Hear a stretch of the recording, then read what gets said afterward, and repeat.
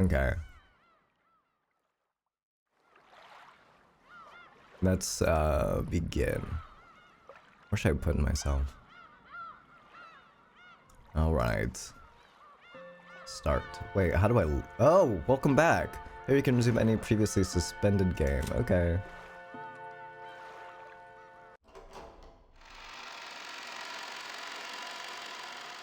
If I remember correctly...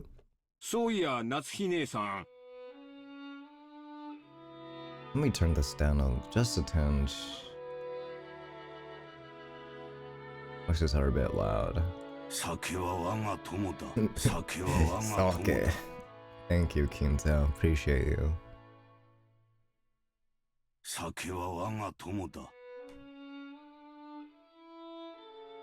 Oh, right. Okay, so the kids, Battler, Maria, George, Jessica, are all the way back at the guest house, and then all the adults went over here to the mansion with the other servants. By the way, Natsuhi, how's your headache been lately? Seemed pretty serious before. Who's this MILF? Damn! Damn! Who are you? Okay. Sorry, my apologies, Miss Natsuhi. I'm really sorry. I apologize for that disgusting behavior. Thank you for your concern. Of course, beautiful. Here, a present for you, Natsuhi. Thank you very much. She's beautiful. I'm always receiving gifts from you. Is this black tea? Peppermint and lemon balm. That sounds really strong. Okay, I'm gonna go out and say it. I don't like peppermint. I just don't. It's too minty. I don't like the pepper part either. Well, okay, I don't like mint in the first place. I just don't like mint in the first place. I don't like it. I dislike it. I could probably force myself to stomach it if I wanted to, but I just don't like it. I do not like mint flavors. It's gotta come with something sweet. Mint is like too herbal for me. It's gotta come with something really sweet, and the mint flavor has to be like toned down a lot or really subtle, or else I'm not gonna like it. Mint Choco. I've not had mint chocolate. The closest I've had is Thin Mints, I guess, and those are... I'll eat those if I'm hungry, but I won't go out of my way to get them.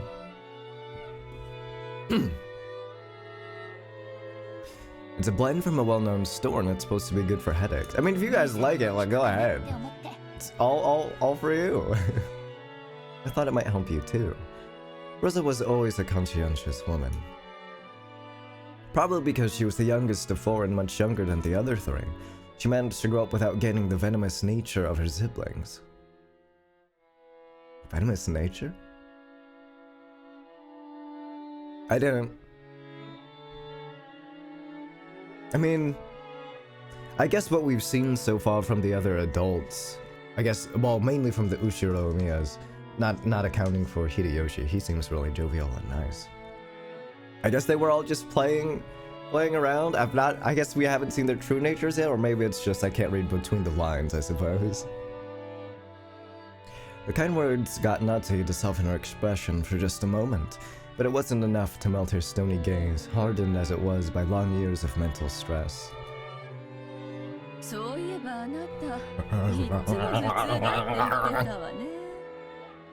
I want her so bad. She's so bad. And to think of it, you're always complaining about those headaches. Pull yourself together. Jessica has her exams this year, right? It's going to be a turning point in her life. Will she really be able to rely on you as a mother if you're like that? Hey, Mean, you're a mother too.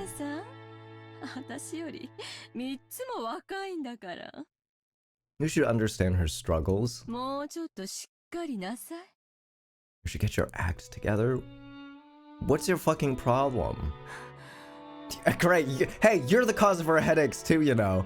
I think you're giving her a headache right now. Oh, she don't gaff. I apologize, I've had a tendency for headaches all my life. Lobotomy. Girl, we have to give you a lobotomy. Even under normal circumstances, Ava sometimes failed to choose her words carefully. But her comments aimed at Natsuhi contained shards of obvious malice, though she hid it with a smile. Oh. Of course, that fact didn't escape Natsuhi. She frantically contained her urge to grimace and pretended to ignore Ava.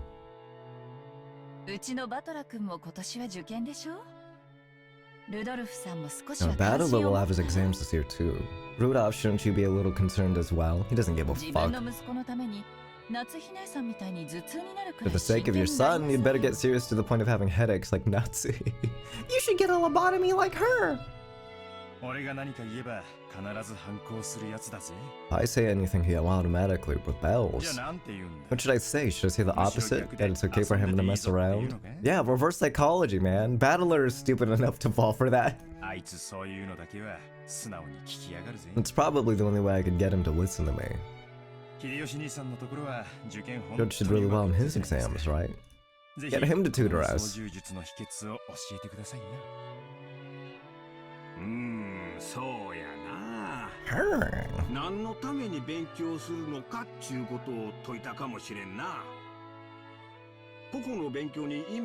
Study isn't worth anything on its own. That's right. The real point of studying is to practice research and stuff on your own whenever you bump into something you don't know. It's called wait, they don't have Google. This is 1968. Was it 78? I can't remember, but this is before Google. If you can't do that, you can't be useful to society. I'm not talking about math or writing. You gotta learn how to learn. So true. Actually, so true. What book did he pull that out of from, though? That's splendid. I wish our Jessica could understand that as well. If she used to be the heiress of the Ushiromiya family, then at this rate.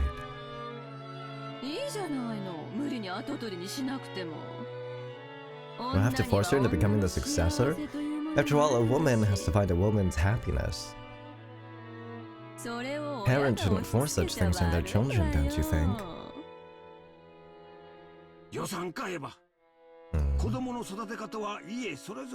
Your horses, Ava. Each family has its own way of raising their kids. Yeah, Hideyoshi gets it. You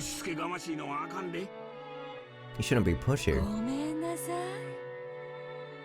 She's just full of backhanded comments. You know what? I think I was just taken by her beauty this entire time. But in retrospect, from last week, yeah, she was totally spouting a bunch of evil shit to everybody. But I was like, oh, she's pretty, so... And her voice is really nice, so I think I'll let her get away with it. It's okay, this woman can say whatever she wants. If she called me ugly and a waste of space and life, I'd be totally okay with it. I'm sorry. Natsuhi, don't take it the wrong way. She's taking it the wrong way! The immediate change to my head.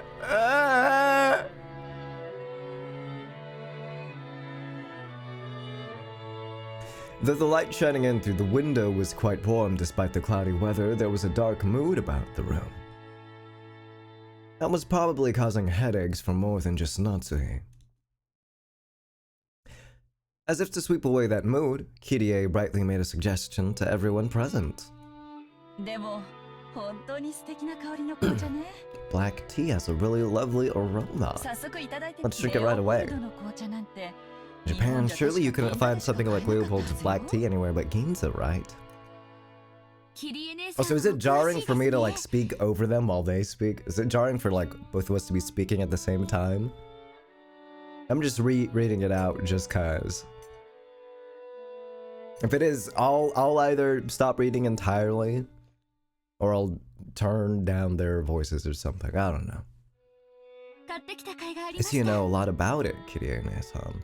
I guess it was worth going to the trouble of buying it. Oh god, I said ne-san. Fuck, now I have to put on like the weeb shirt and be like, I studied language in Japan. I know what the suffix chan and kun and san means. I've been ignoring it on purpose this whole time.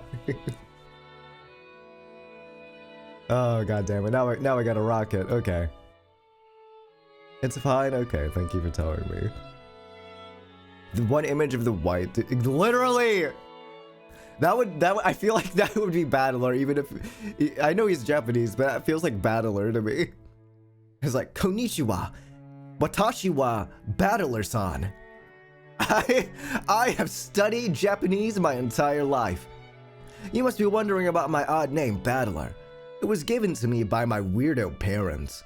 If it was up to me, my name would be Tanaka-san.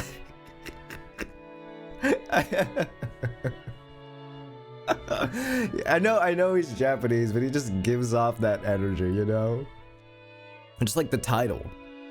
I forgot I changed the title. Never mind. I forgot the title was Battler. I can goon for 8 hours straight. Kinzo, I can flicker goon for 7 seconds. Okay, if you want context for that, I'll give you context. Hold on. I was just talking to my friends about, like... I know, I just brought it up randomly. I'd be like, I think a Battler could say... Or I think Battler would say he could flicker goon for 7 seconds, but he wouldn't be able to. And then my friend Cam chimes in. And he's like, oh yeah, he'd totally say that, but I think that Kinzo would be like, oh yeah, he could totally flicker goon for 7 seconds. This is the image I'm talking about, by the way. I made this my header on Twitter, on my private. I can goon for 8 hours. Sure, should I put this somewhere, just like for fun? I'm gonna put this somewhere.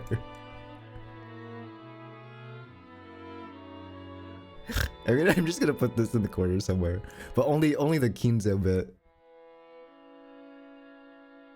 I can flicker goon for 7 seconds. Very impressive, Kinzo. Very impressive.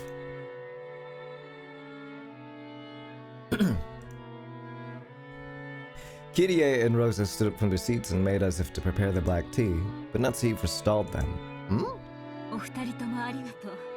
I thank you both, but we can try that later. One of our people will soon be coming to bring some tea, so please relax. Come on, you can't even pour yourself some tea? There's joy to be found in doing the menial things. He's doubling down on it. Leave it for later, you two. Let's enjoy our welcome drink. Rudolph gave a subtle signal with his eyes for them to sit down again. Kirie and Rose understood instantly and obediently returned to their seats. The initial greeting of the guests was complete, so it was time for them to be served some tea. It was embarrassing for the host that the tea was late, especially now that the guests were talking about making tea themselves. Natsuhi bit her lower lip, frustrated by the ineptitude of the servants who were late bringing in the tea. Seeing her face, Ava immediately started to giggle. What's wrong with her? Of course, Shannon had no way of knowing what was taking place in the parlor. Who's Shannon? She came pushing a serving cart piled with teacups. For no apparent reason, Natsuhi gave her a pained look, and Shannon couldn't help but flinch without knowing what she had done wrong. Damn! Sorry, I'm very sorry. Excuse me. Your tea is ready.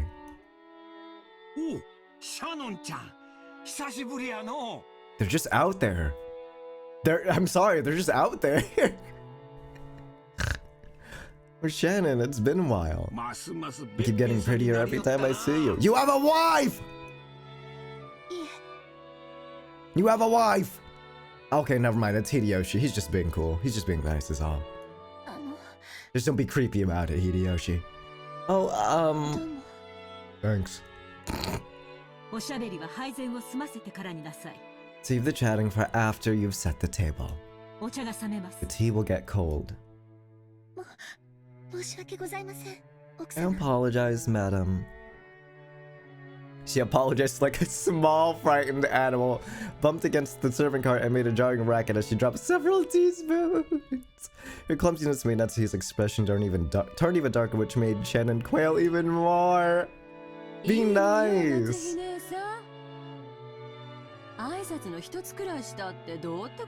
They're staring back.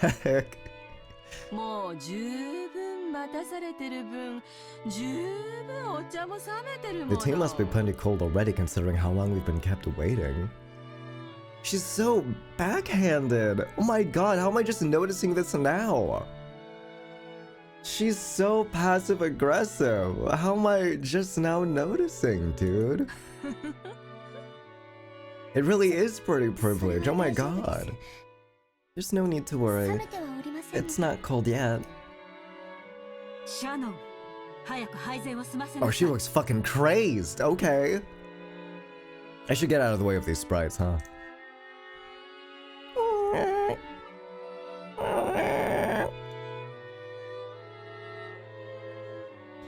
Shannon, finish setting the table quickly.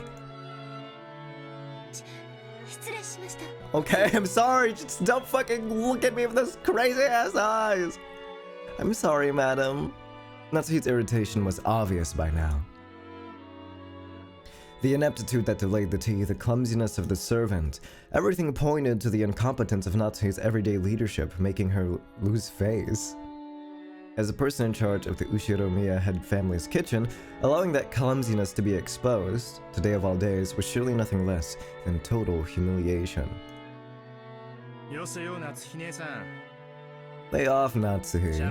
Don't you think it's a little harsh to bully Shannon when she's trying her best? I bet this family hates each other. I'm just now understanding that. I was about to say though. I bet like even if Natsuhi was being really understanding, they'd be like, oh, your servants can't even do this? Your servants can't even do this and this, instead of like, they would pile on her either way, wouldn't they? This family's fucked. Kirie just minding her own business. Oh, it smells great! May I ask what brand this is? I peed in it. I'm just kidding.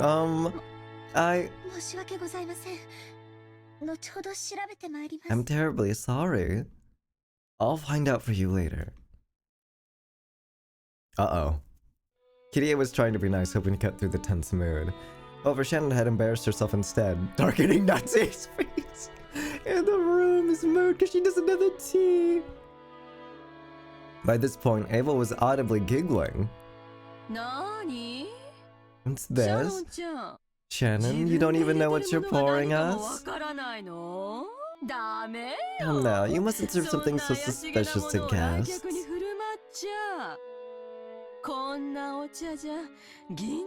We'll need a silver spoon at the very least before we can drink this.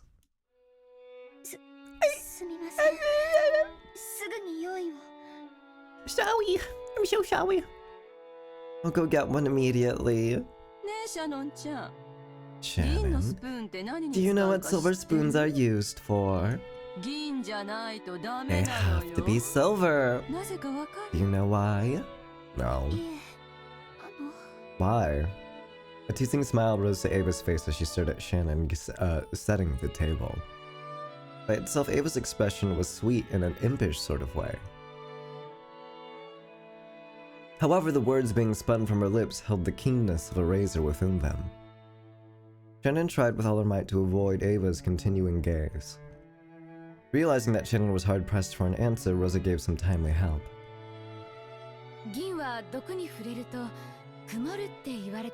They say that if silver is touched by poison, it darkens. Oh. Cool, today I learned. They were acting as though this tea needed to be tested for poison before it could be drunk. In Natsuhi's eyes, this was an insult both to the tea and to herself for serving it. Rudolph laughed flippantly and patted Ava's shoulder. Silver cutlery wouldn't do any good for you, Umineko. Just one lick of your poisonous tongue and even a silver plate would turn pitch black. Don't say it. Don't.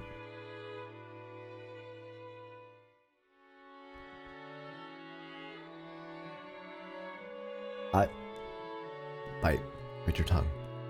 Don't say anything. I should have a sip of my coffee.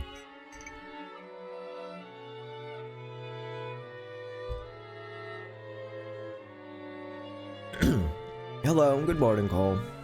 Smiling widely.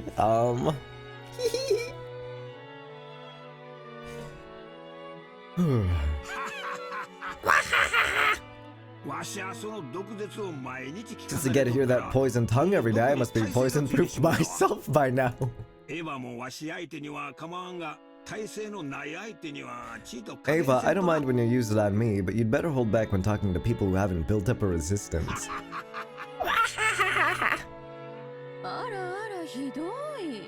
Oh, how cruel. All I did was teach Shannon Chan a bit about tea, didn't I? She needs to not laugh like that or I'll die. Everyone followed the lead set by Hideyoshi's horse laugh and chuckled, though not easily. Only Natsuhi didn't join in, but for the time being, the conversation inside the parlor could now be mistaken for lively and friendly. As Shannon finally finished setting the table and tried to leave, Kirie apologized to her in a low voice for not being able to help. Oh. Shannon gave a light bow and made a hasty retreat. Thank you, Kirie. Shannon cast her eyes downwards as she pushed the cart down the corridor. Anyone seeing the pitiful way she looked might easily conclude that she'd been bullied in some way. Cannon! And Shannon. Oh, of course they're siblings. Cannon and Shannon. I just thought it was a fun thing.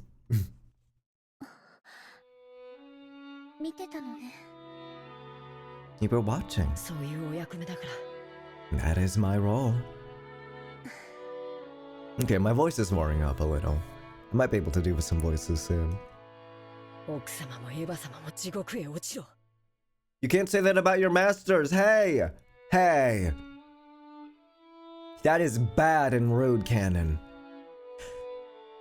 What kind of... I guess I would give him a light voice. Madam and Ava can go to hell. But the worst coward is that guy. Who?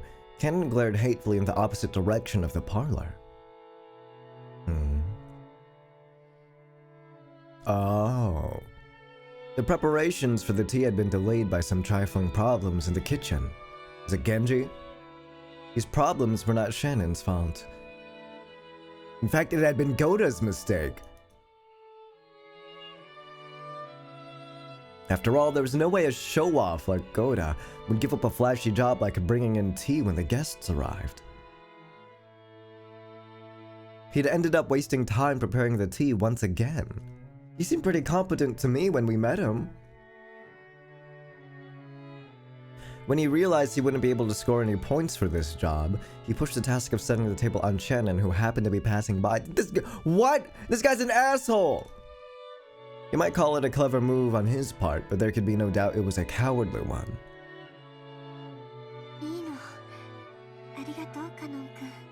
It's okay, Cannon. Thanks. I'm not bothered by it at all.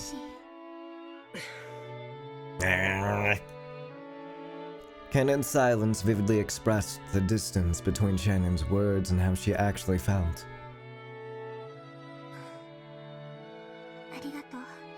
Thank you. Even if you're the only one who understands, I feel a bit better.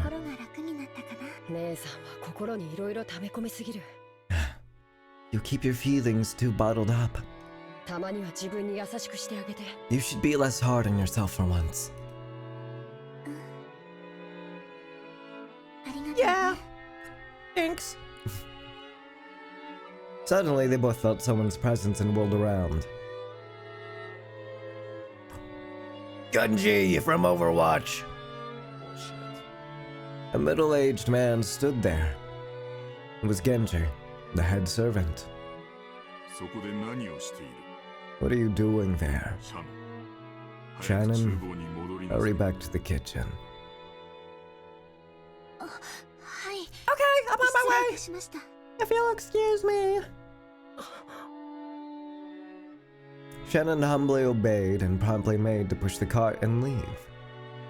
However, Kennen appealed to Genji in silence, bearing something in his eyes that he could not express in words. どうした? 何かあったか? Yeah, it was that Goda bitch. Reprimand him for us.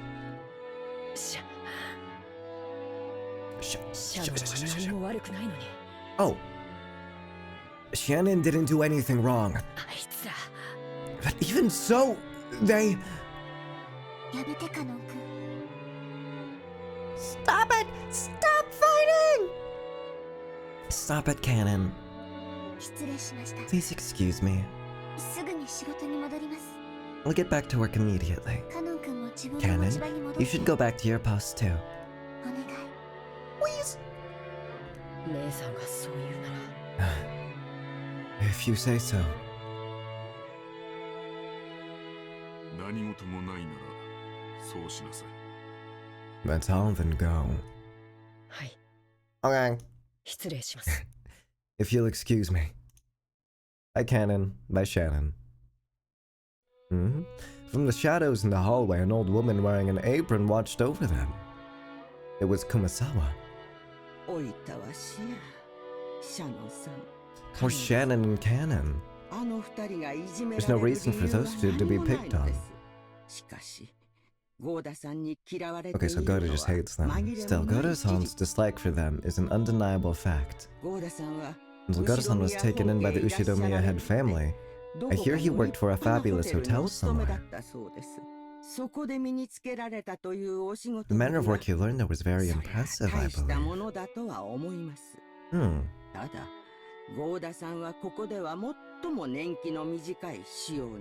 This newest servant here. I'm gonna look in chat in a second. Hi, Dreamy. Oh, thank you for the follow. Howdy. Of listening to Umineko voice work. Sorry, my voice isn't up to shape yet, I suppose. I also don't even have water with me. I'm drinking coffee. And she's like, Goda-san's the newest servant here. He must have a lot of pride accumulated from his previous positions.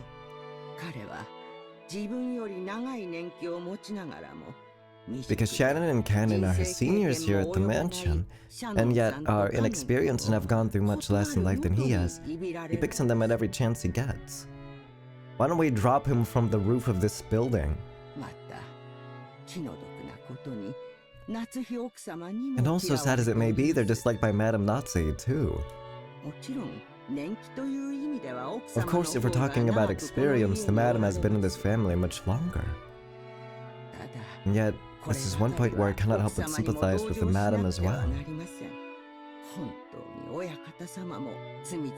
Truly, the Master is a man with many sins on his conscience. Why didn't he realize that such a trifling whim of his would give the Madam such an inferiority complex? Of course, on the inside, even the Madam is fully aware that those two don't deserve to be treated so harshly. However, the heart has reasons that reason knows not. That's a nice line. I like that a lot. I like that line a lot. Oh, I feel so sorry for them. I can't do anything but watch over them from the shadows. The heart knows reasons that reason does not. That is such a lovely line. I'm pocketing that. Next time I have someone come up to me for some wisdom, I'm dropping that. I'm dropping that, man.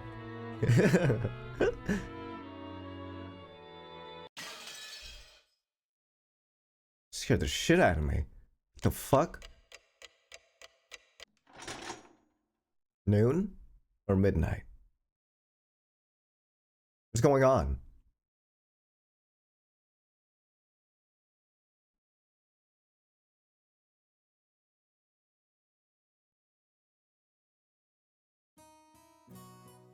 Oh.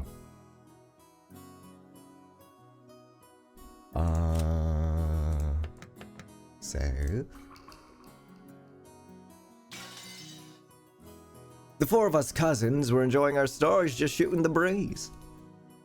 Anyway, there were both girls and guys here. Plus, we had people over a wide spread of ages, adult, high school, and elementary school. Even if we just talked about our own lives, the other three kept listening attentively. They're having, like, the battle of wits and words of their life over in the parlor. And then over here, it's just like fucking Weenie Hut Jr. Bounce House. La la la la la! I love hanging out with my cousins! Yeah, yippee! Wah, wah, wah.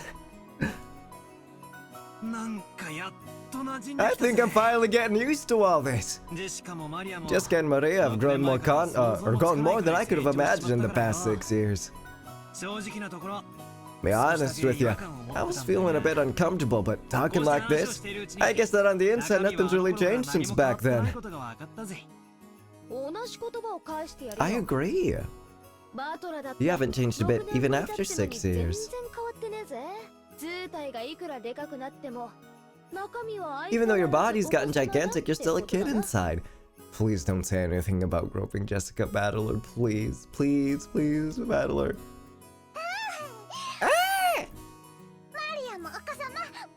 Me kid too. I'm also a child. Well, even you aren't gonna be a kid forever, are you, Maria? I mean, you're gonna transform from a kid into a cute young lady, aren't you?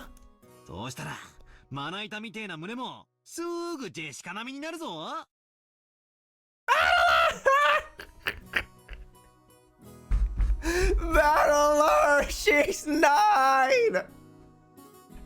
She's 9, Battler!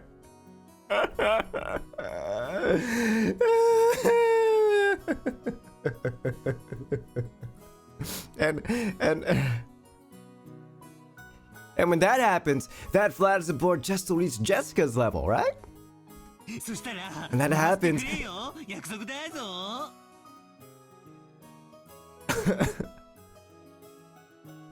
I can't voice him, dog. I can't.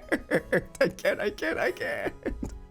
When that happens, you gotta let me touch him, okay? It's a promise. No, Maria, you don't know what you're agreeing to! Maria! Battler! What are you doing, dog? Everyone's fighting devils in the kitchen, and Belle's just like, I like to play with cool fire trucks. Now we know why. Stop! This image is real right now. It's real as fuck right now. No way. No way. It's real right now. Let you touch him. Promise. Thank God, voice of reason. Thank you, Jesus Christ, George. Thank you. No, Maria. You can't make that kind of promise. It's bad. I promise, so I'll let him touch that.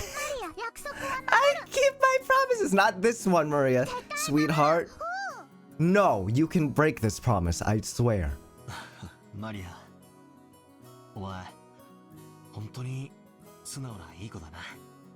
Oh God. Oh, okay. I think he of course he's just pranking. He's just being a silly little guy.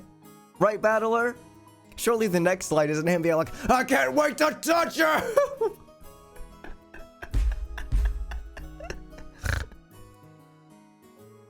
Maria, you really are an honest or earnest good girl. The guy you marry is gonna be really lucky.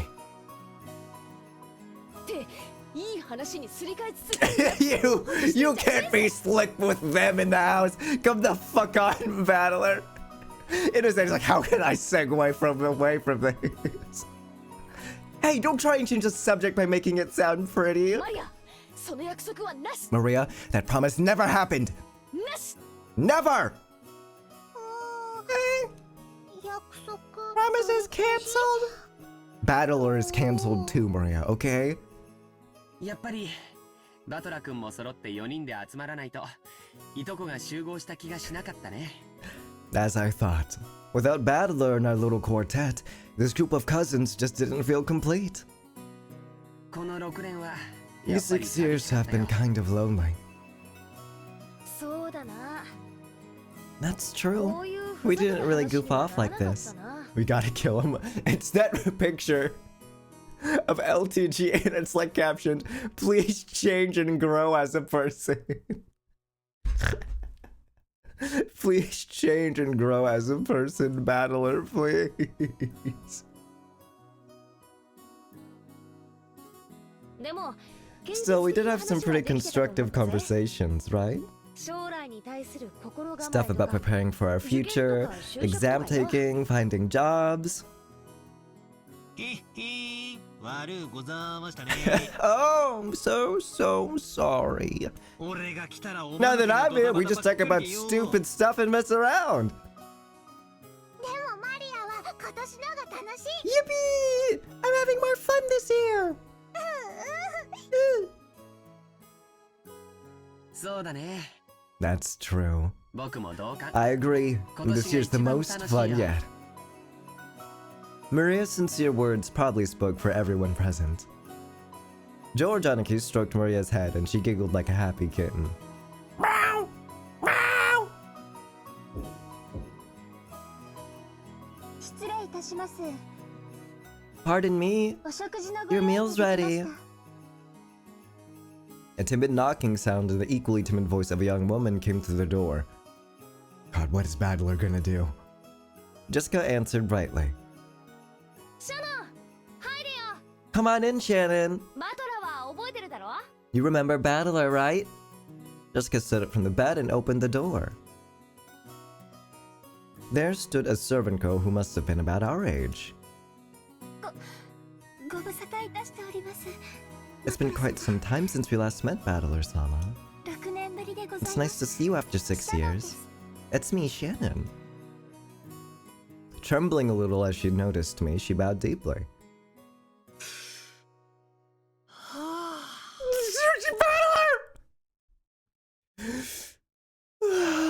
ジェシカにも驚かされたが、シャノンちゃんにも驚かされたぜ。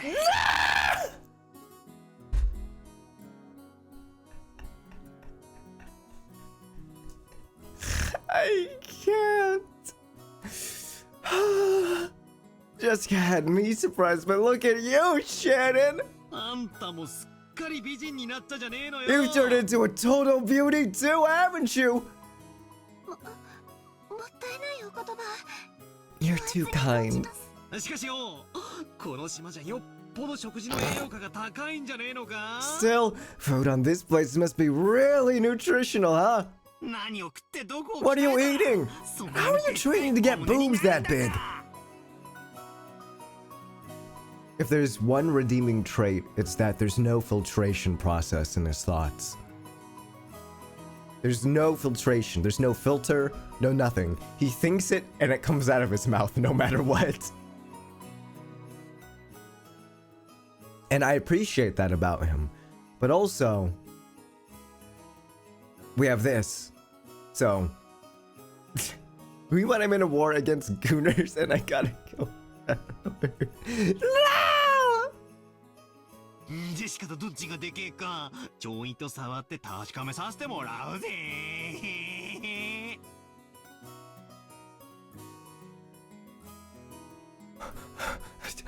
I need him to never use this sprite ever again.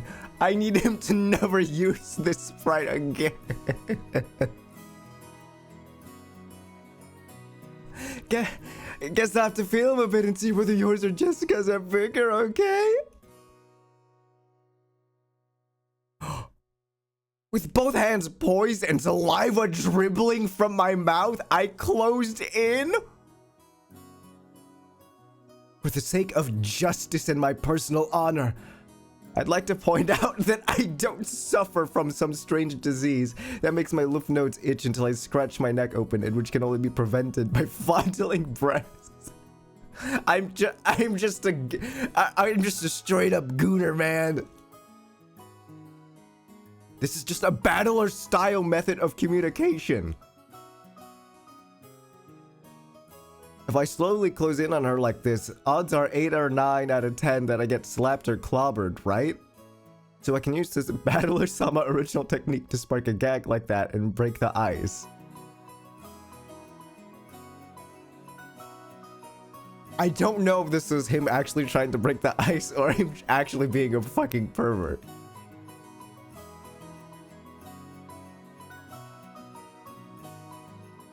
Well, it also means I really do get to touch them on that 1 in 10 chance though, right?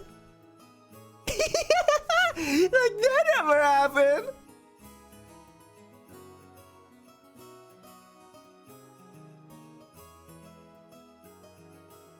At that point, my hands were less than a centimeter away from Shannon Chan's boobs, but the counter-strike had yet to come.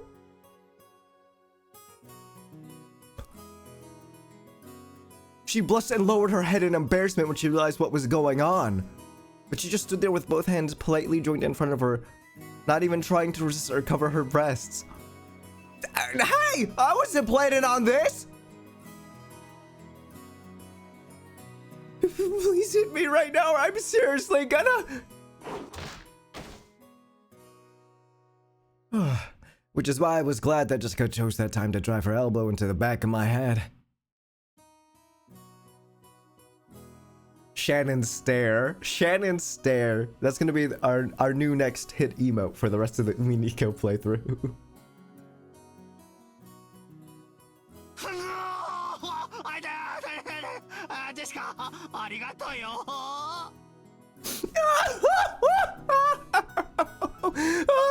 Thank you so much, Jessica. Why the hell are you thanking me? Huh? Seriously, my bad, Shannon. I almost got overwhelmed by your hypnotic jest. More importantly, anyone who gets that close has gotta be a molester. You've gotta fight back when people do that.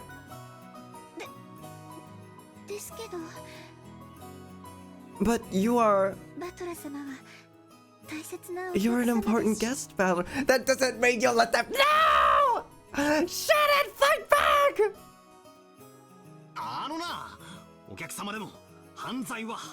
Him trying to spin this into a lesson. Now look here. Puts on glasses. Now look here. A pervert's a pervert, whether he's a guest or not, okay? A girl's chest has got an air defense identification range of about 10 centimeters or so. Once someone trespasses within 2 centimeters, that's already an invasion of airspace. So you'd better scramble the jets immediately and give them an instant slap.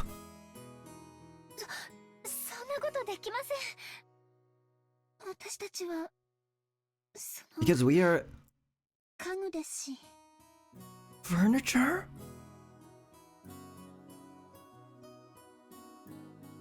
Of course she didn't want her breasts touched, but if a guest so desired, she was prepared to sacrifice herself to suit their wants. A girl like this needs some urgent protection. To think such devoted girls still existed in this era. It's enough to make a man dizzy. No! No! I'm coming at you with a perverted face again? Knock me down! Oh, look out! Pervert on the loose! This guy can't end until you deliver the punchline. Slap me! Please! Hit me!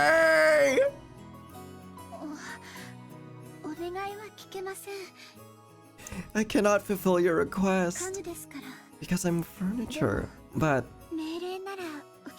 if I were an order, I'd obey you because that's my duty. 命令させてもらうことにするよ。 Then I'll make it in order. Alright, 次 sweet, から dope. バトラ君が胸に触ろうとしてきたら、 Next time battling tries to touch your breast, please counterattack with a slap. いいね。 Got it? はい。 Okay. 仰せつかりました。以後そのようにさせて From いた now だ on, きます that's what I'll do. バトラ様、ご Please 承知ください understand, battler. Shannon announced this while bowing elegantly to me. Her expression was radiant. I gave her a thumbs up to show her I was fine with that. What's going on outside?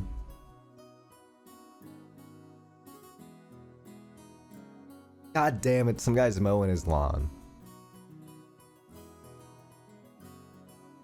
Stop it! Stop mowing your lawn!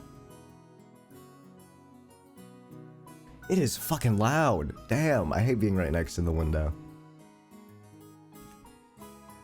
6年前はお手伝いさんの連れ子がついでにお手伝いみたいな 6 years ago, you might have been mistaken for a servant's daughter who lent a hand at your parents' work.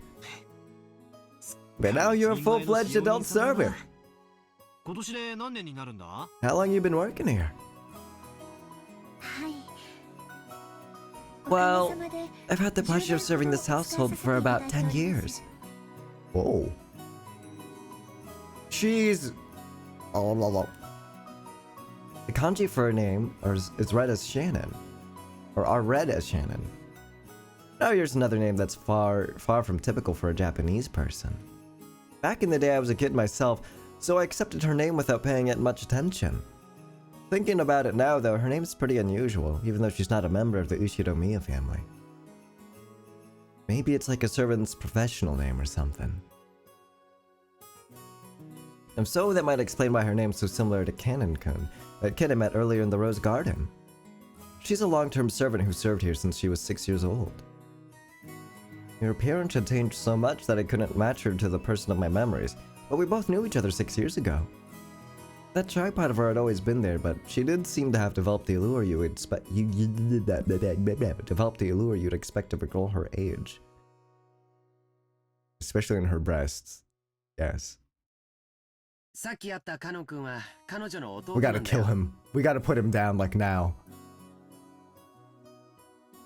We have to put him down. We just have to. That kid we met earlier, Kanon-kun's her little brother. 弟というわけでは。 He's not exactly my little で brother. も私のことを Still, he 姉 loves と me like 慕ってくれます like a big sister. 何か失礼なことはしませんで He した didn't か cause you any trouble, did he? No. 相変わらずいつも通りだぜ He's the same as always. もうちょっと愛想よくすれ If ばい only い he の were に just a よ bit more も sociable. ったいないやつカノン君がご迷惑をおかけしたようで申し訳ございません I apologize if he's caused you any trouble. 別に Oh, 迷 also, 惑 hi, Phil. 何も And bye, GB. Take care. Ah, he didn't cause any trouble at 同じ all. 男としてわかるさ As a fellow man, I understand how moody you can get at that age. 愛想が悪い It's の no は surprise he's 当たり前だぜ unsociable. Whoa. I get called that all the time too. 愛想悪いって言われる I get called unsociable, カノンと一緒 just like Cannon. マリア様は You aren't unsociable at all, Maria. What? 一緒が良かった Wanted to be like him though. Where? えっと Why do you know unsociable at this age? Why do you know that word, Maria? You said the meal was ready, right? はい失礼いたしました Yay, お食 lunchtime! 事のご用意が整いましたので皆 The 様 meal has been fully prepared, so allow me to guide you all to the mansion. Shannon bowed again formally and returned to her duty mode. We realized that if we made her stick around for any more light conversation, it would actually make it harder for her to do her job. We got up off our butts to avoid interfering with her work any further. じゃあお屋敷に行こうか。 Oh, I just realized this must be who, George was probably asking after. He's probably like, where's Shannon? Where's Shannon? I'm in love with her. I'm in love with her. お腹が空いてたところでしょ。 Well, shall we go to the mansion? Everyone's probably hungry, right? だな Yeah, I'm really looking forward to Goda-san's food. That guy was apparently a chef at this famous hotel, so he's super good at cooking. Oh. ほうOh. それ楽しみ Can't 行 wait. こうぜマリア Let's go, Maria. ガツガツ犬みたいに We're gonna stuff ourselves like pigs. Sorry. Stuff ourselves like pigs. ダメダメ。 No, バ no. トラ君の言うことは You can't take everything Battler-kun says seriously, okay? 全部冗談なんだか He's ら。 always just joking around. さあ、行こう Okay, 行こ let's go. Under Shen-chan's guidance, we headed towards the mansion. But at least the family dynamic between the cousins is fun. Can't say the same for the adults, minus like maybe Hideyoshi. Met once again by the magnificent Rose Garden, we continued onward, as the intimidating mansion of the Ushiromiya head family came into view. It had apparently been built shortly after the war, so you could feel the dignity of almost a half-century hanging about. The building was gorgeous on the surface, but old as it was, equipment such as its AC and heating were apparently quite frail. According to Jessica, midwinter was especially tough, what with all the drafts. How many of these people have heard of a kotatsu? It's not old-fashioned enough for them. It's gotta look the part, Battler, come on. Whoa. As we entered the entrance hall, an aged servant greeted us. Genji. Now him I remembered. Genji-san. He'd been working here longer than anyone. He filled the role of head servant. バトラ様お久しゅうございます Battler. It's been quite some time since we last met. As our eyes met, he greeted me with a calm, composed voice. His bow wasn't as graceful or refined as Goda's, but despite its simplicity, it communicated his feelings very well. 源氏さん Genji-san! お久しぶりっす It really has been a while. お元気そうですね You look well. おかげさまで Thank you. 健やかに I have 過ごさせて been quite いた well. だいておりバトラ様こそ And ご立派になられ Battler-sama, ました you've become a splendid young man. If you heard half of the things he said, like maybe about 5-6 minutes ago, I think you would have a very different sentence to say to us. 親方様の若き日に少し似てこられましたな You're beginning to resemble the master in his youth. Who's the master? Is the master Kinzo? It is, right? He's the... Oh wait, this is his whole place, I'm pretty sure, yeah. I'm beginning to resemble Kinzo? I don't know if that's a good or bad thing. 俺がじい様に Okay, yeah, they're talking about Kinzo, I'm pretty sure. I look like grandfather? ってことはさぞやじい様は若い頃モテたろうな Guess that means grandfather was pretty popular with the ladies when he was young. ここからはシャノンに代わって私がご案内申し The 上げます fucking nothing. The fucking nothing is so funny. From here on, I shall take Shannon's place and accompany you. どうぞこちらへ If you would please come this way. Shannon bowed deeply and watched us leave. After that, we headed towards the dining room under Genji's Zaiden's guidance.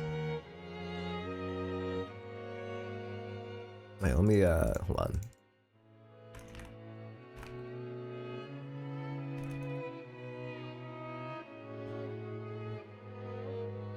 I'm just messaging mi friendo. Genji-san, just like Kumasawa-san, stood in stark contrast to us young people who had grown beyond recognition over the last 6 years. His appearance was exactly the same as in my memories from 6 years ago. He drank the youth potion. He drank the youth potion, or the potion of immortality. Or maybe he's siphoning the youth from, Natsuhi. I don't know. Maybe he is just one of those people that don't age. It was as though time had stopped since the last time we met. Genji-san was an extremely quiet and diligent person. He was basically grandfather's close aide or caregiver. And you might even call him grandfather's companion of many years. Oh, thank you, Dreamy. Ah. Man. I wish I picked up some creamer instead. I decided to change how I usually do my coffee, and I picked up some half and half instead. And it makes it a lot lighter, a little less bitter, but it's not sweet at all. I should have just picked up the creamer instead. Now I drink the youth potion?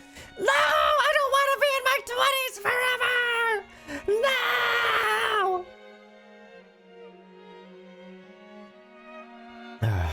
Delicious youth potion. Or coffee potion, I suppose. According to Jessica, grandfather trusted him more than any of his blood relatives. Okay, another reference to the fact that Kinzo fucking hates his entire family line. But I wonder how long he served. I never got the details, but I heard something about him being here. Excuse me, since the very beginning when this mansion was first constructed. Which would mean that he's dedicated half of his life to serving here. It's easy to see why he's so trusted. As we passed through a massive hall that extended into the second story of the mansion with no separating floor, I spotted something that hadn't existed in my memory of 6 years ago. What are we looking at?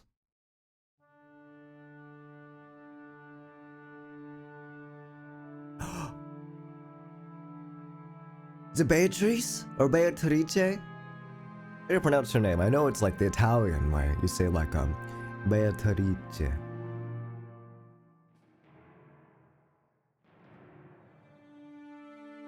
How long is she gonna stare at? Okay.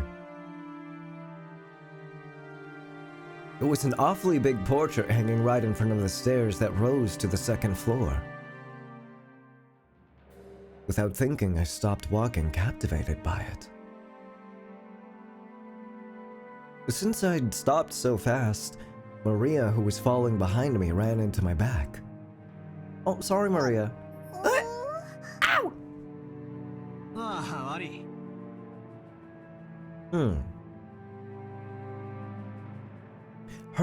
The patterns on the skirt here are are they the same as the pattern on Battler's thing? Is that like a plot relevant thing? Or don't actually like spoil me or anything. Is that like I'm just like pondering out loud. Is this like a plot relevant thing or? I mean, you can answer if you want, just don't spoil anything. Is this plot relevant or is this just like a design thing throughout the game? Because I know Maria has it, Battler has it, everyone in the game has it. Or is it sort of just an emblem of Ryukishi? Oh, sorry. No, Jessica. Hey, Jessica. That picture always been there? I pointed at the big, prominently displayed portrait in the hall. Everyone else had stopped too. Oh, right. When you last came here, that hadn't been hung yet, had it? What do you mean, he? Or he, in this case. When was it again? Well, if my memory doesn't fail me, it was put on display sometime around the year before last. So 2 years ago? You are correct, sir. In April of... Why did you just say 2 years ago? In April of the year before last, the master put it on display there, having previously ordered a painter to create it. So the music is a little loud, my apologies. Oh, I guess it restarts it every single time.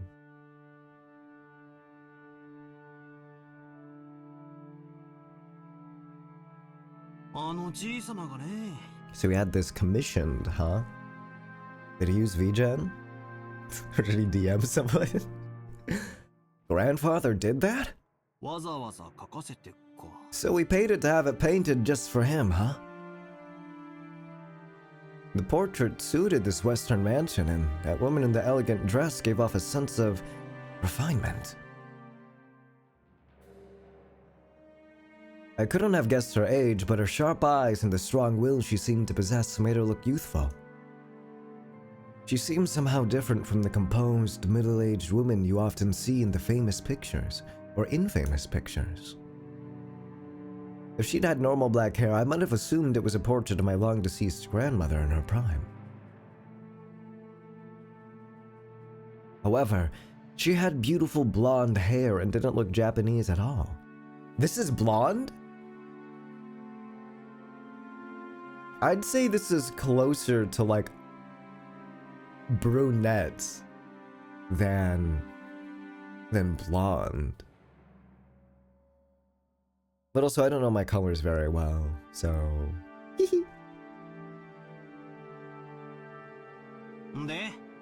So? Just who is this lady? Maria answered that simple question enthusiastically, as though proud she knew the answer. Who is she? Hey! I know! Beatrice! Oh, this is gonna be a hard thing to pronounce. I need to nail it into my head now. Beatrice. She's Beatrice! Bea what? That's a V-Gen commissioner selling OC for sure. Beatrice. Beatrice. Beatrice. Beatrice. Beatrice. 魔女だよ。 She's a witch. バトラ君は昔聞かされたことない？ Didn't you ever hear stories about her long ago? 魔女? Huh? Witch? You mean the witch of this island? I think I already said this, but Rokenjima is a small island, only 10 kilometers in circumference. However, it's actually pretty massive considering that only the Ushiromiya family lives here. So only the harbor and the area around the mansion were set up to be lived in. Beyond that, the island remained as untouched as when it was uninhabited. The vast and empty forest had absolutely no lights, phones, or people passing through. To understand how dangerous that is, you need to forget your common sense as a city dweller. I mean, yeah, no nothing, pitch black at night, bears or some shit, I imagine. After all, if you happen to fall down a hole in the depths of the forest and sprain your ankle, no one would come save you no matter how much you cried or screamed.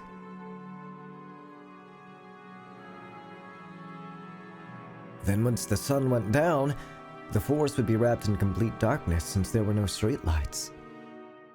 And since there were no signs, it'd be easy to get lost and confused, losing your sense of direction inside that dark forest. Nowadays, most people see a forest as a peaceful place. But to the people of bygone eras, before the light of civilization drove out the night, forests were as geographically separated from civilization as the sea. That's a good way to put it. They were oceans above the ground. Fishermen who go out into the ocean are putting their lives at risk despite their technical knowledge. In the same way, hunters who go out to the forest are in danger despite having specialized knowledge of their own. If children were to go play in such a dangerous forest, something terrible might happen. Someone's parents must have thought so. Maybe grandmother first said it, or maybe it was grandfather himself. Perhaps the story's been passed down on this island since ancient times.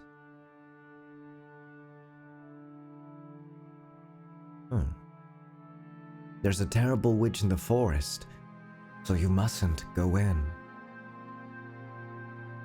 At some point, this ghost story of Rokenjima was born. This is the legend of Rokenjima's witch. That's why when we talk about a witch on this island, we're referring to the master of that vast and savage forest.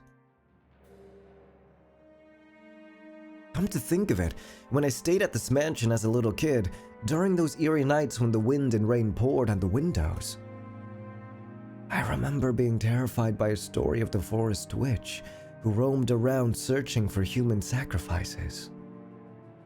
So, Beatrice, huh?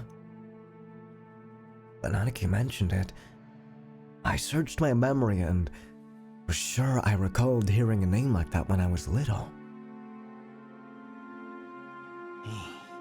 なるほどな。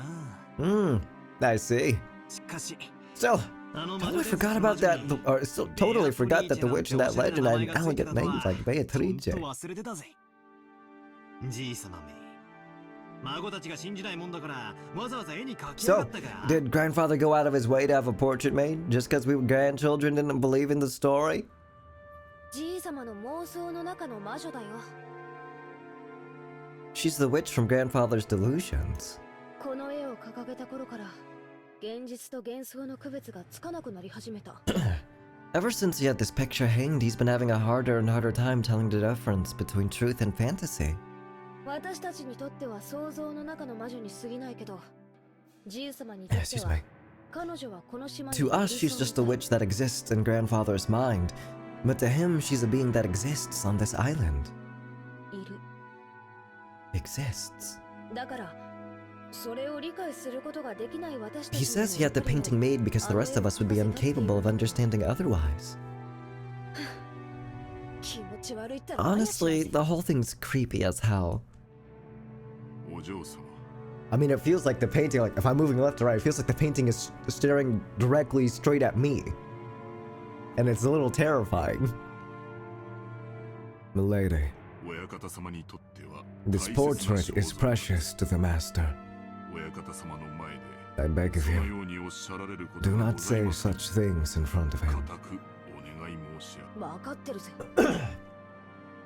I know. 頼まれても Even if you 言わ didn't tell me, I'd never do something like that.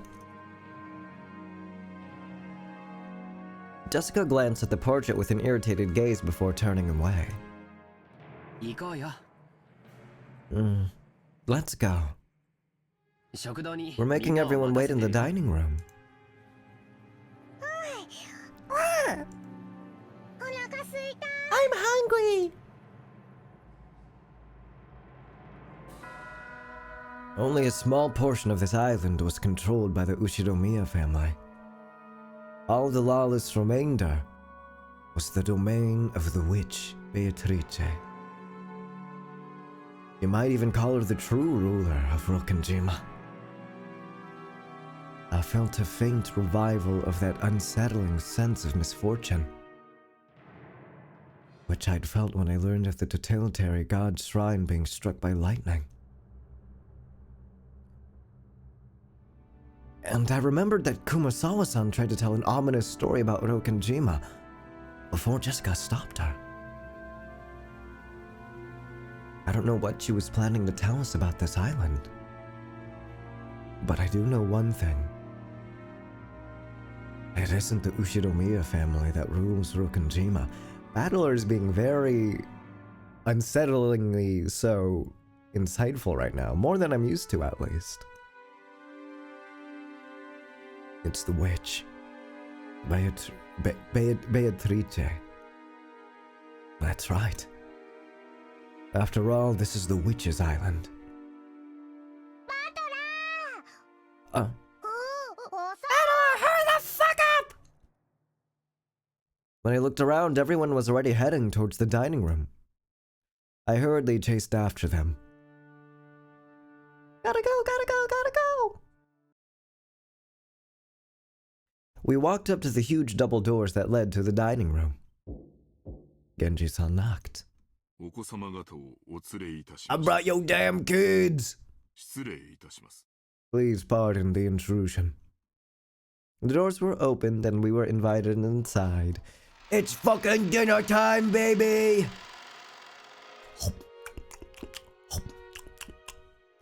The dining room, which looked exactly like you'd imagine a rich person's dining room to be, had a super long table that was obviously positioned with no purpose other than to make the guests conscious of their rank. Their parents were already sitting in accordance with that ordering. 遅えぞガキども。 You're late, brats! 早く席に着け。 Hurry up and take a seat. The old bastard pressed us to sit. I'm gonna go ahead and take a quick break. And by that I mean I'm just gonna go get some water and then maybe do some jumping jacks because I feel a little congested around my nose. So I'll be back in a second.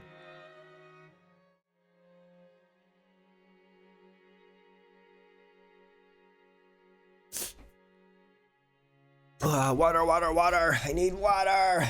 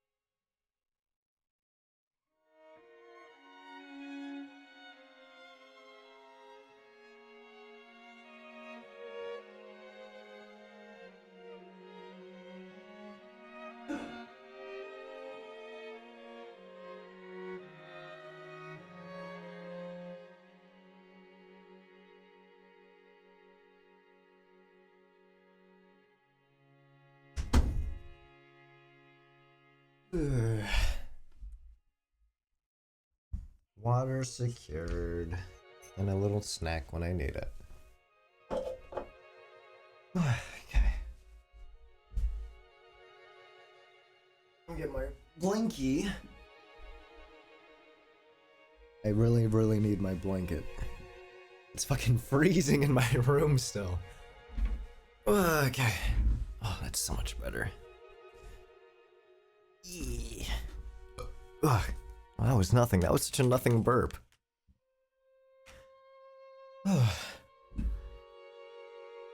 Welcome back. Thank you. Okay. I have, what do you call it? UCC coffee I bought from my one of my local stores. It is very delicious. And a glass of water, of course. And then I have a protein bar for when I feel the need for a little snacky snack. I'm set. I have so much food for when I need it.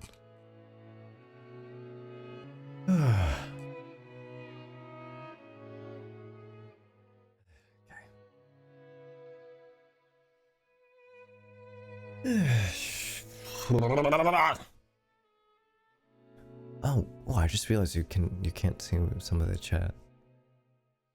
Or some of the dialogue, rather. That's what I mean.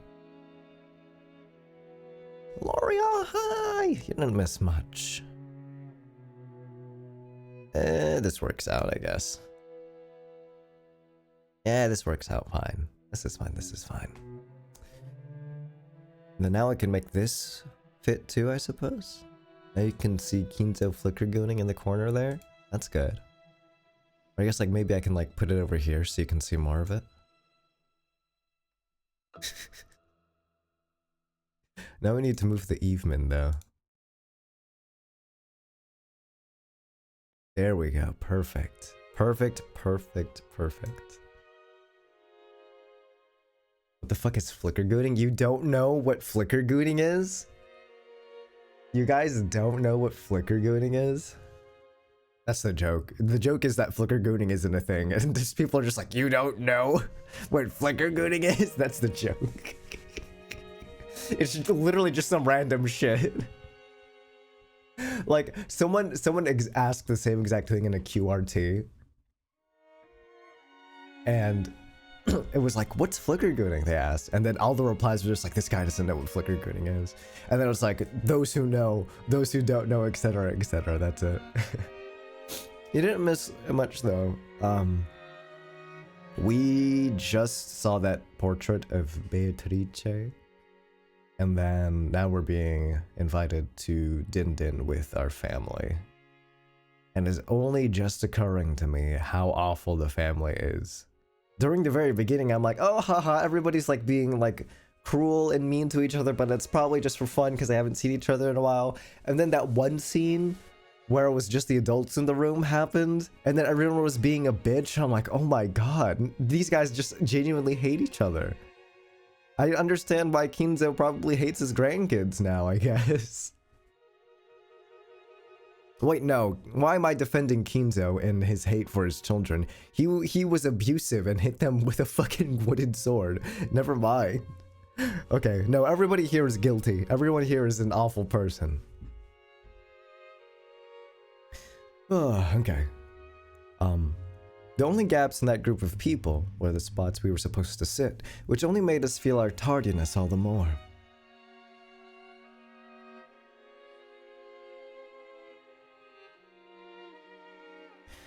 The seat at the head of the table, called the incipient's chair, was for the most highly ranked, reserved only for grandfather. It was still empty. He probably wanted to show up last for dramatic effect. From the perspective of someone facing the incipient's chair head-on, the seating order went from left to right, with the lower-ranking seats progressing in rows of 2 further away from it.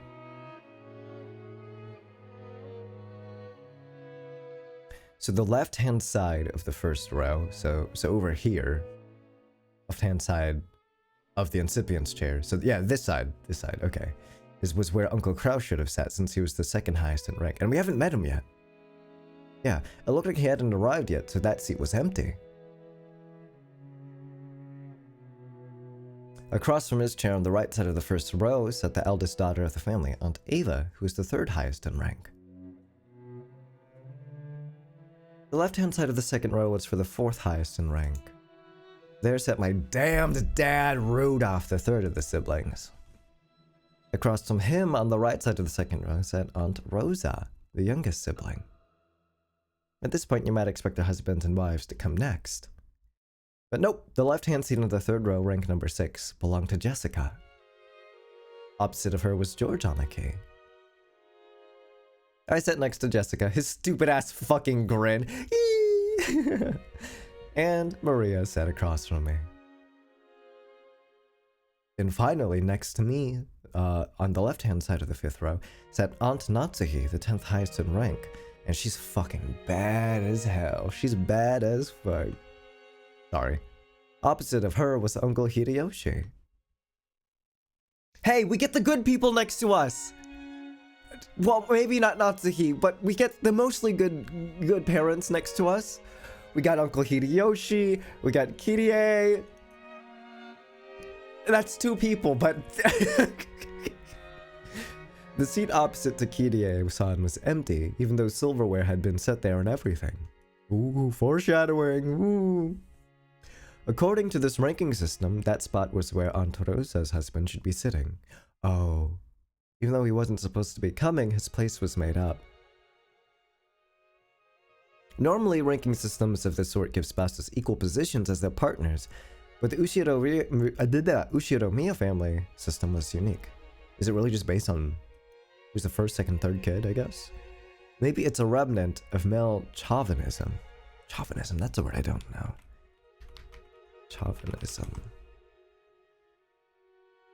Excessive or prejudiced support for one's own cause or group, in particular male prejudice against women. Okay, so it's misogyny. No. Unreasonable belief in the superiority or dominance of one's own group of people who are seen as strong and virtuous while others are considered... Okay, yeah. So I guess... yeah, this is totally misogyny. Okay. If you start with the assumption that a woman's womb is just something to be borrowed, then the children of the direct descent would come first, directly followed by the grandchildren. In other words, spouses have no blood ties and are therefore placed at the end of the line.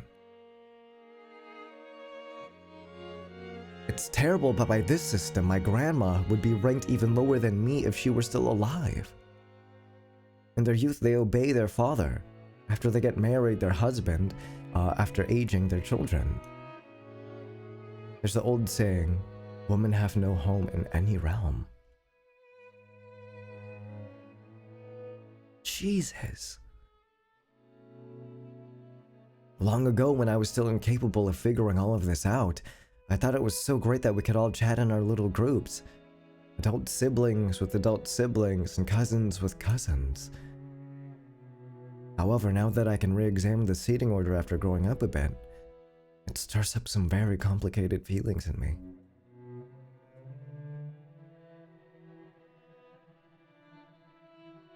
Aunt Natsuhi, who was married to the eldest son and was the de facto number 2 in managing this family, sat to my right.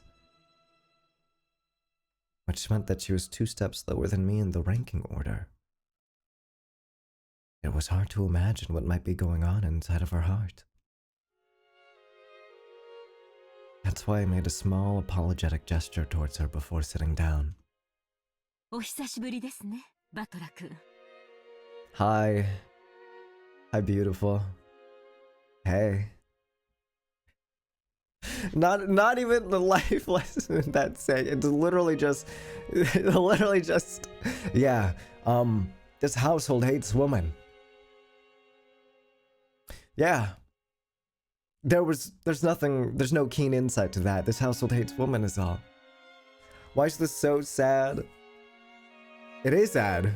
It just is. It simply is. I mean, we're talking about how demeaning the Ushiromiya family is to women. Like, literally viewing them as objects for nothing more than bearing their kid. What the fuck? We gotta kill Kinzo, man. We gotta kill Kinzo. How nice to see you, Battler. You've grown quite tall, haven't you? Oh, hi. Yeah, sure have. 6 long years of eating well, sampling various cuisines, and deriving sustenance from others' bountiful gifts. Hard work, but I pulled through. さすが男の子ね。 Growing just like a boy, I see. 身長はいくつくらいあるの？ How tall are you now? 180かな。He's close to 5'10", I think? 180 centimeters to feet. Okay, 5'9". Okay. God, I wish that was me. I guess about 180 centimeters? そこは食べてばっかりじゃ I, ねえ I, か but ought not って突っ込ん to. でください That's what you're よ supposed to say. Heck, sounds like all you did was eat. Huh? ああ、ごめんなさいね。 Oh, I'm sorry. After a short pause, she did laugh with me, but it seemed she couldn't quite figure out what she was supposed to be laughing at. This woman is Aunt Natsuhe. She's the wife of the eldest son of the family, meaning she's my father's older brother's wife. Isn't it simpler if I just call her Jessica's mom? I mean, it feels bad to say it like this, but while I didn't exactly dislike her, it's not like I particularly liked her either. She hardly ever spoke with us kids, and my memories of her involve her talking to the adults about complicated things, all with a scary look on her face. In fact, since we hardly ever exchanged words, I spent a long time trying to figure out how I should approach her. Excuse me.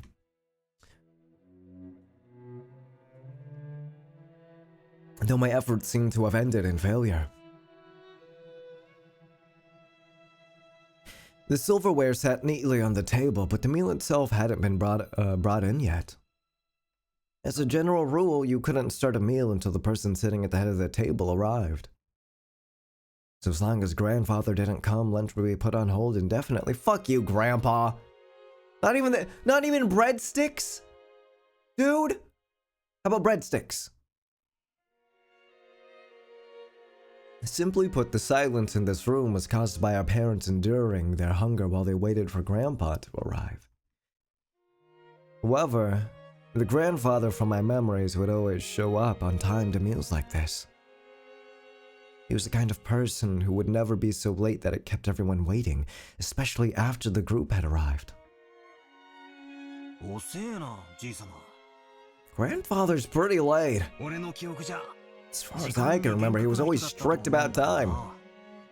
まあ6年前は That そう might だ have った been かも true な 6 years 最 ago, 近はそう but で it もない hasn't よ been that way lately. というかもう自 In 分の fact, he's 世界 off on his を見 own. てって感じ He's で off in his own little world so often. He doesn't even show up at family meals. さすがに今日くらいは足並みを揃 I えてくれ figured る he'd と at 思 least って come た down んだけ today, どな though.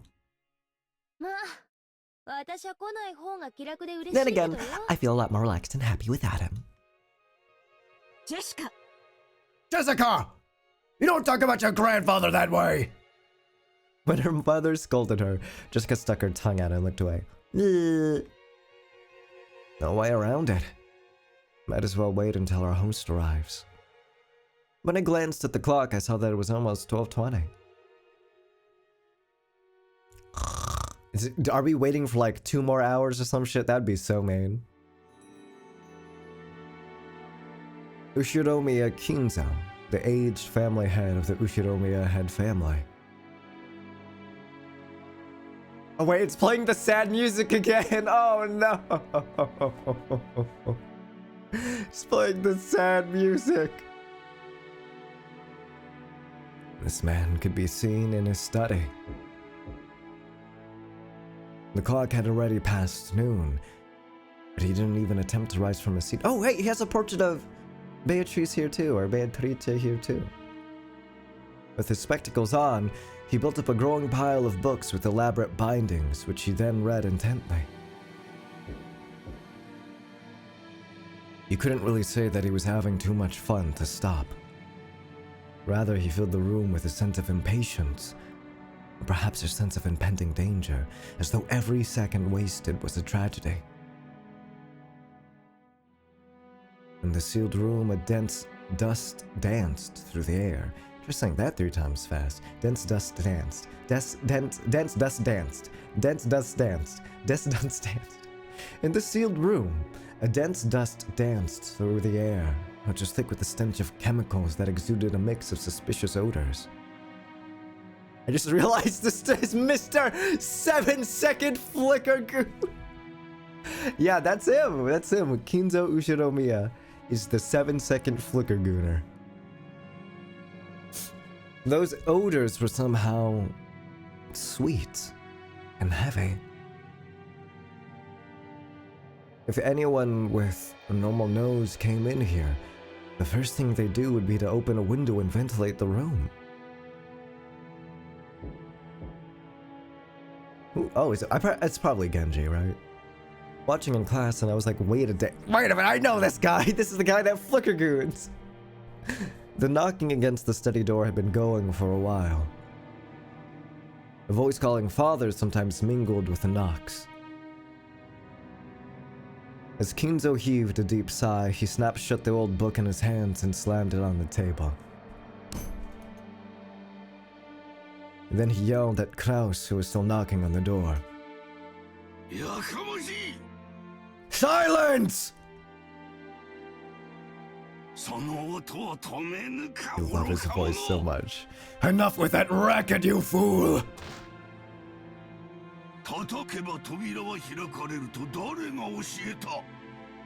He's so dramatic, I love him. Who told you the door would be opened if you but knocked?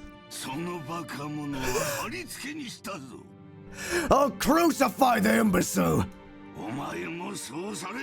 You crucify him, I love him!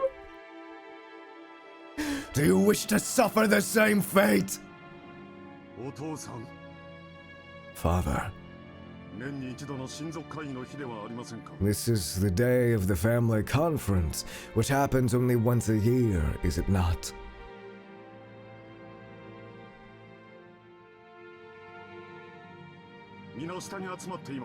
Everyone's gathered down below.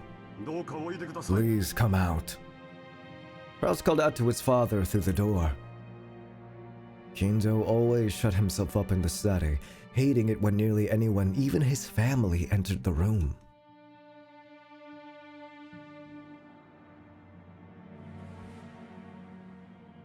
Well, for that reason, Kraus had no choice but to call to him from the corridor like this. Molest me not. Who's this everyone is Oh, sorry, voice acting. So true. Just who is this everyone of which you speak? Do you mean the fools trying to drag me out of here? Then kill them all!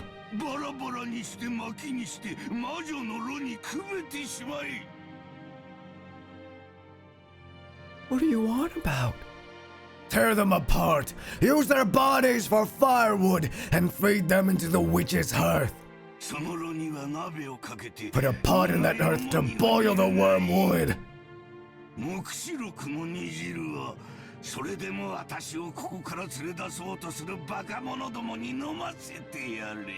Force the imbeciles who dare try to lure me out of here to drink the broth of the apocalypse. I will soak their dregs in liquor. Where's Genji? Where's Genji from Overwatch? Call for Genji! Have my demonic absinthe prepared. The whispering of the green berry reaches me no longer. Where is Genji? Bring him here! On the other side of the door, Kraus, Nanjo, and Genji kept waiting for the master of the house, who stubbornly refused to come out. Who the fuck is this? What? Who the fuck is this? There's no way this guy's an Ushinomiya. This is just some white guy they fucking found and like, hey, you're an Ushinomiya now. I was like, okay, sure. Who the fuck is this? This is some guy from like The Price is Right. They found some game show contestant and brought him on to the game. Who is he?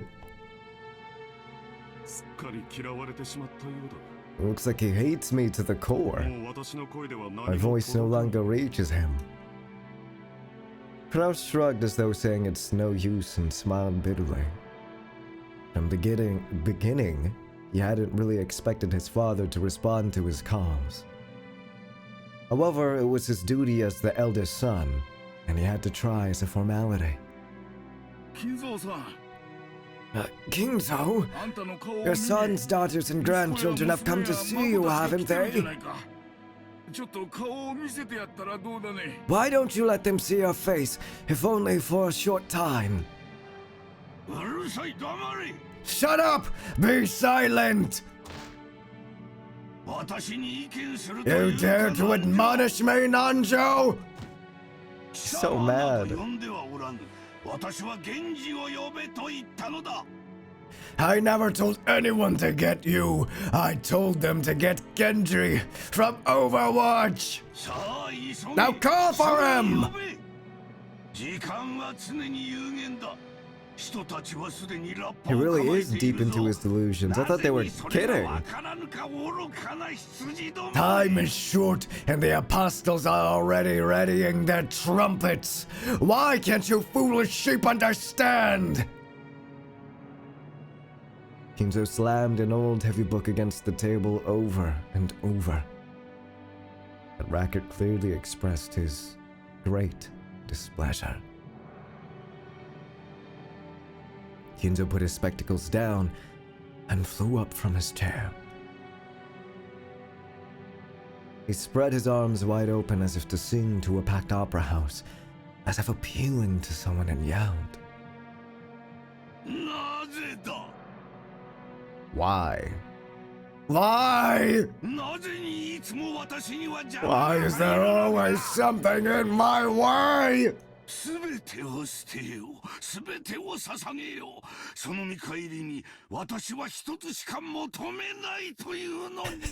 I just realized I'm literally only letting him like speak and then speaking afterwards and voicing it afterwards, and everyone else they just speak over. I'm just so enamored by Keen's voice actor. I'm sorry. I would throw it all away. I would offer up everything, and there would only be one thing I ask in repayment.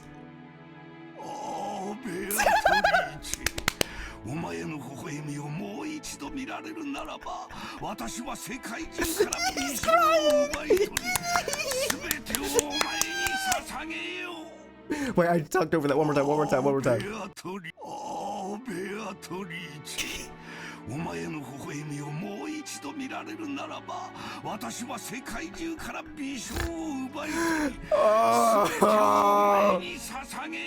Beatrice!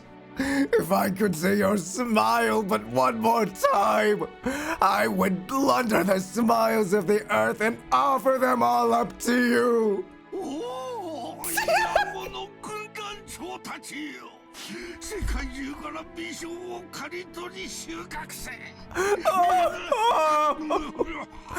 Commanders of the legions of locusts, reap the smiles of the earth.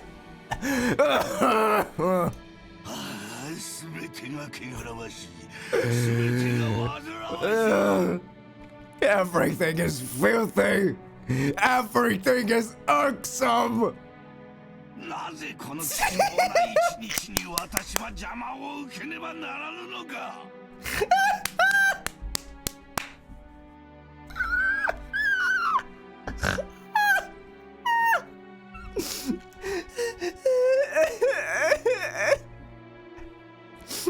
He's crying.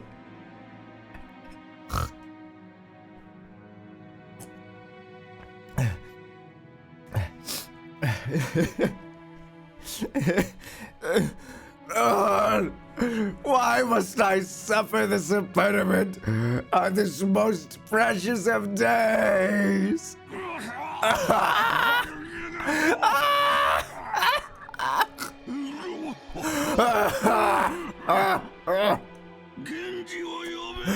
Call for Genji!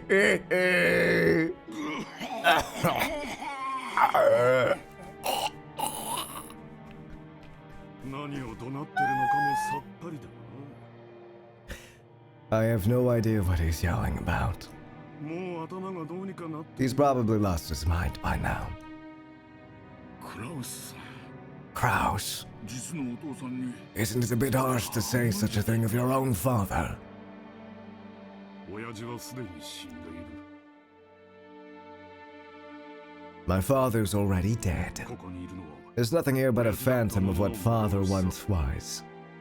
いずれにせよ本人にここで At any rate, as long as he has no intention of coming out, there's nothing we can do. 金蔵さん、 Kenzo-san. Choking coughs continued to pour from the study. 私は下に戻る。 Okay, Mr. Kraus, bye. Bye, Felicia. ゴーダの自慢のランチを It would be a これ以上 waste to let the 無駄に fruits さ of せてしまう Goda's prized cooking talent get any colder.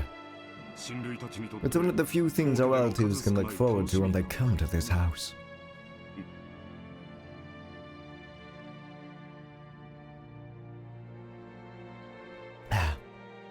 Kraus spun around.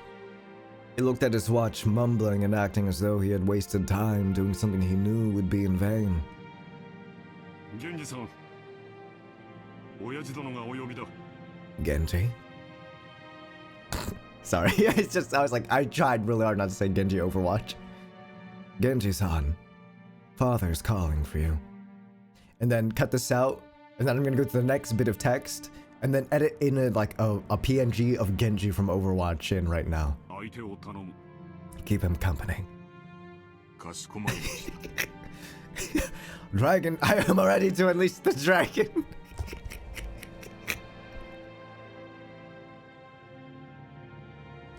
Certainly.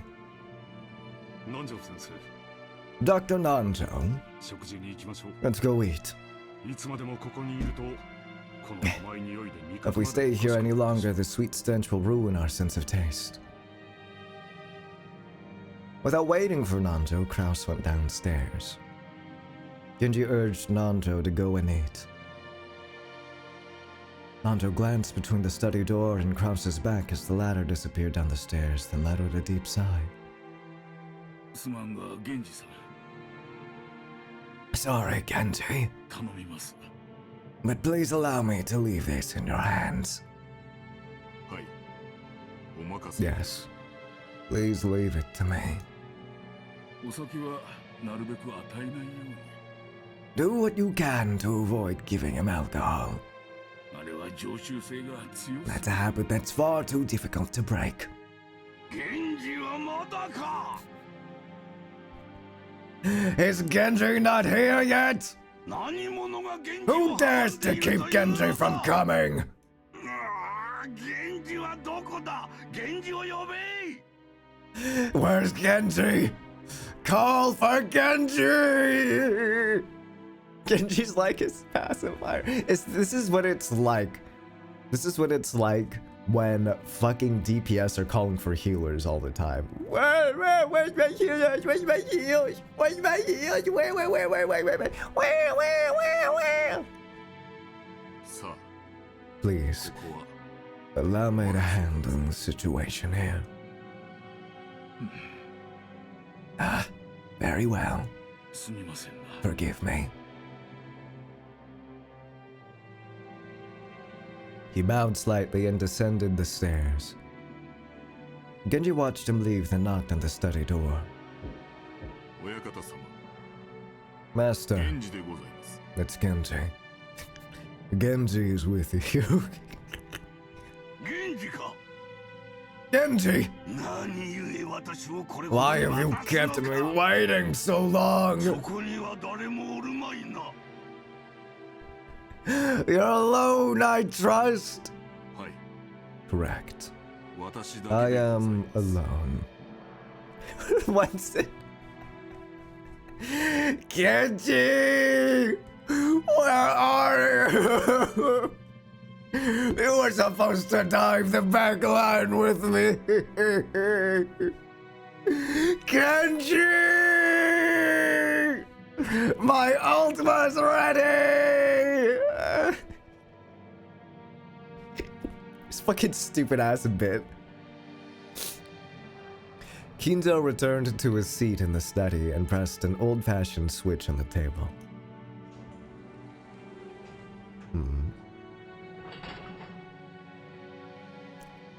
Oh my god! After a small... I thought he was like getting his alcohol ready or like coming out of a secret hatch. That was for the door? After a small delay, the heavy sound of the door unlocking could be heard. Kinzo was convinced that his family wanted to make a mess of his study. Or perhaps someone had once opened the window for some air and ended up scattering things that, to him, were important research materials, leaving him in a terrible mood. Kinzo had outfitted his room with a formidable lock, preventing anyone from entering without his permission and thereby sealing himself in a jail of his own making. Genji, whom he trusted the most, was relatively free to enter the room, but even that didn't always hold. If Kinzo was in a bad mood, even Genji wouldn't be able to enter. Anyone else would be limited to holding a conversation through the door, unable even to see Kinzo's face. And most of the time, what they got could hardly be called a conversation.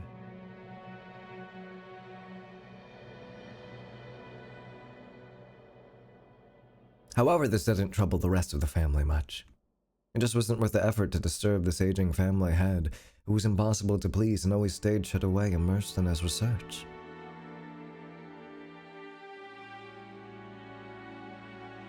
Taking advantage of his refusal to leave his room, they supported his isolation, putting his care entirely into the hands of the servants.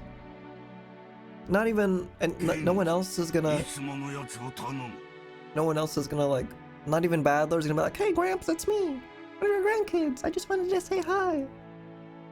Well, I guess it would make sense if he had the reaction he did, or he had just now with his kids too. I guess it'd be useless. Genji, my usual. I am busy. No! Yes, sir. Genji headed to a corner of the study. There, suspicious-looking bottles boasting venomous colors were on display. They were actually liquor, but considering the shady atmosphere of this room, one might easily suspect them of being some ghastly poison. Nanju just said not to!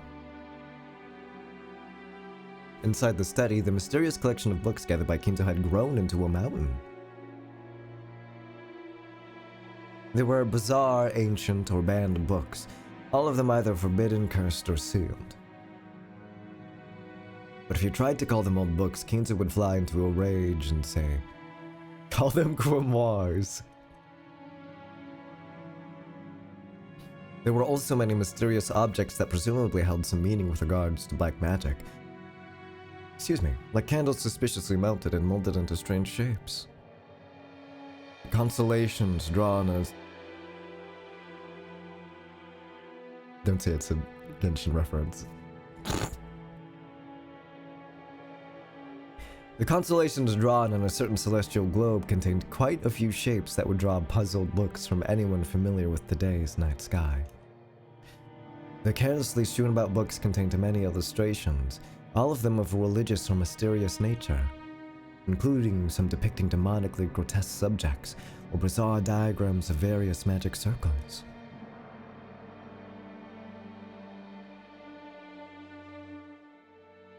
And above all, a sweet poisonous smell filled the room, profoundly assaulting the eyes and noses of those who entered for the first time. Eventually, it must surely make a person go numb and lose their grip on reality. Inside that study, Genji prepared Kinzo's usual drink with a well-trained hand. No one would even think of drinking such an ominous dark green liquid in that complex and ornate glass unless someone first told them it was alcohol. He poured a little into the glass. Then he placed a cube of sugar in a strangely shaped spoon and poured water from a pitcher over it. Strangely, when the transparent water was poured, the dark green liquid turned a cloudy white. It was a strange optical illusion, as though the water had caused a chemical reaction and made the drink become even more unrecognizable as liquor. Then, Genji added original flavors Kinzo loved, fine-tuning its taste. There was no recipe. Its success was measured only by Kinzo's mood swings when he drank it, and it had taken Genji many decades to learn how to do it right. Genji placed the glass on a tray and walked over to Kinzo. Poor fucking Genji! He could just pour him a glass of water and then like vodka into it and be like, oh, this is wonderful, Genji! You outdone yourself! Or he could make the most like delicious drink known to man and he'd be like, this is disgusting! How could you serve this to your master, Genji? By this time, Kinzo was gazing out the window.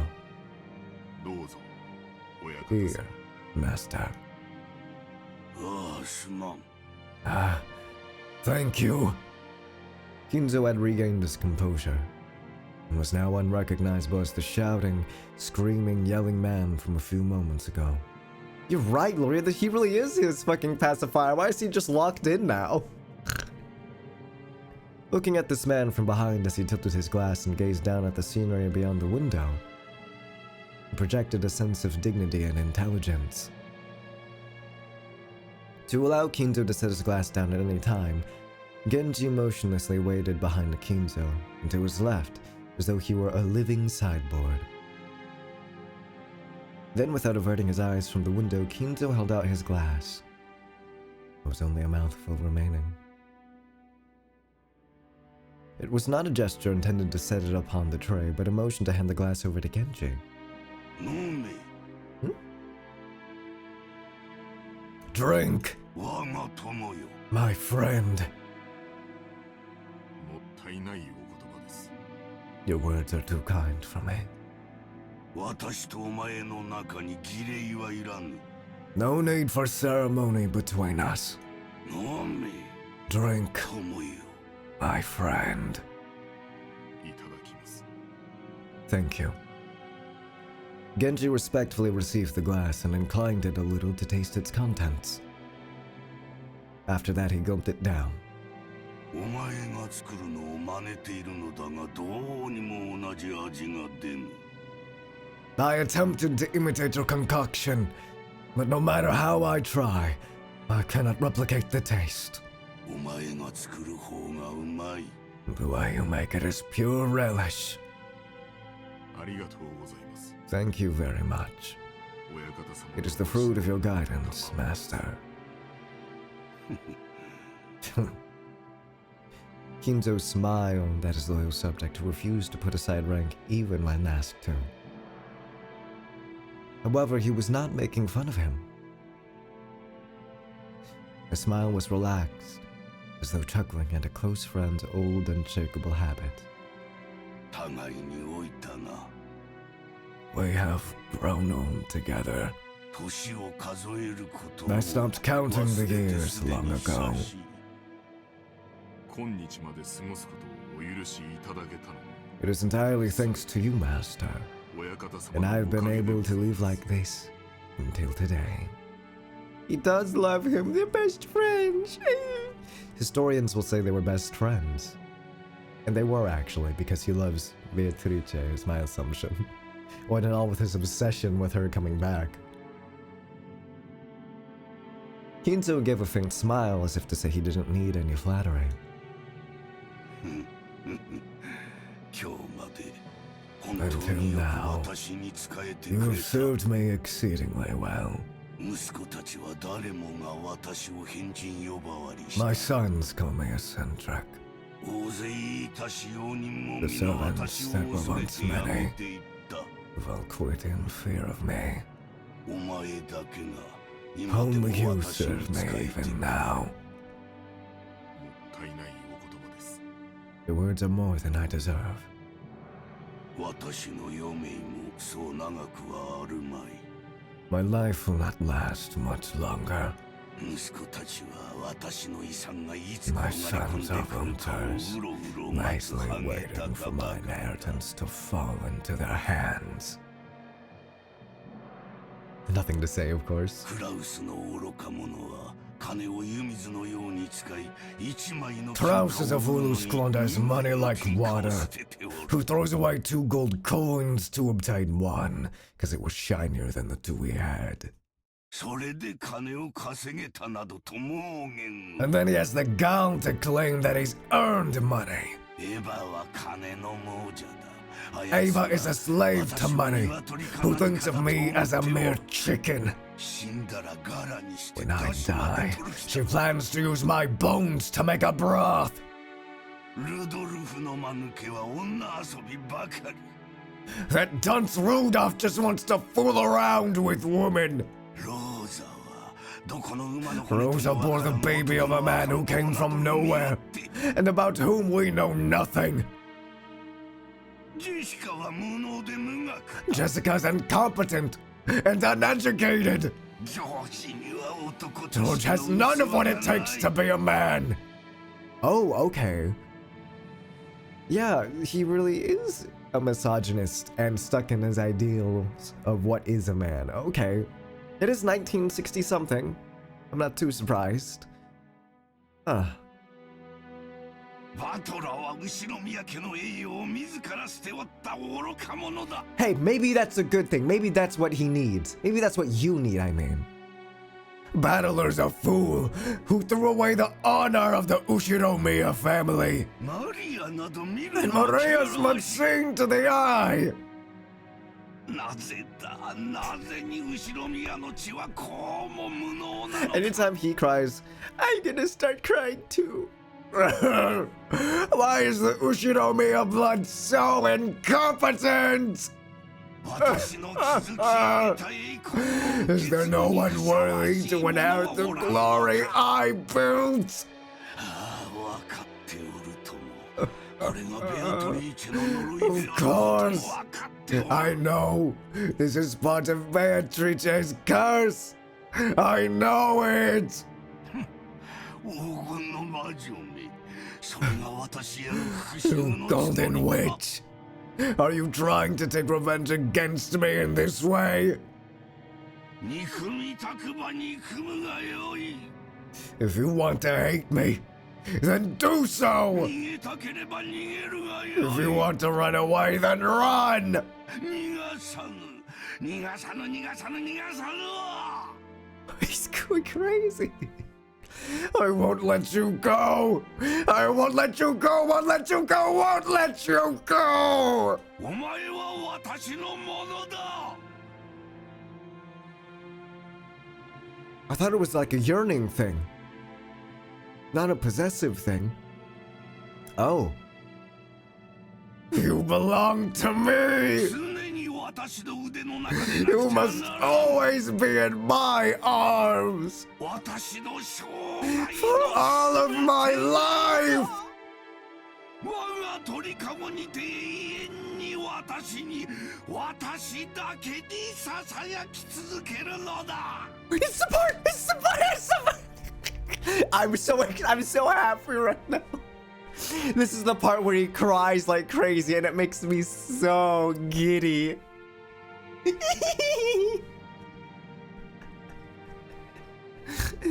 I have to steady myself for this. You must stay in my birdcage for all eternity, whispering only to me. Now it's Rhyme time. Beatrice! なぜに微笑み返してはくれぬ Why? Why won't you smile back at me?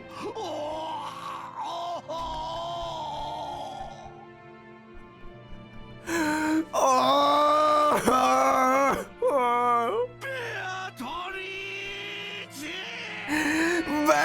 Beatrice!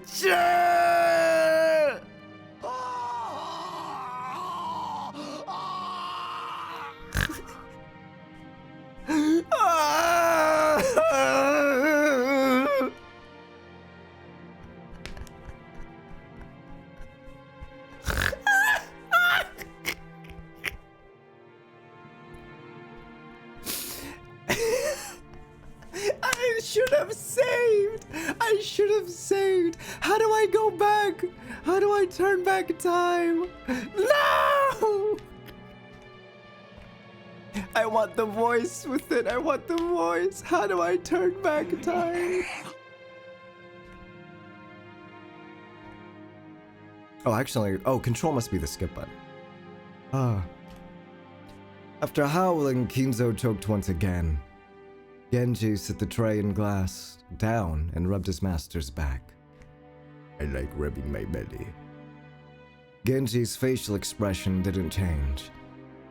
It was always like this.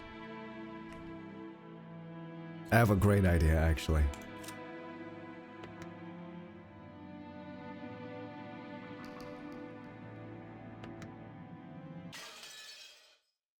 So if control's the skip button. I'm a genius. I'm a fucking genius. I'm gonna skip fucking everything until we get to that part again, and then I'm gonna save it. So I have a Kinzo. I have a Kinzo crying on command C. さあ行こう行こう。こちらへ。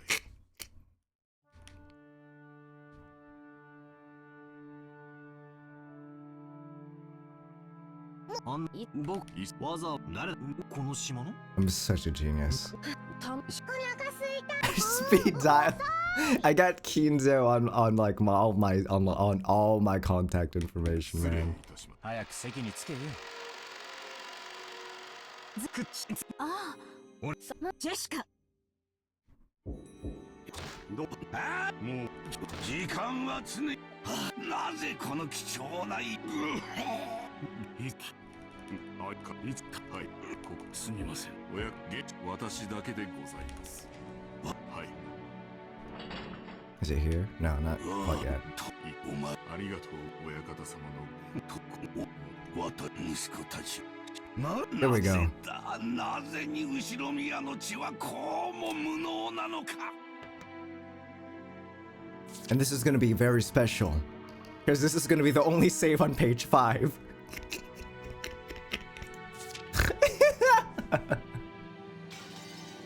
私の気づきああ分かっておるこれがベアトリーチェの呪いであることも分かっておる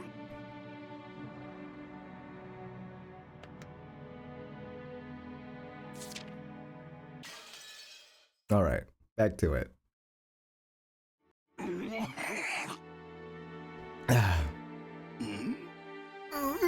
すまぬ女友よ Thank you, my friend. When his seemingly deranged fit subsided, Kinzo regained his composure once again. It was like seeing two different people, a wild and a composed Kinzo, living together inside one body. Inside of you, there are two Kinzos. ゆえに And so, 私は決心した I have decided. このままぼやききった余生を怠慢に過ごすことなどもはや耐えられはせん I cannot bear to spend my doomed remaining years procrastinating like this. この身に最後にとするコインがあるならば If I そ have れを one 悪 final 魔たちのル coin ー to レ bet, ットに託してみた then I choose to abandon it to the whims of the demon's relay. 魔法の力はいつもかけるリスクで決まる The power of magic is always determined by the risk of the gamble. 日本古来の呪術である牛の国参りがそうである Like visiting a shrine at the hour of the ox in ancient Japanese sorcery. To nail a cursed doll to a tree. 7日間儀式を目撃されてはならないというリスクを支払うからこそ What's he on about? 魔力が宿る Magical power is produced specifically because of the risk that it will be seen within the 7 days the curse takes. 困難なリスクが生じれば The 生 greater じ the るほどに risk, 魔力 the は stronger the 強く magic 生じ power る will be. 神話に登場する数々の奇跡は天文学的リスクに奇跡的な低確率を得て成就した驚 Many 愕すべき miracles that 魔 happened 力 in の myth 結晶なの might だ be と called the 言える crystallization of shocking magic power, with a low probability of occurrence and astronomical risk. モーゼが海を割ったのは神の奇跡ではない。 That Moses parted the waters of the sea was not a miracle of God. It was 人 magic. の計りに乗せられ軍勢によって航海に追い詰められた絶対絶命のリスクが奇跡の魔力を Now he's 生 on んだ about のだ。 religion? The risk of that desperate situation, cornered by soldiers on the Red Sea's shores, weighed upon the scales of slaughter, and gave birth to that miraculous magic power. 同じことが同じ規模で繰り返されようとも If the same thing occurred again on the same scale, the sea would surely fail to part. なぜならモーゼは力ある者たちのルーレットの麻生木ナユタをかけたように After all, 多く存在する Moses was able to magnificently summon a miracle engraved on but one of the countless, innumerable results on the relay of those with power. その天文学的確率に勝利できる力 That is the force that can triumph over astronomical odds. そう奇跡をつかみ取る運気は Good すなわ fortune ち魔 that can 力 grasp なのだ miracles is magical power itself. 強大な魔力を得るためには絶望的なリスクを背負わねばならぬ To obtain this mighty power, one must face the risk of despair. 魔力もたぬ者はそれを賭けでなく自分 Those who possess no magical power may call it desperation rather than a bet. しかし真に魔力ある者はその奇跡をつかみ取り神秘を成就させるのだ Why is he lecturing us on Houdini right now, on magic? However, people who truly do possess magic power can grasp hold of that miracle and make the enigma come into being. もしも私にその魔力があるなら And if ば that power exists within me, 私はその奇跡をつかみ取るだろう生涯を費やした願いを実現できるだろう so is it something you have or you don't? Okay, or that's what he's saying rather. It's something you have or you don't. Not a really a thing if you believe it or not. I think I'm not sure.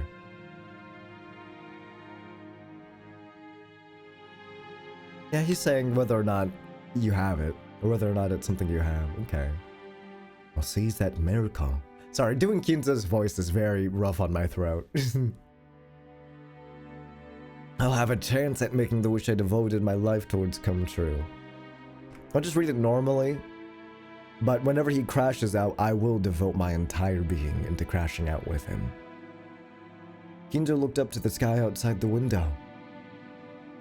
He spread his arms as if appealing to someone up in the skies. もし If only, 私にその奇跡を手に if する only I were capable of grasping that miracle. おー Oh! ベアトリーチェ Beatrice! ベアトリーチェ Beatrice! お前の愛くるしい笑顔をもう一度だけ見せてくれ Show me your lovely smile once more.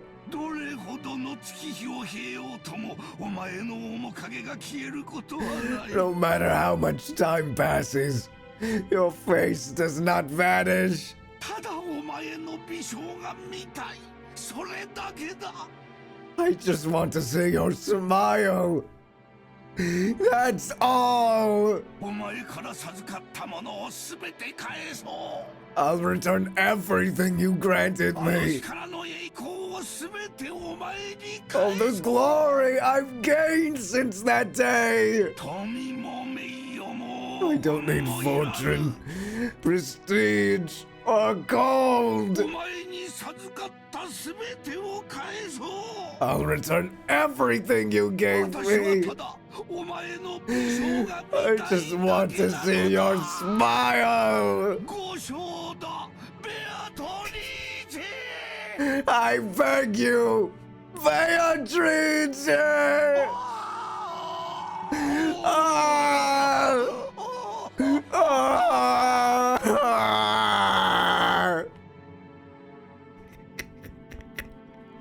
I love Kinzo so much. His nonsensical yells became a scream, and then a wail. Kinzo slumped. Okay, I know he's not a good person, but seeing an old guy just like slump to the floor crying and do this is really depressing in my mind. Kinzo slumped to the floor, tearing at it with both hands. Genji had no choice but to wordlessly watch over his master's lamentations.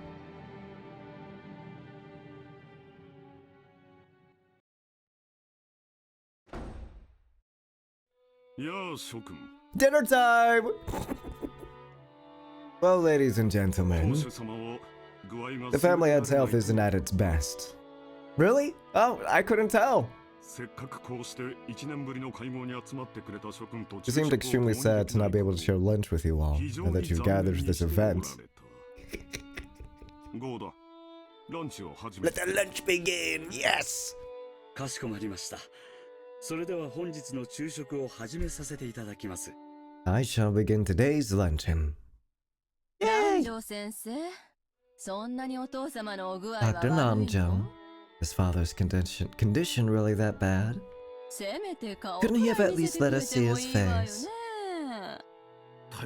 It's more a problem of mood than a physical condition. And for that, there's no medicine I can prescribe. We're talking about his mood again? Gotta be kidding me. We took time out of our schedule during this damn busy season just to come and find out how he's doing. And now he's... You should be happy then, Rudolph. I don't know, it's just so weird seeing Kraus.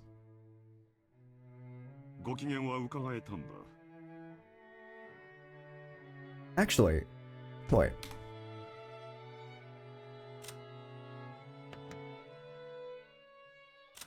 Who's their mother? Now that I think about it, who's their mother? I haven't met her yet, I guess. Okay.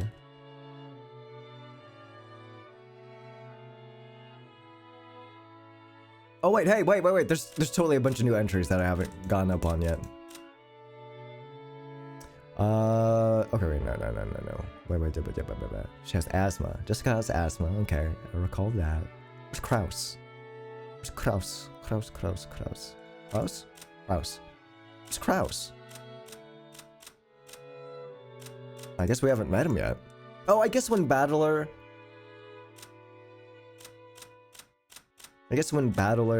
introduces him, that's when they get added. Ushiromiya Natsuki. Kraus's wife, she manages the household of the Ushiromiya head family in place of her husband, who takes little interest in such matters. She was in charge of all preparations and arrangements for this conference. She possesses a strong sense of responsibility and a great deal of pride, while neither her husband or his siblings understand her very well, so her position is far from enviable. Yeah, there's also should be like a little thing here that says like, she's also bad as fuck and hot as hell, and Kraus doesn't deserve her, methinks. Ushiromiya Kinzo. But like, what's up with his drip? He's so dripped out. Like, what's with this fucking cloak? This guy is dripped out, dude. Oh my god. Everyone else is just wearing like suits, 2-piece suits, 3-piece suit, dresses. Motherfucking Kinzo, baby! He's got a cloak on, 2-piece suit, okay. Tie over the cloak too, so you know that he's ready for whatever. I love his fit, man. The aged head of the Ushiromiya family. Even though it's already been announced that he just has a few months left to live, he's brimming with energy. Though he amassed a vast fortune in the past, he never made any announcements regarding the inheritance, which worries his children. He's strongly influenced by the West and is a rabid fan of the occult. His study is packed with mysterious grimoires, not old books. Humboldt books, he'll go into a rage. Aura? He's okay, he fluctuates from 0 aura to like breaking the scale aura when he locks in. 0 or negative aura even when he starts like crying. But then when he locks in with like this face and he starts talking serious, aura up the ass, man. 1 bajillion aura for sure.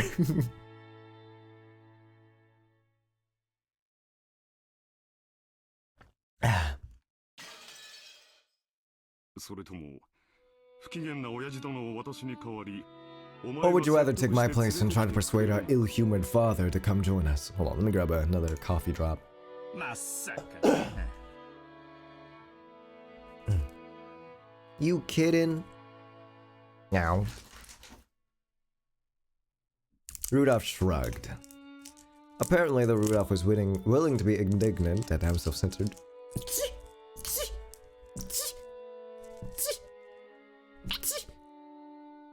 Excuse me. Yeah, excuse me. Thank you. Thank you, guys. He wasn't particularly disappointed to be spared a face-to-face meeting. Echo. Oh, now I'm congested for a little shit. Does it seem like his mood will improve before dinner? Kraus-ni-san. Oh no, IDK, lol. If you want to know, you should go ask him directly. LOL. Though I think his mood will improve faster if we don't bother him.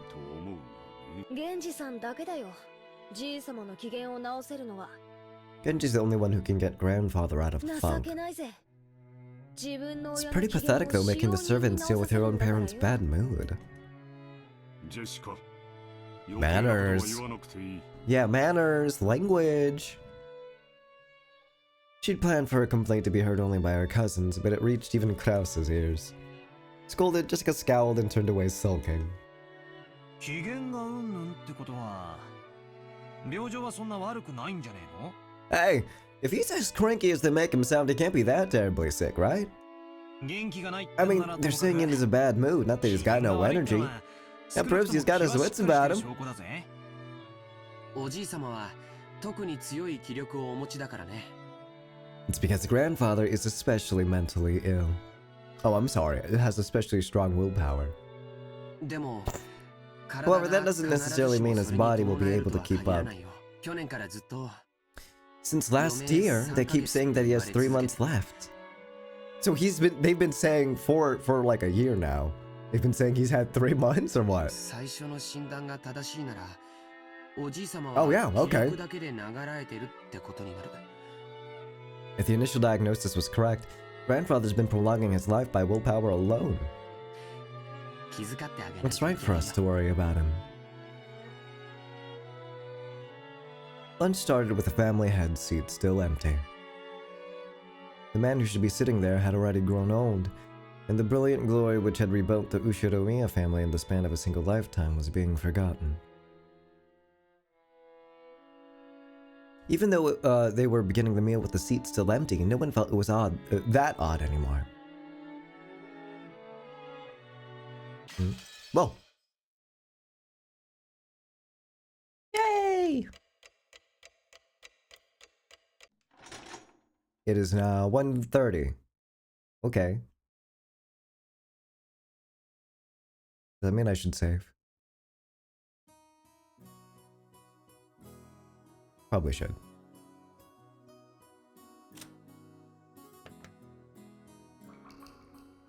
And I'll just cycle off the first page. Now the music is too quiet. Curses.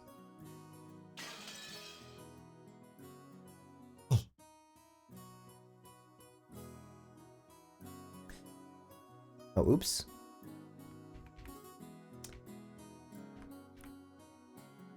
Oh man, I guess accessing the options messes with the dialogue box. If a normal family were to hold a so-called family conference, you'd expect it to be nothing more than a reunion of rarely seen relatives who greet each other around buckets of sushi or something. Whoever part of the family's great fortune had been lent out to grandfather's children. And no one in this family was considered an adult until they had met with success in business. So this meeting literally was a conference. How much of the fortune was invested? What sort of business was conducted? How much profit was earned? As a result, how much of the fortune borrowed from the main family could be repaid? Or possibly, how much more would be borrowed for future business ventures? What lessons had they learned and what could they learn from their mistakes? It seems that topics like this were discussed very seriously in the past. My dad said it was like lying on a bed of nails. It used to be a really serious family meeting, where people were bathed in scornful and angry voices, and some people even got slapped despite their age? Yeah, Ushiromiya family is fucked. However, that had become a thing of the past. Now with everyone pursuing their own business ventures and achieving success, it was becoming more of a normal yearly get-together. Even so, telling grandfather about recent events was extremely stressful. So while it was nothing more than a simple get-together for us grandchildren, it was still a real stomachache for our parents. The absence of the man who was the source of all this trouble, regardless of the reason, probably made today's lunch taste much more delicious. The phrase, "while the demon isn't around, everyone can relax," comes to mind. Let's introduce Father's Jessica, whose face I haven't seen for 6 years. The man sitting to my father's left is his older brother and Jessica's father. Uncle... Surely that name's easy to read. Kraus. Now that we've gotten used to this string of weird names, our perspective is totally skewed, so Kraus doesn't actually seem that bad. It even starts to sound kinda cool. Just like with Aunt Natsuki, I didn't have many memories of speaking with Uncle Kraus. He had never been one to chat to children, and I felt like he was always talking with the adults, just like Aunt Natsuki. According to my father, he was a spiteful and violent man. Kill him. If what he said is true, Uncle Kraus used to be very domineering from his position as the oldest sibling, and was despised. I hope that you die. Death to Uncle Kraus! Though despite that, the siblings all seem to be chatting happily together. Oh well, even if their relationship was bad when they were children, sometimes when people grow up and live apart from each other, their relationships change. That is true. Ever since my sibling moved out, well, and also we've gotten older for sure, but our relationship has changed a lot. We used to hate each other, and we were mostly on okay-ish speaking terms, but even before that, it was awful when we lived in the same house. It was awful. Casper! Casper! Casper! Oh boy! Sorry, my dog.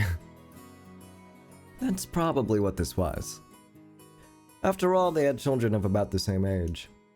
By sharing the same family environment, they probably profited by exchanging opinions. Hi Kohaku, hi you, hi, how are you? Meow. Maybe because of that, a short while ago, the circle of parents began to discuss the exams Jessica and I would be taking. Jessica, in order to escape questions about exams from my father on her left, purposely faced right while firing off a rapid series of comments, not giving him any chance to get a word in. Let's look at the opposite end. Or let's look at the end opposite from Kraus and the others. On the very last seat at the table, an old gentleman with a sturdy physique sat facing Kirie-san. My first time meeting him. I'd only been just introduced to him, but it seems he's grandfather's personal doctor, a man called Nanjo. I heard he used to own a huge clinic on the nearby island of Nijima, but he turned it over to his son and began living a life of leisure in his old age. He'd known grandfather since the very beginning, when the mansion was first constructed on this island, and had built up a relationship over several decades. I thought at first that the two of them might have gotten to know each other through grandfather's suspicious hobbies, but it seems it was actually grandfather's chess partner. That kind of hobby seems very like our grandfather, of his love of all things Western. He's the reverse weeaboo. He's the reverse weeaboo, Kinzao. That's so funny to me. I need to see him in like a cowboy outfit or something. Or could you like say this is a Western outfit? I don't think you could. I think it's a cool outfit, but I don't think it's like a Western outfit. He sort of looks like he's about to graduate or something. With like the half gown or something, I'm not sure. Been good, that's good to hear. People happy. Oh hey! Oh hey, here's everyone! And we get to meet their mom throughout the whole game? Oh. Really? Huh.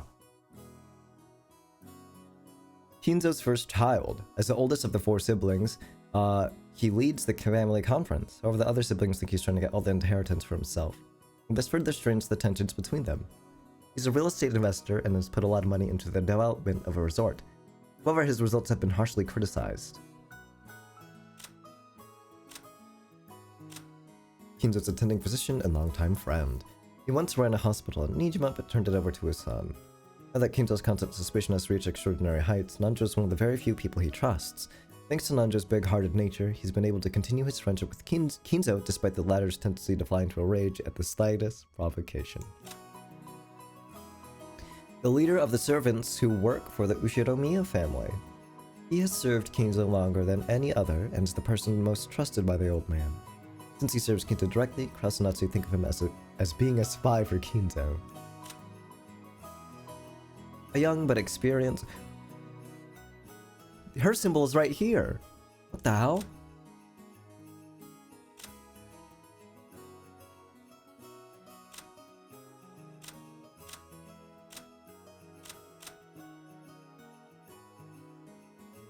Hey. Hey!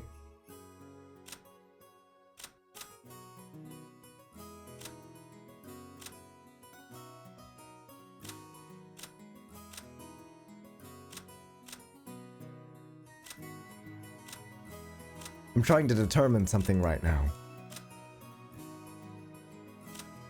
Why does everyone, like, have these symbols, besides, like, a couple of them?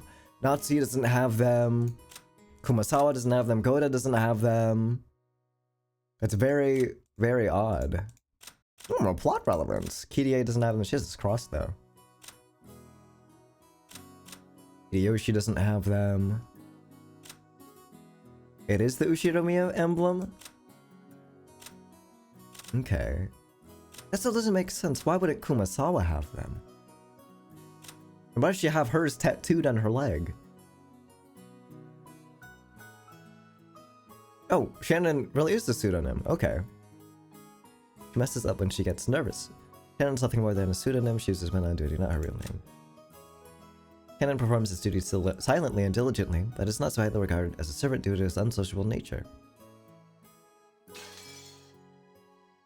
Nanjo is probably the only person who could enter Rokenjima despite being neither a family member or a servant. He looked like a calm old gentleman as he listened to the discussion between Kirie and the other woman who sat near to him. Considering how long he stayed by the side of her short-tempered... Sorry, excuse me. Of her short-tempered grandfather, his generous heart was probably nothing to laugh at. Even if he was a family doctor, having anyone outside the Ushiromiya family attend the family conference was a little odd. Yeah, I'm not over that still. Like, why do they have the Ushiromiya family emblem? I know they're servants, but if that's the case, why doesn't Goda or Kumasawa have one either? Much to think about. Nanjo too, for that matter. Because Genji has one. He's closely related. Well, Nanjo I guess I could forgive. Because he's sort of outside of the realm. But Goda and Kumasawa, I don't understand. Even if he was a family doctor, having anyone outside the Ushiromiya attend the family, yeah. It made me think that grandfather's condition might have worsened so much it'd be a major topic of discussion at today's conference. After all, George said something like that just a second ago. Something about how we've been getting continuous reports since around last year that grandfather didn't have long to live.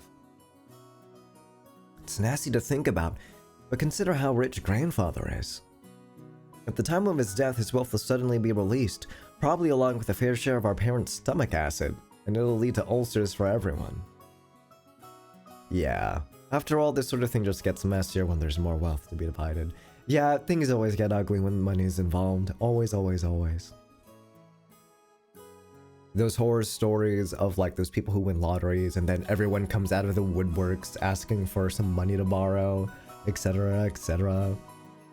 There's a good chance they'll be talking about stuff like that at the family conference.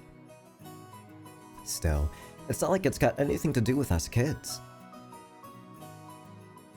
Finally, even though he hasn't shown up, let me introduce our grandfather.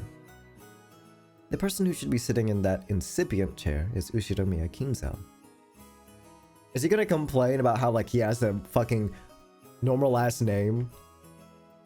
It really sucks. Everyone else in the family has these weird names. But he's got this perfectly normal one himself. If only his name were written Kinzo, but he let us call him Goldsmith or something. I'd totally freak out. As you can probably guess by now, he's a frightening person with an extremely short temper. I'm one of his children, not a son, and I haven't seen him since elementary school. Thanks to that, I have no memory of being beaten myself, but our parents were apparently raised with an iron fist. Bro, can these scammers stop calling me? Oh my god. I need to put my phone on silent. Stop calling!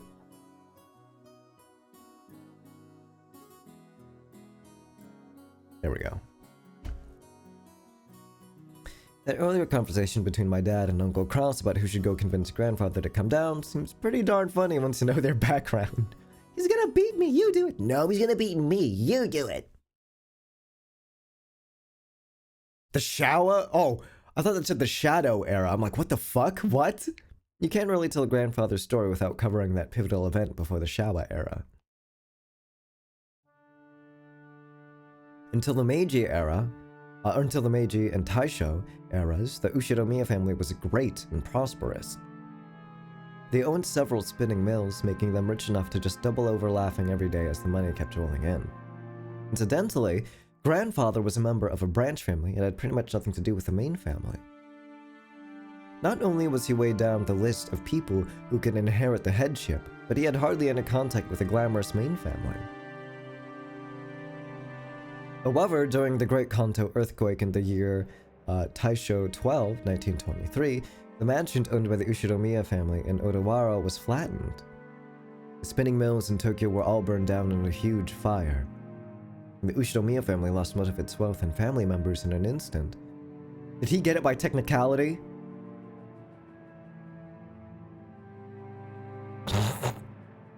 So once they started trying to figure out who the successor to the family should be, they found no one remaining except Kinzo and his branch family. In Kinzo's later reminiscences, he referred to this as good fortune so great that it overturned fate. With that, grandfather's boring everyday life did a 180. He was entrusted with reviving the dying Ushiromiya family, which had lost nearly all of its wealth. However, just because he had been entrusted with this task didn't mean he could accomplish it. Yeah, figures. Hey, that's mean. Apparently those around him weren't really expecting that much. However, this is when grandfather began displaying his extraordinary talent and good luck.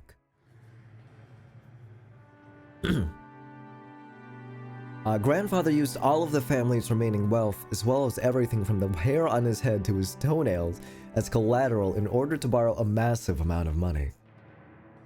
Once he'd built up a gigantic war chest, he immediately invested in businesses. Stonks? Kinzo was a stonk master? It was like someone tumbling down on a hill on a bike without any brakes. Then jumping onto a neighboring bike, and then another one. Did he invest in Apple? In Google?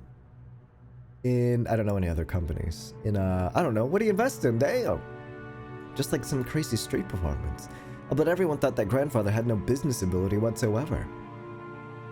However, after several miracles and turns of good luck, with coincidences piling up and every chance taken advantage of. Oh. Is this how he did it? Is this the whole, like, the whole thing where he's talking about returning his wealth and stuff? Like his fortune? Was Beatrice the one that did that for him? I'm sorry, I keep saying Beatrice. Was Beatrice the one that did that for him with her powers of being a witch or something? That's my guess. That would explain this.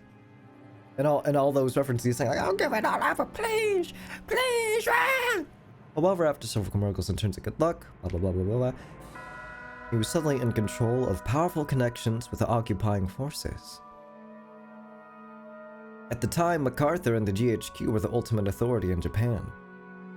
Grandfather, in a twinkle of an eye, began succeeding in business under the protection of the occupying forces, quickly becoming very rich. By this point, it's probably safe to say that information, not luck, saved the day. He must have made some seriously deep connections with the occupying forces. Grandfather knew beforehand about emergency demands that would be made for the Korean War. No, it was more than that. He must have predicted those emergency demands from the very beginning when he started investing his money. The history books make it sound like all of Japan made a large profit off of the emergency demands during the war, but that isn't actually true. Only a very limited number of the super rich played the money game and made an easy profit. Most of the citizens remained poor. In other words, Grandfather was a member of this extremely lucky group of winners. I'm pretty sure this all happened during the year Showa 25, 1950 or so. The Great Kanto earthquake happened in Taisho 13, 1924 or so. That means Grandfather was able to revive the near-dead Ushinomiya family in only about 20 years to a level even higher than it had ever been before. With that, you'd think he revived the main family in Odawara. But for some reason, he went and did something crazy as buying the entire Smile Island in the Izu archipelago. Buying an entire island isn't something you can ordinarily do today. However, Grandfather was clever. He contacted the GHQ and applied for the establishment of a marine resource base. He acquired the island as a business property, then tossed that project aside and claimed it as his own plot of land. Wait, the Thinker! The Thinker, okay. After the war, there were prevention measures against food shortages, and having the sponsorship of the GHQ meant that nobody could oppose him. From what I've heard, the Tokyo metropolis of that day offered this land to him practically for free. Later, Tokyo made difficulties by telling Kinza to return the land, but the pushy GHQ intervened. Anyway, it seems under-the-table bribes did their work well. In the end, the city gave up in frustration. Grandfather, with considerable skill and good luck, managed to weather the stormy seas of that period, obtaining a vast fortune and his own island. Of course, it probably wasn't all luck. He was obsessed with all things Western, which helped him cultivate his English skills. He was able to use this to his advantage and sink his teeth into the GHQ. A lot of this is lost on me. I don't even know what the GHQ stands for.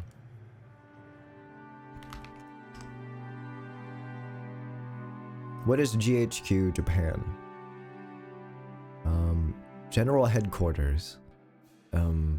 Supreme Commander for the Allied Powers.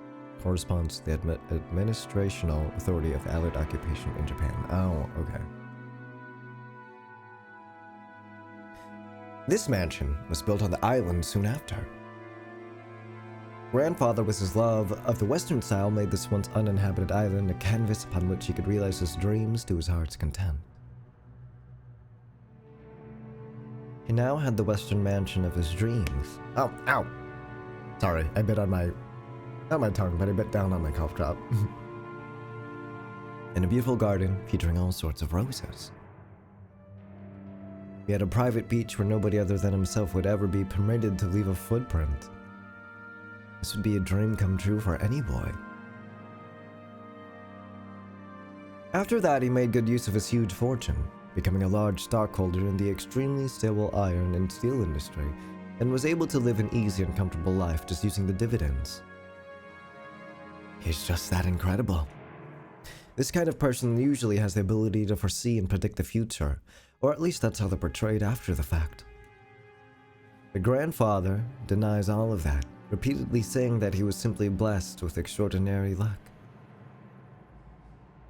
Anyway, even a lord like that can't help but grow increasingly eccentric when locked up alone on an island, where all his dreams are made real. Everyone knows that he's had a Western obsession from the start, but none of our parents really know when his bizarre black magic hobby began. Did his love of black magic begin way back when he became fascinated with everything Western? Did his miraculous stretch of good luck, or reviving his family, cause him to feel mysterious power within himself? At some point, grandfather began to make the research of black magic his life's work. Is this when he starts crashing out? He filled his study up with grimoires, okay? Not books. Not suspicious books, not old books, but grimoires. Chemicals and magical items as he became increasingly bizarre. From what I've heard, those around him warmly, watched over him, figuring that someone who had achieved success in life had a right to do as he pleased, but there's no way that's true. They were probably just creeped out thinking, that's disgusting, I don't want to get involved. He's just an old man enjoying his hobbies. He's enjoying his retirement. Come on. I say that, but he beat his kids. And is generally a bad person, so... Okay, I'll retract that last statement I just made. Anyway, that agitated period was an age of big gambles, with both opportunities and risks. Let's say grandfather was born in this time period. He would have had no opportunities and would probably have advanced like a chess piece from mandatory education to college at a leisurely pace, never becoming more than an average salaryman. If that happened, he'd probably have sat somewhere happily talking behind his boss's back. Not in a fancy dining hall like this either. More like at a table in some bar. Then again, I'd bet this family conference would be a whole lot more relaxing if that were the case.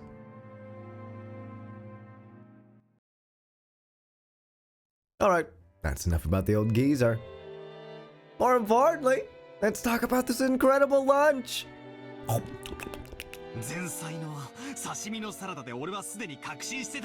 already convinced by that sashimi salad appetizer. Koda-san's an excellent chef! Plus, these fish were caught in the adjacent seas, weren't they? They're totally different from the sashimi you get at the supermarket. Hey, come on, he's just excited to be here. Hey, quit it, battler. Your upbringing's gonna be exposed. Everyone let out a big laugh. Come on, they could use his honesty. Damn it, you say that even though you love those cheap pubs.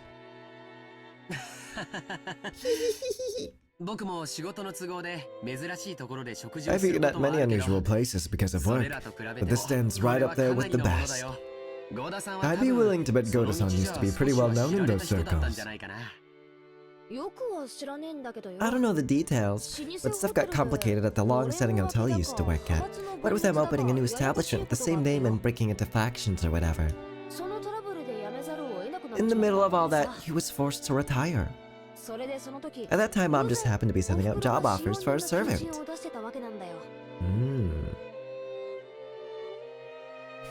As Goda removed the empty plate, he began to recount his own bumpy past without losing a smile. This guy's an asshole. Don't trust that little smile he has. That toothless grin.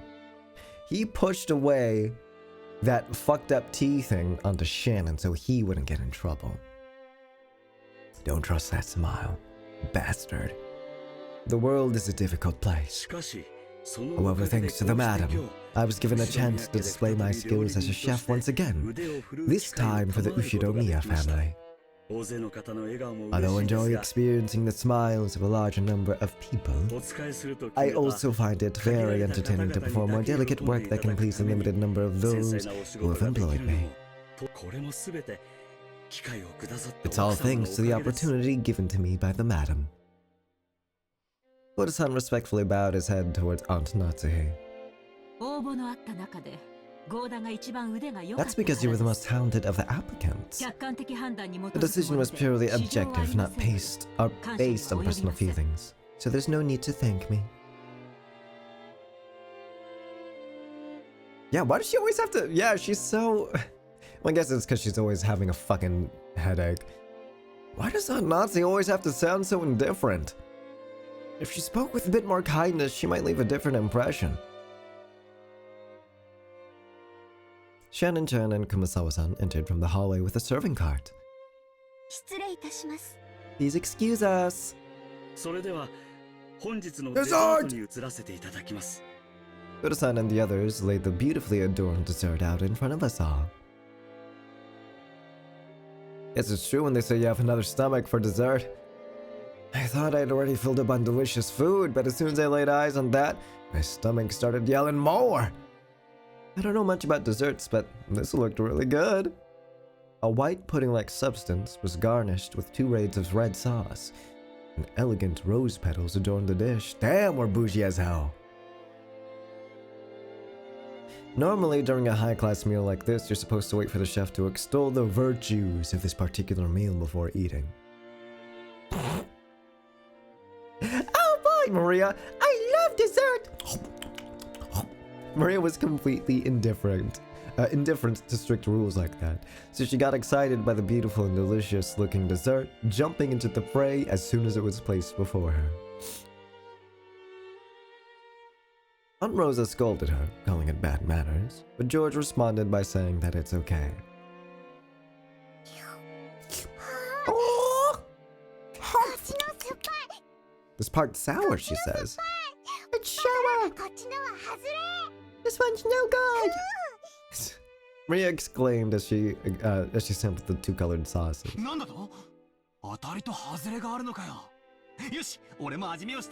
I love how serious he always takes Maria. Battler is in asterisk mark. He's a good person. Battler is a good person. Good asterisk mark. And then the asterisk mark off to the side is said, minus the parts where he's being a pervert and a weirdo. Okay? What? Some are good and some bad? Okay, I'll give it a go.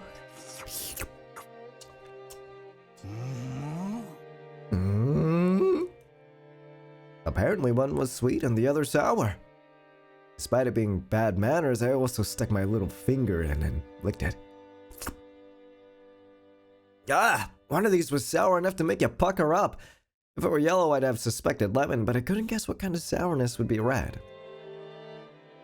An unripe strawberry? I don't know anything about cooking. I decided to ask Shannon, who was putting away the serving cart behind us. Hey Shannon! What kind of sauce is this sour stuff? I don't know. Shan-chan hesitated.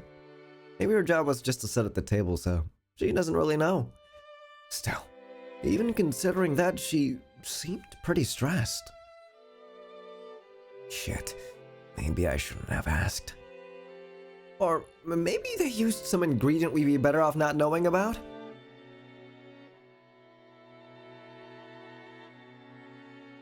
While Aunt Natsu made a gesture that seemed to indicate an oncoming headache, Kumasawa-san, who was sitting at the table at the opposite seat, began to chuckle. What do you think we made it out of? What do you mean it'll shock me? I don't have a clue. Not the finger dip? I would. Hey, I do that too sometimes. Of course my hands are clean. But I do that too sometimes. Wait a sec. Kumasawa-san, that laugh's pretty creepy. So, what is it?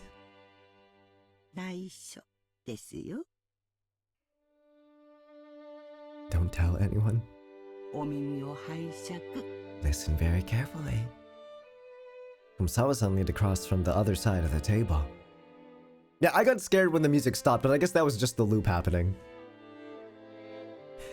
I leaned forward myself when she asked. Their interest caught Jessica, George, and of course Maria also put their ears closer. Oh, everyone's... Ooh, what's going on? Oh? What? Hurry! この酸っぱいのはですね。 It's made from blood! お魚のサバの絞り汁ですよ。 Wait, no, yeah, technically I'm right. Blood. I guess if you squeeze the mackerel out, you'd be getting some pretty gross stuff, including their blood. Sour part's made from juice squeezed from a mackerel. Ugh. Saba? That's crazy, we all thought, horrified. Only Maria accepted it, nodding sagely. Fish juice? What was the word for it? There was a Filipino fish sauce. I forgot what it's called. Sayang? No, sayang is the word for sour in Filipino, in Tagalog.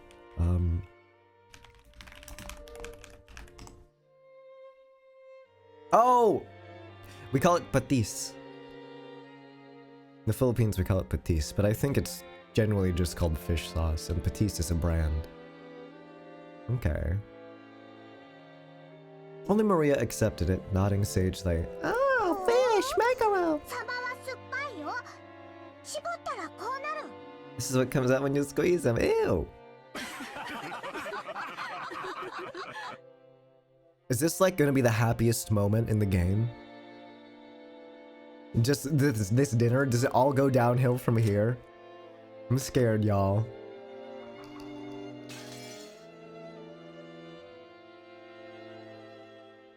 When Maria started clamoring that mackerel were sour, the adults were unable to contain their laughter. 違うわよ。酸っぱいのはしめ鯖でしょ。 Only Aunt Rosa, her face red, whispered to Maria that mackerel sour only once prepared as shime saba. Shime saba. I gotta look that up too. Shime. Japanese dish of cured mackerel that's often eaten. Oh, this! Oh, okay, I've totally had this before then. It's very delicious. It is quite sour, but like it's a really tingly deliciousness. It's really, really good.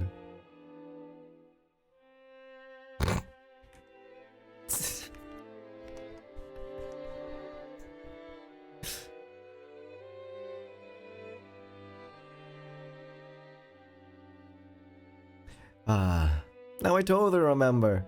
Kumasawa-san was always like this, wasn't she? I think I remember her tricking me too in all sorts of ways when I was younger.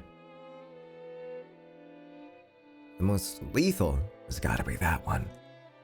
Those flimsy black things in Chinese dishes. They're kikurage mushrooms. Kikurage mushrooms. She told me they were penguin meat, and I went all around school like a smartass telling everyone, didn't I? No! You poor fucking kid, battler! You got gaslit by your grandma! Oh my god. Kumasawa, you bastard! You sure haven't changed! Okay, maybe you wouldn't say bastard. Kumasawa-san, you old son of a bitch! Kumasawa-bachan, you sure haven't changed. You know Maria's gonna believe it now, right? Then Goda-san chimes in, no, actually, Kumasawa-san's right, we did make this out of mackerel blood. This is squeezed mackerel in that sauce. She's right. It's just a joke. Now Goda-san's going to tell us what the sauce really is, won't he? Goda looked a little bit put off about his masterpiece being laughed at for such a bizarre reason, but after clearing his throat once, he introduced the dessert to us. それではデザートのご説明をさせていただきます。本日はご来賓の皆様が大層お気に入りでございましたバラの庭園にちなみましてパンナコッタをローズガーデン風に仕上げてみました。Italian dessert of sweetened cream, thickened with gelatin and molded. Ah, I see. 散らしてございますバラの花びらは Rose petals scattered across were settled just now from that very rose garden. You would pluck a flower just for the garnish? Hey. ストロベリーとローズヒップの2色の赤をご用意しました。 Oh, I guess they are rich. Combination of 2 reds, strawberry and rose hips.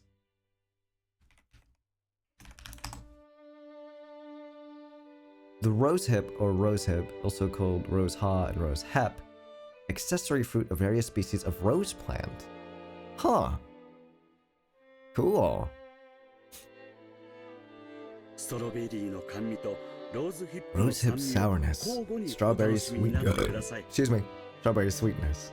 なお花びらは観賞用となっておりますので、 The rose よけれ petals ば are decorative, so please お召し avoid 上がりください。 them all それではどう use. ぞお楽しみください。 With that said, please enjoy. I almost want to applaud before eating. Just like with medicine, reading the detailed description first seems to make it work a whole lot better. As Goda-san elaborated on the details of this dessert, it started to feel even more appetizing. Should you call him subtle or just talented? The dessert was probably planned from the beginning, but taking the hint when we all stopped in front of the Rose Garden earlier today, he displayed an incredible and timely awareness by just adding a few rose petals from that garden. This combination of sweet and sour was also exquisite. If it was just sweet, you'd just get used to it and bored halfway through. But if you reached the sour sauce at that point, you'd get a really vivid taste. And then, once you return to the sweet sauce, all of that sourness in your mouth would be replaced with an enjoyable sweetness. I'm sure everyone else felt the same way. Every time Goda-san passed by one of our seats, someone praised the taste in his presentation. いかがですか、奥様。 Tastes like shit! 相変わらず見事です。 Splendid as お客 always. 様をおもてなし It's するに worthy of 値し entertaining ま our す。 guests. 恐れ入ります。 Most grateful, or I am most grateful for your words. 奥様、ご存知ですか。 Hmm. Did you know, ローズ madam? ヒップには I have heard that rosehip has the ability to cure headaches. 奥様に特にお気に入りいただけるかと思い、 I thought that you in 特別に particular ご would 用意させ appreciate てい it, ただきました。 so I had it specially prepared. そう。 Her clutching her head as she says that, or rather hears that. It's not working. ほら言ったでしょ、夏姫さん。 Didn't I tell you, ローズ Natsuhi? ヒップは頭痛に Rosehip is great for headaches. みたいね。 So it seems. 聞くといいんだけど。 I do hope it actually helps. Haven't heard him talking to make it minute. Yowie? Goda-san, I love you. Later on, why don't you tell me how they're treating you? If you can't, just let me know what sort of salary you'd like.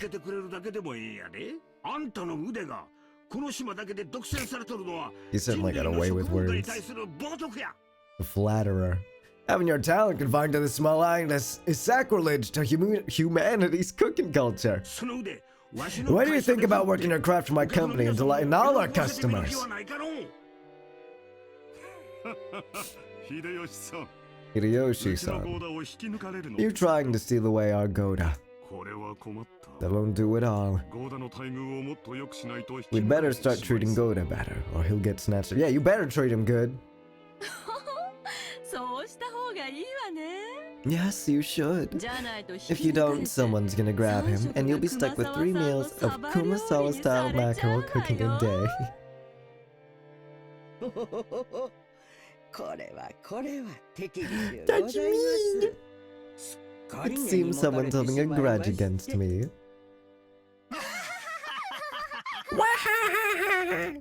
Everyone let out a huge laugh. According to Jessica, Kumasawa-san's mackerel jokes were a running gag that her parents had long since gotten used to. Kumasawa-san often claimed that mackerels had precious nutritional value which could slow aging, make people smarter, and more. Hey, it is rich in omega-3s, so she's not entirely wrong. Omega-3s are really, really good for you. So she's not wrong, okay? While it couldn't stop the outward signs of aging, it helped prevent aging on the inside. Since she was still spirited enough to tell these kinds of jokes at her age, there has to be something to that theory. I love her laugh so それ much. では失礼いたします。夕食には Prepare yourself for tonight's dinner. たくさんのサバ They're 料 cooking 理を plenty お of 召し上 mackerel がりい dishes, ただきますの so で、 please look forward to ど it. うぞごき期待してるよ。 We sure will. 今晩はしめ鯖でキュッと Can't wait to get all puckered up from tonight's Shime-saba. それは素敵ね。 It sounds wonderful. ついでに日本酒の I 美 wonder 味 if しい they'll の be つけて serving こな any いか good しら。 Japanese sake. ええございますよ。 You certainly will. Haven't you heard of Rokenjima's famous mackerel soju? Mackerel everything! No!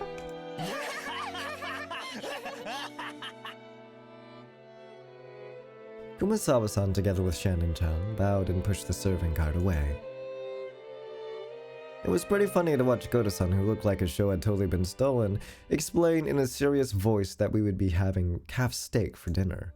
Ooh. あの、 Hmm? 熊沢さん、さっきはありがとうございました。 Thanks for doing that back there, Kumasawa-san. As she pushed the serving cart, Shannon bowed her head very deeply. Oh, I haven't done anything that requires thanks. Kumasawa-san may have played dumb, but she had obviously understood and saved Shannon in the nick of time. Back when Battler had asked about the dessert, Shannon had unfortunately hesitated. There may have been several ways to dodge the question, but all of them would have required some quick wits. Well, Shannon, who hesitated when hard-pressed for a response, was always suffering because of this small weakness. If only Shannon had a little of the craftiness needed to cleverly shake off a mistake like Goda, her life would have been a bit easier. The fact that she could perform other tasks flawlessly made this weakness even more unfortunate. I want something a little sweeter, so I'm gonna drink some coffee now.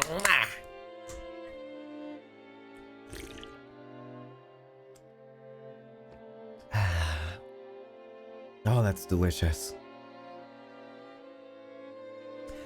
However, there were some who understood Shannon's honest nature, her inability to gloss over a mistake and draw attention away from it. That was why Kumasawa had smoothly come to her rescue. I just heard from Genji-san that there will be a change in the afternoon shifts. I believe you were given a break until the evening. Ooh, yippee! I'm jealous.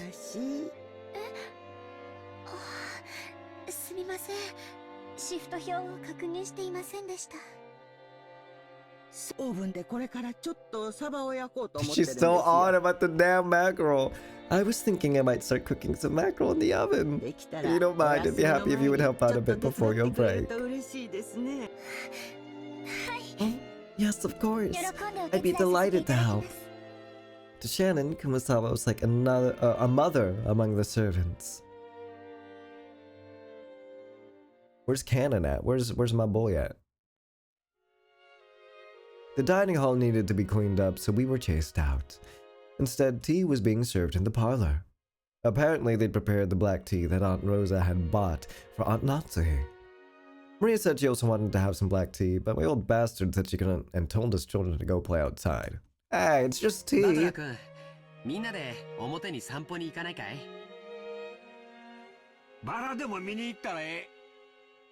Go ahead and take a look at the roses or something.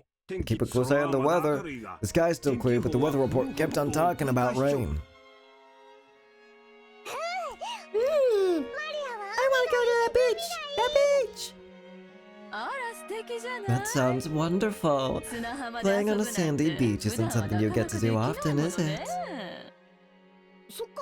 Good point. Let's all go to the beach then. Where am I? Let's go to the beach. Ninki Minjaj. Be careful not to get your clothes wet, Maria. Or your shoes. Won't get wet. That obedience is so cute. Battler, make sure you keep an eye out for Maria-chan, okay? Sure, leave it to me. You're pretty obedient and cute yourself listening to Kirie like that. I fucking hate you, dude. Why don't you also listen to me for once, you bastard? I don't think I will. Hell no! Let's go, everyone. Come on. He really does hate his dad. That's so funny. The children flew out of the parlor. They were replaced by Genji, who pressed a serving card in and prepared to serve the tea. The parlor was filled with a sublime aroma which delighted everyone while they waited to sate their thirst.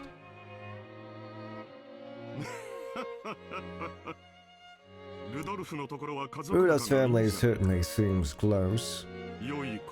It's a wonderful thing. Quit it. We're no match for your family, Aniki. That's true. You raised Jessica to be so adorable. I imagine that's yet another fruit of your talents and education and training, Natsuhi. Thank you. Natsuhi answered coldly. The conversation broke off then, and the parlor fell silent. Maybe Hideyoshi couldn't bear the silence because he broke it himself with an exaggerated gesture. I hope nothing bad happens to him. Like, genuinely, I really hope nothing bad happens to Hideyoshi. He is like a ray of sunshine in the midst of the darkness in this game.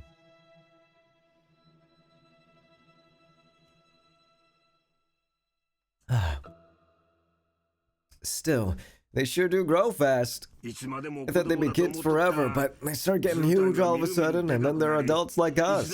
Battle looks completely different now. His body's grown much bigger, but he's still just a kid.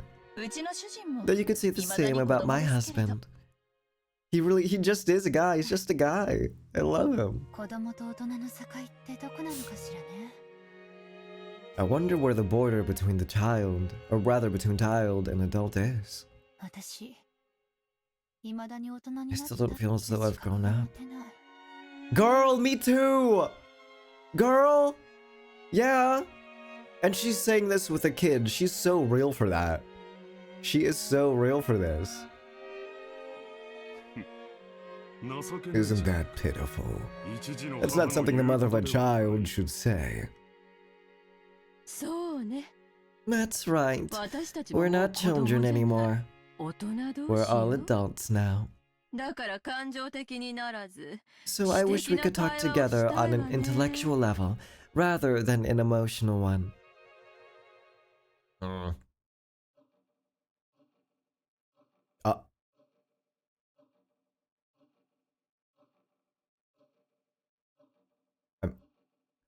When Ava smiled with sharp sarcasm, everyone seemed to get more tense. It felt as though that pleasant tea aroma had been tossed out the window.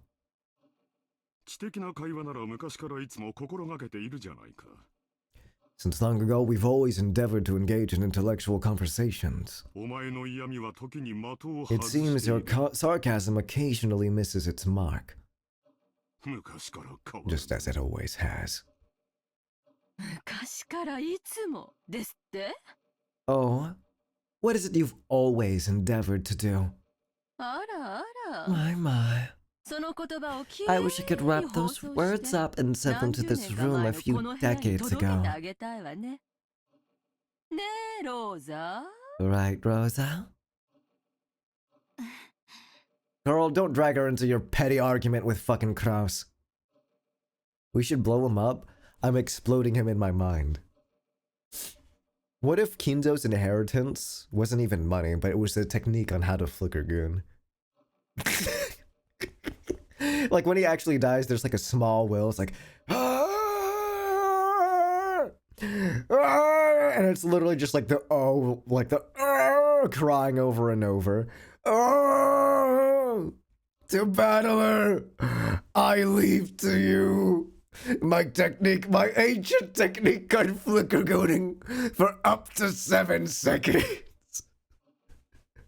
Press the button under my desk, and it will reveal the sacred grimoire in which I learned how to flicker goon. Bad joke? Okay, my bad. Sorry. My bad. I'll jump off a cliff or something. Rosa gave a vague smile. She knew that whether she agreed or disagreed, she'd earn the displeasure of one of her siblings. Only up to 7 seconds. Ramping it up to like 10 or 12 seconds, it will take years upon years, if not decades of commitment to the Flicker Goon. You have to put the streamer down. Hey! Come on, look at the funny image right above me. It's Kinzo Flicker Goon. Come on.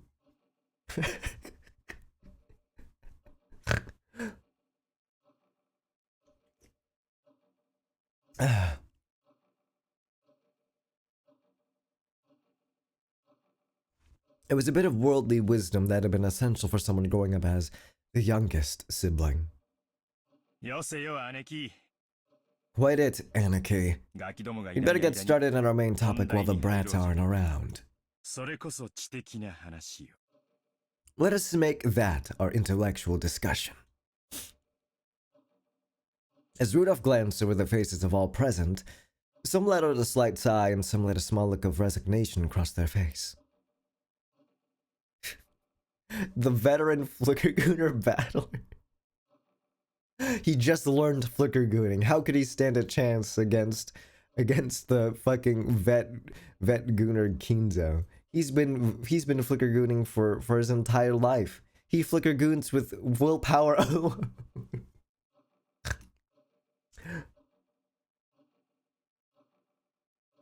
So what's going on here? They were approaching their unavoidable true agenda. 去年の時点で余命3ヶ月だったんだ。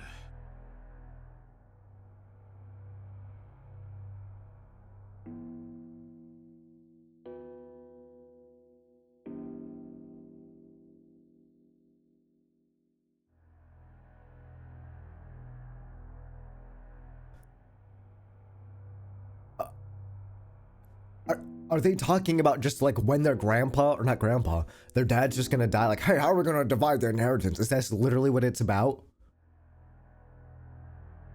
Last year's life expectancy was estimated at about 3 months. Which I guess means he's got negative 3 months left. Should we take that to mean it might suddenly happen at any time?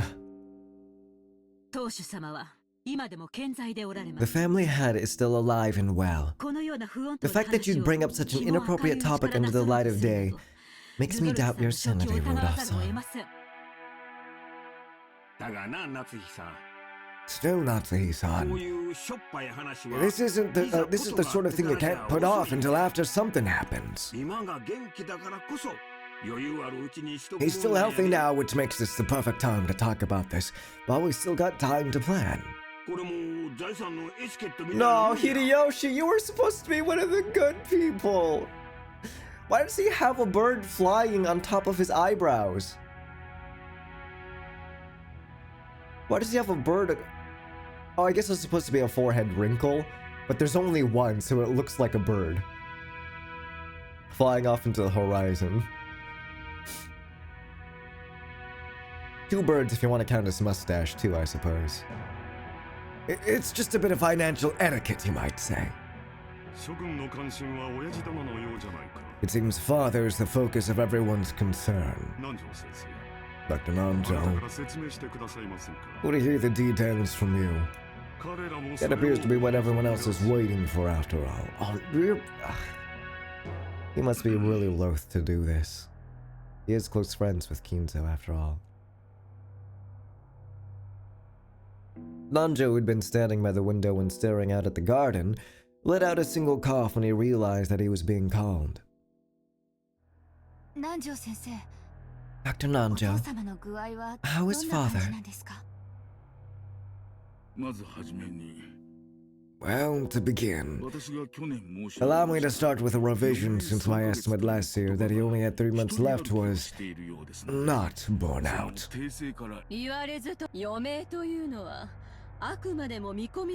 No need to explain. They're saying that measuring remaining life is only a prediction, not a promise, right? That is correct. Because of that, while I will accept everyone's repeated questions, I can by no means confirm when he will pass away. A human's life is supported by their body and their mind. If the body is weak, the situation becomes more dangerous. But if the mind is strong enough to compensate for that weakness, the effects of one's condition can sometimes remain in a subdued state. So you're saying that even if his body is weak, his mind is still firm and spirited.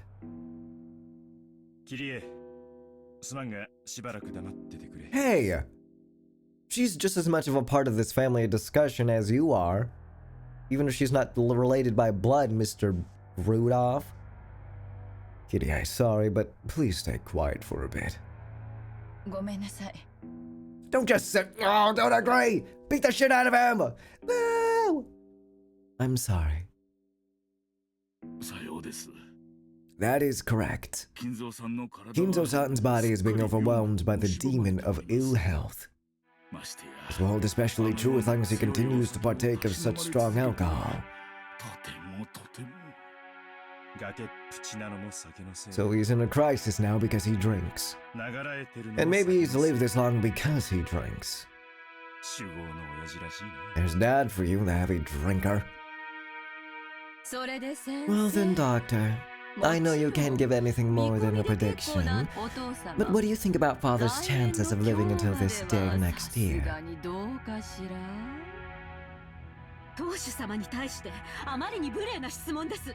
That's quite a rude question to ask about the family head.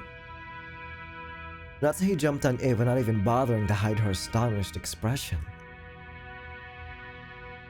Eva stared back daringly, but Hideyoshi realized what was going on and tried to smooth things over with a forced smile. Natsuhi, forgive her. Eva, choose your words a bit more carefully, okay? I'm sorry. I was just so concerned about Father's condition.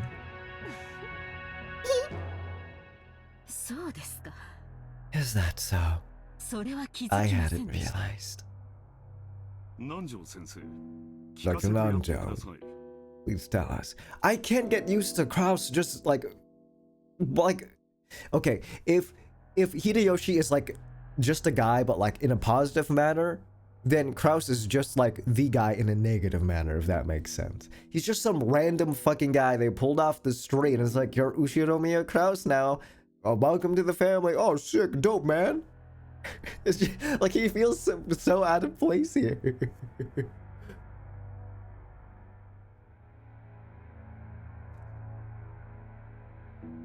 For the sake of the beautiful love of a daughter worried about her father's lifespan. Kraus laughed sarcastically and Eva, smiling sweetly, returned an identical chuckle. You ask whether he will still be healthy next year. But as a doctor, it's very hard to say. Because while I do think this long in his condition will continue for a while, if he suffers some kind of fit, there may be nothing we can do. After all, Rokenjima is a solitary island. It's not as though an ambulance could quickly jump in to save him. Normally, I would want to have him placed in a large hospital on the mainland, but that's impossible, obviously. Father stated he doesn't want his noble research interrupted. Seems he holds a grudge over the way we tried to force him out last year. His goddamn white baby. I don't know, he's just like, I don't know who he is. But he's not an Ushiromiya, it feels like, to me. Just to me, at least. Apparently, he strongly suspects that he'll be shut away in some hospital if he goes outside. And that's how things are now. Has the doctor been examining him? Father trusts Dr. Nanjo. It seems he can be examined when in one of his better moods.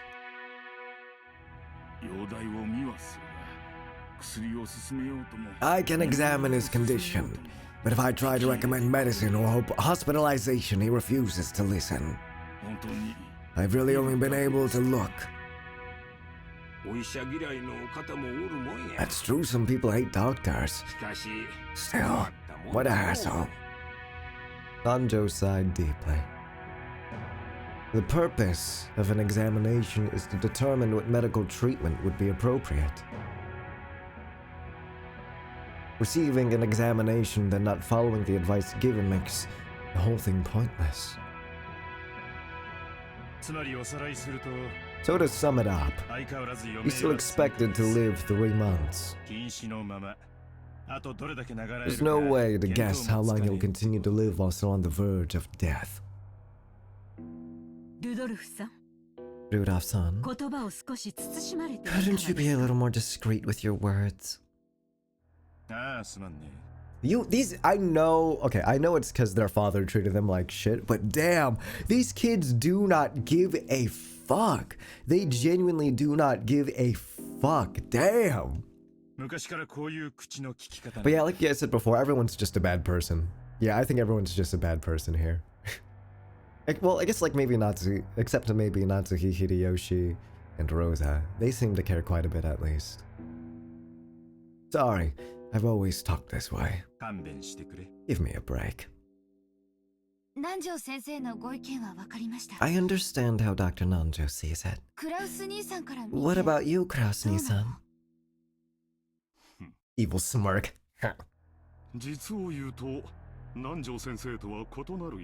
I have to disagree with Dr. Nanjo. I find it truly difficult to think of a person, or to think of father as a person so sick that he only has 3 months to live. Xiao is as healthy as ever, and I still get chills at the thought of his fists raining down on me. Pushing the care of your father solely on the shoulders of the eldest sibling is far from fair.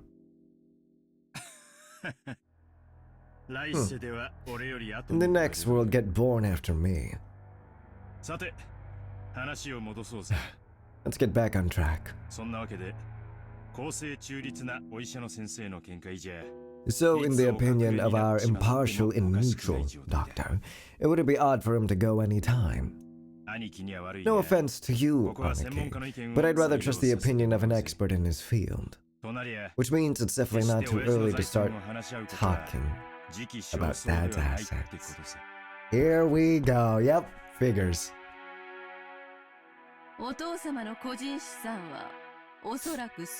Father's personal funds probably reach as high as several 10 billion yen, right? But it's not as though that's all neatly gathered as ready cash. Excuse me, sorry. Sorry again, sorry. It's not as simple as simply cutting a birthday cake with a knife. That's an interesting way to put it. That's right. You sometimes get strawberries or chocolate on top of the cake, making it hard to cleanly cut it into equal parts. Given that, don't you think it's important to discuss beforehand how best to stick the knife in?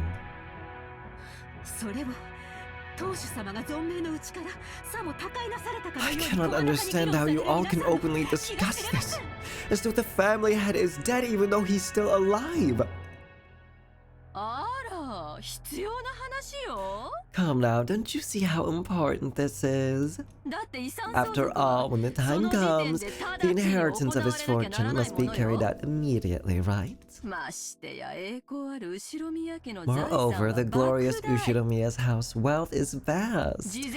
Don't you understand that careful discussion is necessary beforehand? There's a huge difference between this family's resources and your family's wealth. She looks really pretty in the script. Sorry, I know she's mad, but she looks really good in this sprite. Oh my god. I love woman. What is she saying? How rude? So true, so true. My birth family has nothing to do with this. Natsuhi responded indignantly, though in a low voice, and the already dark atmosphere grew even more hostile. Give it a rest, Eva. Natsuhi-san, forgive us. Please pardon her rudeness. Hideyoshi tried to smooth things over by glancing at both with a forced smile, but it only resulted in making the hostility between Eva and Natsu even more intense. これ以上はお邪魔なようですな。 Naja just like, yeah, I'm getting the fuck out of here, fuck this, man.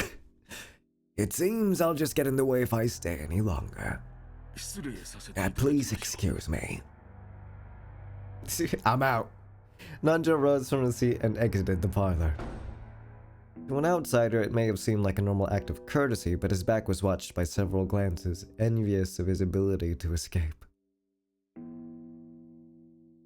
After the doctor had exited and his footsteps had disappeared into the distance, Kraus recrossed his legs. つまりお前たちの言い分はこうかね。 In other words, this is what you would all like to say. 親父殿の Father's 余命 remaining は life is 短い。 short, and we should divide up his 遺産分配に assets. ついて早急かつ具体的 Yep. な協議に入りたい。何を焦っているのか。 Why are you so eager, I wonder? 確かにお前たちの言う通り Certainly, as you say, estimating and distributing the Ushiromiya family's wealth is no simple task. なれば In that case, shouldn't we make careful and deliberate calculations? お前たちは今晩のうちにもケーキを切り分けたいと It seems to me you're all impatient to split up the cake tonight. そうだろう。どうぞ。 Isn't that true, Rosa? 何を What 焦ることが reason is there to be hasty? 焦ってるわけじゃない。 We aren't being hasty? でも兄弟の間での However, 取り we 決め need to が have an 必要。 agreement between the siblings. それはいつでもいいことだけれ It ど doesn't matter when we お do 父 that. 様の具合が But if the 悪 day くなって father's condition worsens is その日が approaching, 先に話だけしておいても discussing the matter beforehand hardly seems hasty to me. Rosa shot a glance at Ava and Rudolph. As the youngest sibling in the family, it was hard for her to be cross-examined by the eldest.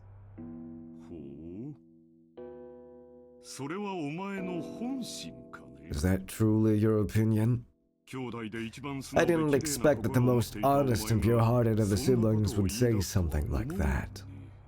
そこの二人に吹き込 I まれた wonder ん if じゃない those two told you to say it. Smiling widely. よせよ兄貴。 Quit it, Anake. ローザだって Rosa's one of 兄弟だ Dad's ぜ kids, too. 親父の遺産に公平な She's got as much right to this inheritance as the rest of us. 関心を持 It's つの only は natural 当 she'd 然 be じゃねえ interested. 親父だっていつかは After all, 必ず Dad'll 死ぬし definitely die, and that's それは not 遠い something 未来 that'll の話で happen も in ない the distant future. むしろ兄貴が悠長すぎるくらいさ On the contrary, you're way too relaxed.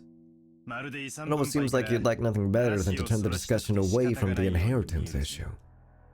Yeah, I expected, because he seems like to be such an evil villain typecast character.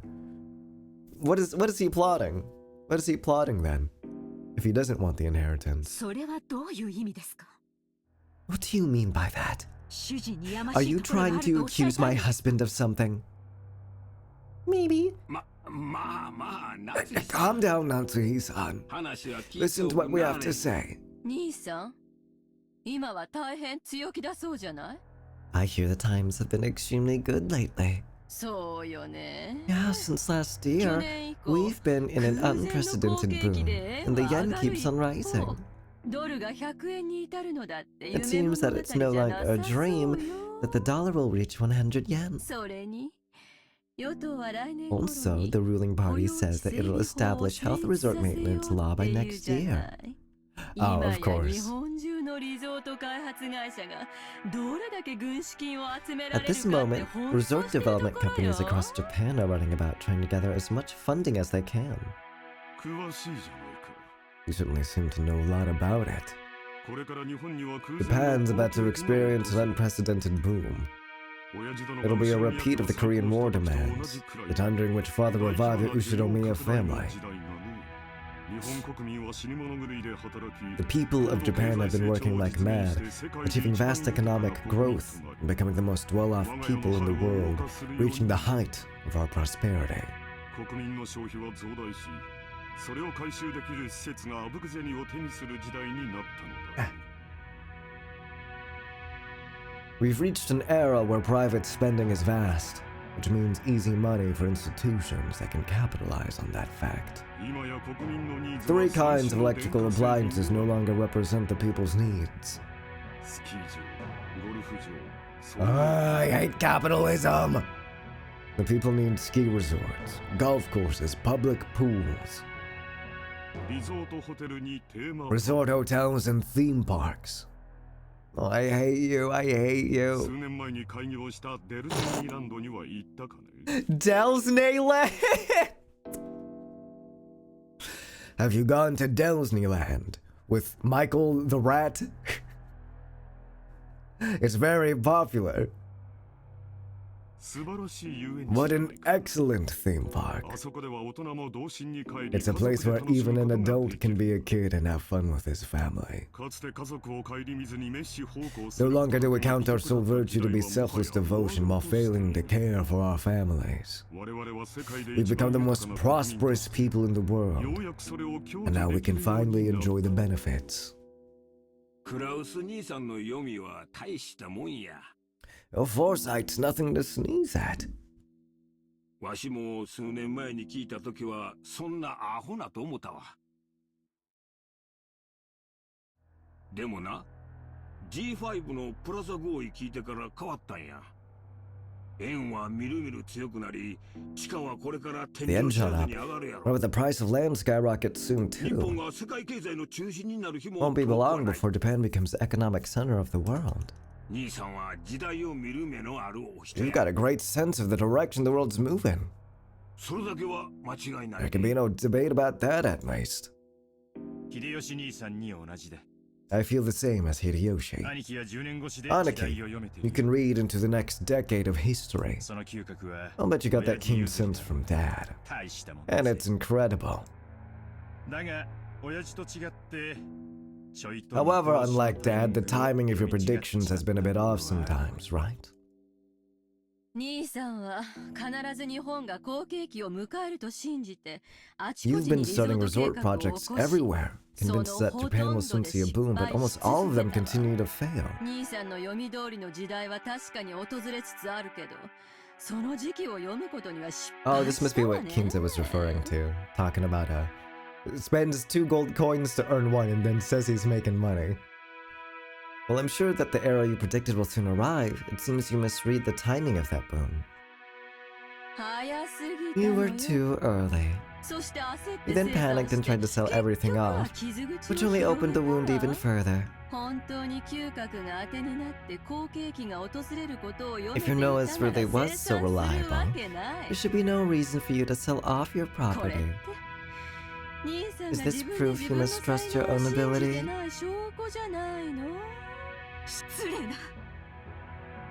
She's got like 2 lined, and it's like, don't say that about Kinzo, and that's rude as fuck. Let her speak more. 主人を侮辱するつもりですか。 How rude! Are you trying to insult my husband? Natsuya's forehead creased as she rose from the sofa. Ava, paying this no heed, stared at Kraus with a confident smile. Kraus, who also maintained his confident appearance, told Natsuya to sit down. よさない昔からこういう言い方しかできないやつだ Ava's always been incapable of talking any other way. 少し落ち着きなさい Calm down a little, また頭痛 or your headache will get worse. 兄さんに才能がない証拠は私たちのすぐ近くにもあるわよ。 There's proof of your lack of talent right next to だって us. 兄さん、この島をリゾート化するって張り Weren't 切 you ってたじ excited ゃな about turning い。 this island into a 素 resort? 敵なリゾートホテルも建てて、庭園も綺麗 You に built a wonderful 整 resort 備 hotel and して beautifully maintained the garden. 私は素人だから分かりかねるけど。 I'm just an 相当のお amateur and 金 don't を使 pretend っ to たんでしょ。 understand. But you must have used a significant amount of money for that, right? だからなんだというのですか。 And what is that to you? 主人の事業は My あなたとは husband's 関係あ business りま is せん。 none of yours. いいや、そいつは違うぜ。 Actually, that's not true, 六 Natsui. 軒島は兄貴のもの Rokkenjima doesn't belong to Aniki. 親父のものだ。 It belongs to Dad. もちろん建てた Of course, the hotel does belong to him, right? なんなら In fact, we'd be more 俺 than たちは willing to 今 pay 夜の lodging 宿泊 fees for 料を払っ tonight. てやってもいいさ。な、ロー What do you think, Rosa? それはまあ Well, she's been quiet this whole time. I forgot she was here. 持ち合わせで足りるなら If what I have on hand will suffice. リゾート化できればこの島の資産価値は If I can make it into a resort, this island's financial worth will rise. It's true that expenses have piled up, but we can expect a large harvest in the future. When that happens, all of you stand to profit as well, don't you? I understand that. If the value of this island rises, that'll increase our portions when we distribute the inheritance. I won't ask you to divide the island and the mansion into 4 equal parts. We can just resolve the matter with money equal to the value of the property.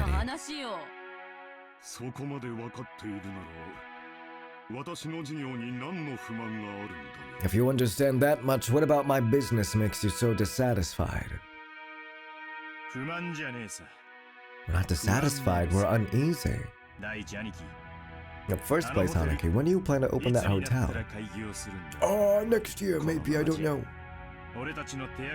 Left this way, you won't get anything out of it except a grubby handprints, right? That's right. It's an important tool for your business, isn't it? Surely you can't keep it locked up until the moment you open it. Buildings go bad if you don't use them and air them out every once in a while. Even so, that's a bit extravagant for a guest house that we only use once a year. Right, Rosa? Stop bringing her into this! Stop! That's right. Considering how wonderful it is, I'm sure it'll become quite popular once you open it. I also forgot Kirie was here. Oh shit. The hotel you keep talking about is the guest house. It's splendid. Just as Rosa said, if you were to open it, I'm sure it'd become popular. The lodging they'd been guided to wasn't originally intended to serve as a guest house. It was originally constructed as a resort hotel, okay. Even though it was built 2 years previously, there was absolutely no prospect of it opening. It's just like all of your enterprises, Nissan.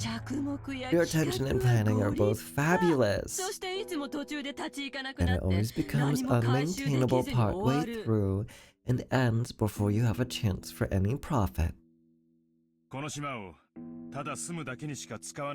You were brilliant when you saw that using this island only as a place to live was a waste. I think it was a pretty good plan to turn it into a resort that could use the prospect of marine sports, fishing, honeymoons and the like to attract customers. I know, I can't with this family. I hate everybody. I mean, Ava's hot as fuck, but that doesn't excuse her venomous tongue like Hideyoshi said. She's hot as hell, but this family is awful. Your family! We're supposed to be together through thick and thin. Not discuss about how to split up the inheritance when your father dies. If I were the oldest son, I'm sure I'd have strained my brain looking for a way to make a profit off of this island. But 2 full years have passed since you finished building, right? After 2 years, you still haven't had the opportunity to open it. Where's the managing company you entrusted it to? Impertinence! It's not my husband's fault! There's just been some trouble with the company my husband contracted with. No matter how you look at it, we're the victims here. And the rumors we've heard about this company you hired haven't been good at all. Let's be clear about this, dear. Did you really think we wouldn't hear about how lack of payment, embezzlement, and other issues led to the project disintegrating mid-flight? Oh. Embezzlement. Even have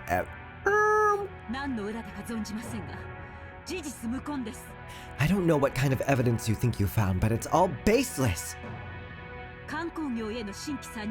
As new members in the tourism industry, it's necessary for us to lay the groundwork with various people. It's also important to investigate the trustworthiness of our partners. It's merely taken us some time to meet that goal. ホテルの完成が早すぎて勇み足になったことは認めよ I'll admit in my rashness, the hotel was completed too early. う。だが、維持費がか It's かって not as though we were わけじゃない paying maintenance costs. やがて大きな意味を持つ布石だ。 What's crazy to me is that we're spending so much time on this exposition that explores the family dynamics of like the men are superior to all the women in the Ushiromiya family and how they're all fucking assholes, and how I will predict in about 3 more hours all of this will be irrelevant when like the spooky magic shit starts happening. I just think that's a really funny juxtaposition.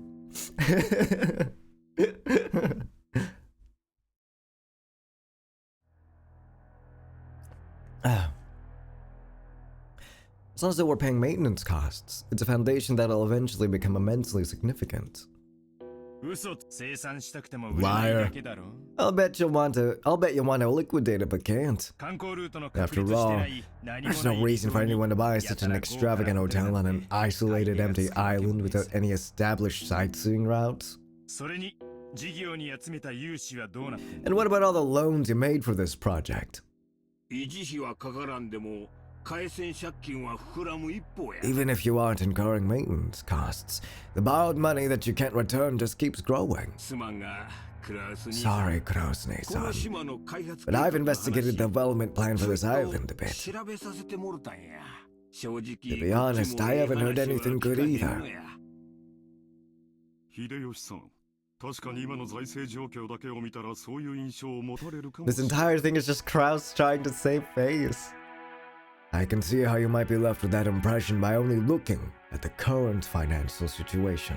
だが、これは However, I swear to God, this is a forward-looking investment, man. その Stonks! 読みを誤り、これまでに多くの負債を生ん I で have しま no ったことを choice but to 認め admit ざ that る my を得ない prediction was mistaken, and that up until now, several liabilities have been created. だが However, the times have finally caught up with me. I'll soon regain everything I've lost up to this point. Actually, all... Oh, there was a burp in there somewhere. There it is. Actually, all the investments I've made until now will finally return to my possession. That's right. Just like throwing away a small fry, which then becomes a salmon, they'll come back even bigger than before. それは認めるで。 I'll accept that. これから The resort business will probably see an unprecedented boom before long. Though I don't know if it'll be enough to cover all of your debt. だがな、クラウス兄さん。 However, Krasny-san, これまで散々 after all of your failures in the past, who exactly do you expect to provide you with the funding? それも半端ない。 And this isn't some small amount we're talking about. あれだけの穴を You'll need enough funding to fill the massive hole you've dug. 秀吉さんは何をおっしゃいたいのですか Maybe Hideyoshi isn't as nice of a guy we thought. What are you trying to say, Hideyoshi-san? ああ、夏樹さん。 Natsuki, please don't get angry. We looked into this too. We checked to see who might have provided Krasny-san with enough financing to support this recent large-scale project, despite his string of failures.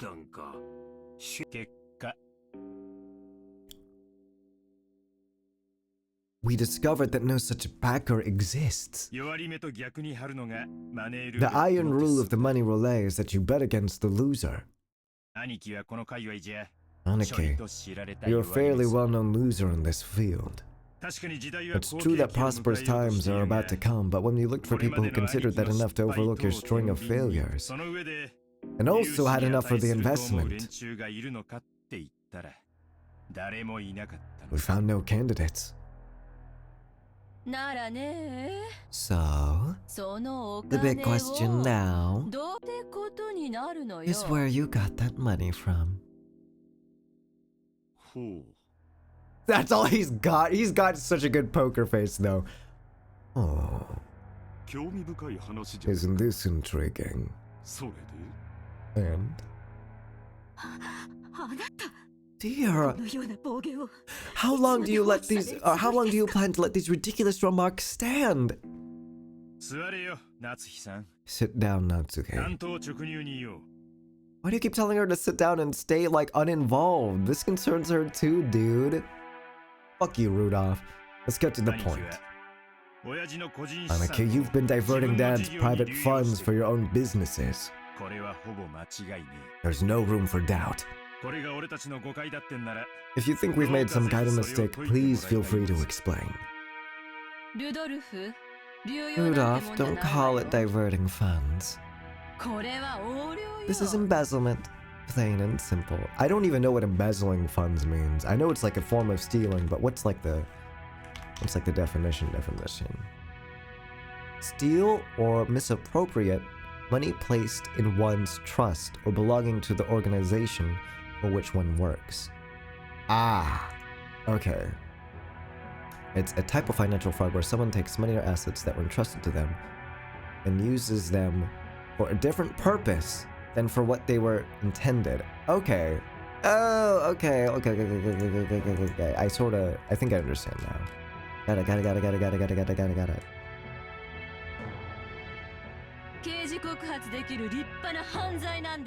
A huge crime that can be criminally prosecuted.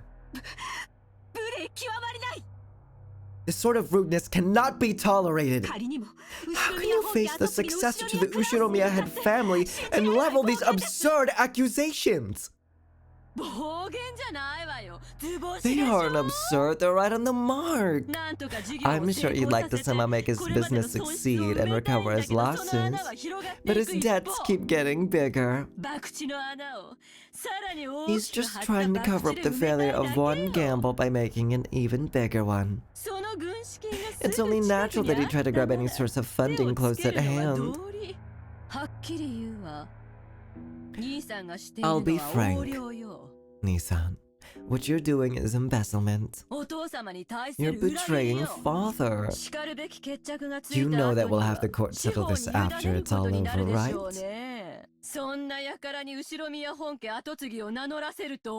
Do you think that the kind of person has any right to call themselves the successor to the Ushinomiya head family? You know, it's a little scary. My family had something really similar happen recently. So within like the last 3 years. I'm not gonna say exactly the details, but it was pretty similar as far as diverting up an inheritance went. And like a family I thought of as very, very dear and close to me, that I like loved spending time with and visiting, were like fucking vultures suddenly. They were like and like we no longer talk. We're no longer on speaking terms. It's fucking insane what like money or like inheritance, I suppose, will do to your family. It's fucking crazy. You don't know someone until money is involved. A large amount, I should say. Fucking crazy stuff. Do you think that kind of person has any right to call themselves the successor to the Ushinomiya head family?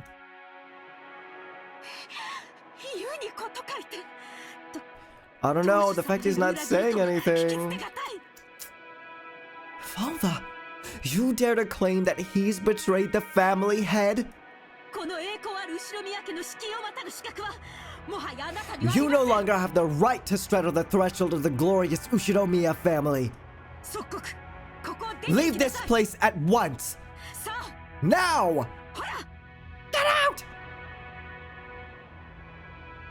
Natsu had already reached the limits of her anger, shouted at Ava in a rage. She then pointed alternately at Ava and the hallway, demanding that she leave. Ava took out a folding fan and fanned herself with it, glaring maliciously at Natsu as though silently daring her to repeat what she'd said. However, her mouth was still smiling, curved in the shape of a crescent moon. In that unpleasant silence, Rosa gulped. Uh-oh.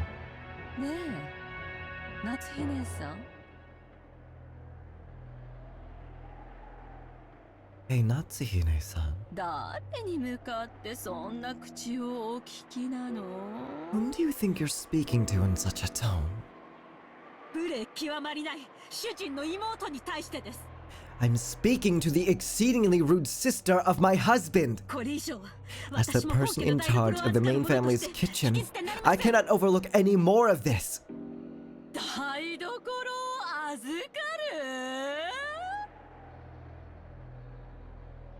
Yeah, her voice actress really is selling this well. Oh my god. In charge of the kitchen?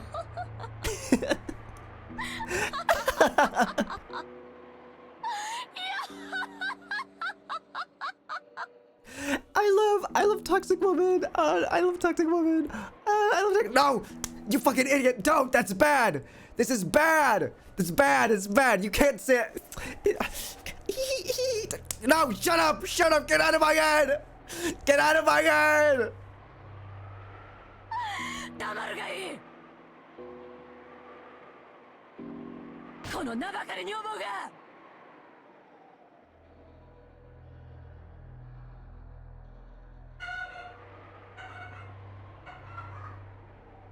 My god. Okay. My dog heard that too and started barking. Ava folded the fan with a snap and rose to her feet energetically. Compared to the elegance and playfulness she'd shown until a second ago, she was now unimaginably aggressive.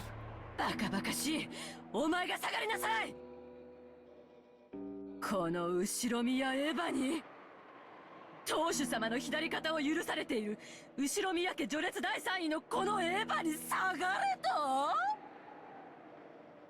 身の程を知りなさいそしてお前のそのみすぼらしい姿を鏡に映してみるがいい Jesus Christ, relax. I'm totally forgetting to read all of these. Oh my god, sorry. Oops. Know your place. And then look at your shabby self in a mirror. Where's the symbol of the wing on your clothes? Where are you permitted to wear the one-winged eagle?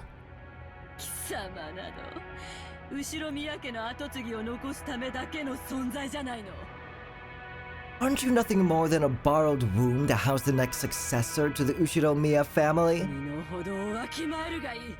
Understand your place, you common housemaid!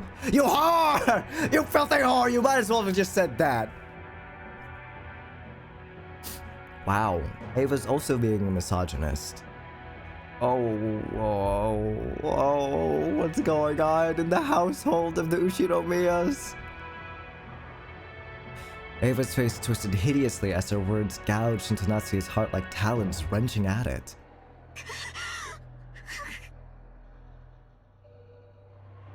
There were 100 ways Natsuhi wanted to respond. However, her anger and sorrow crushed her throat, and none of those words managed to make it to her mouth.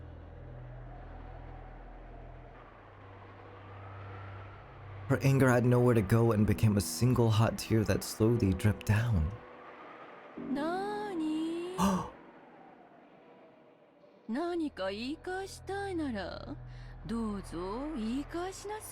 What's wrong? If you have something to say, please do so. I don't know, that grin is sort of hot. Sorry. Fuck, I'm so sorry. I'm sorry. This is a very, very intense moment, and all I can think about is how attractive Ushiromiya Ava is. I need to drink some water.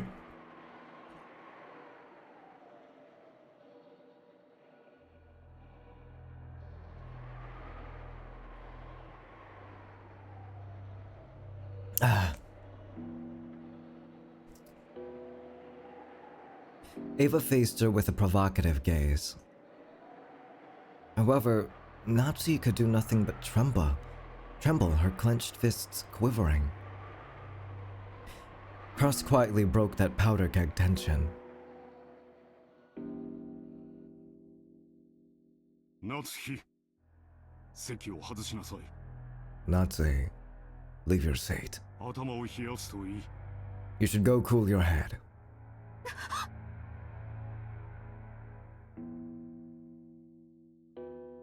Natsuhi, resenting the fact that her husband had not come to her aid, shifted the focus of her attack.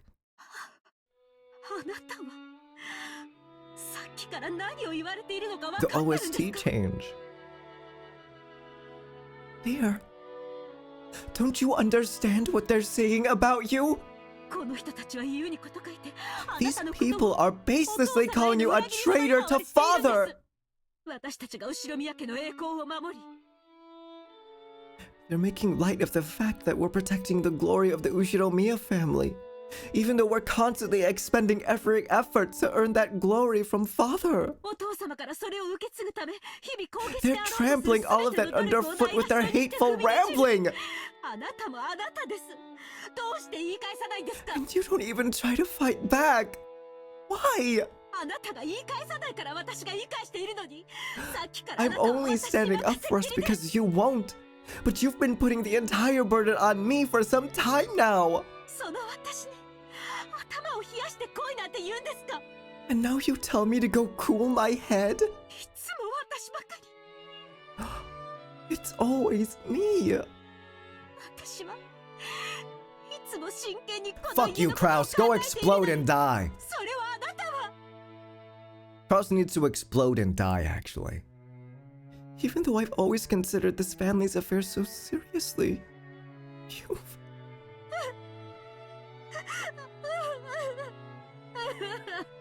Oh, you've made her cry now. Fuck you, Kraus. Natsuhi was already unable to hide her tears. She flew from the room in that state. After that, all that remained was a somewhat embarrassed mood about the parlor.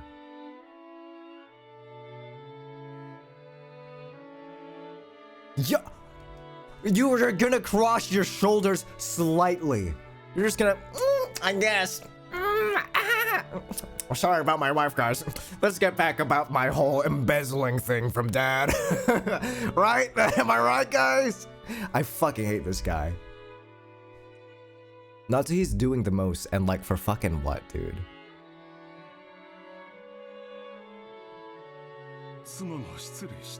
Go fuck yourself. I apologize for my wife. She's always been bad at controlling her emotions.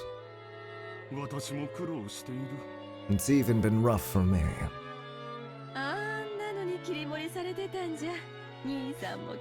If that's what's been managing a household, you must suffer to no end, Nissan. I hate this family so much. Oh, and she's still crying.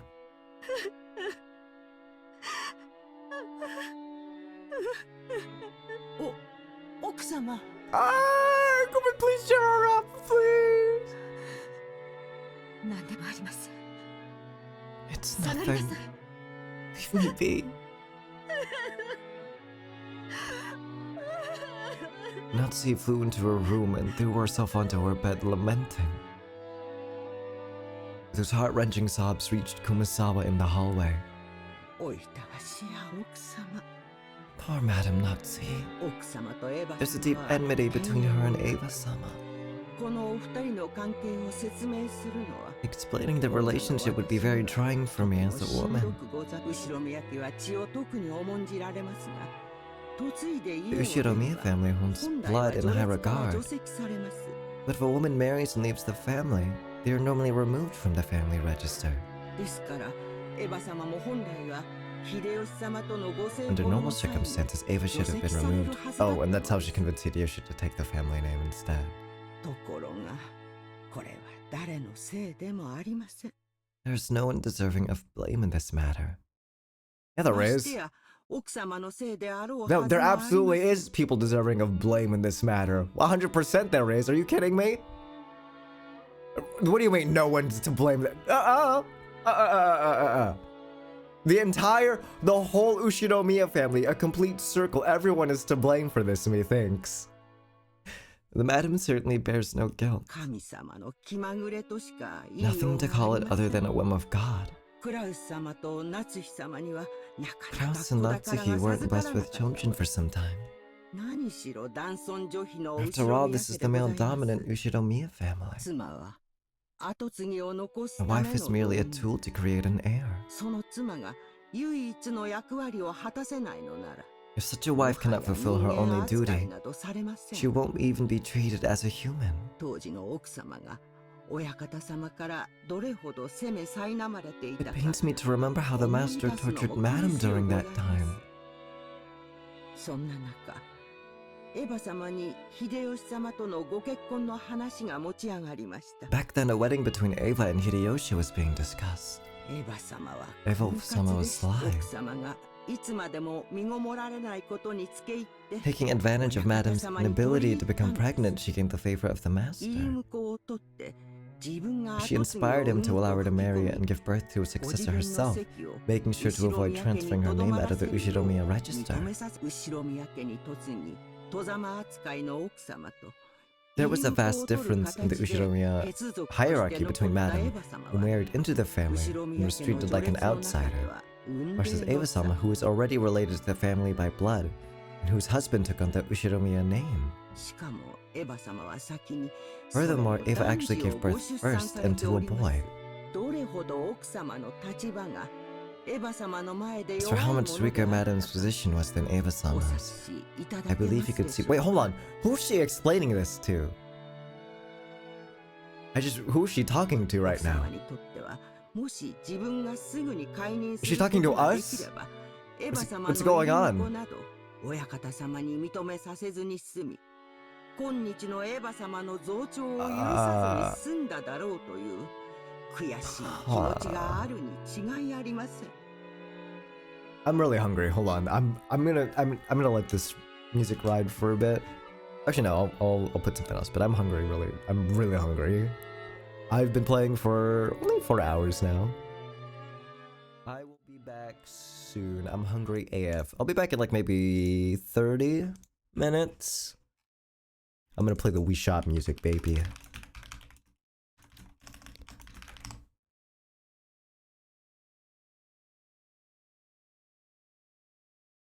And I was in the middle of listening to it. Okay, be back in a second.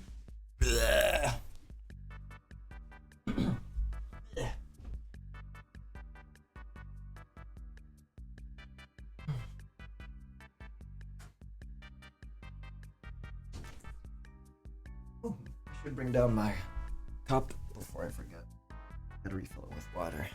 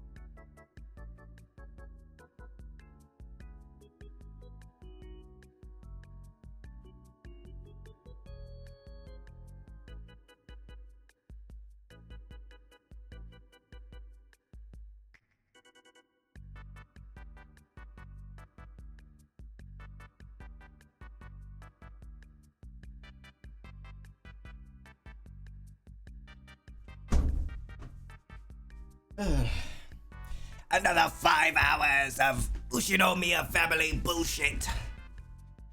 Another 5 hours.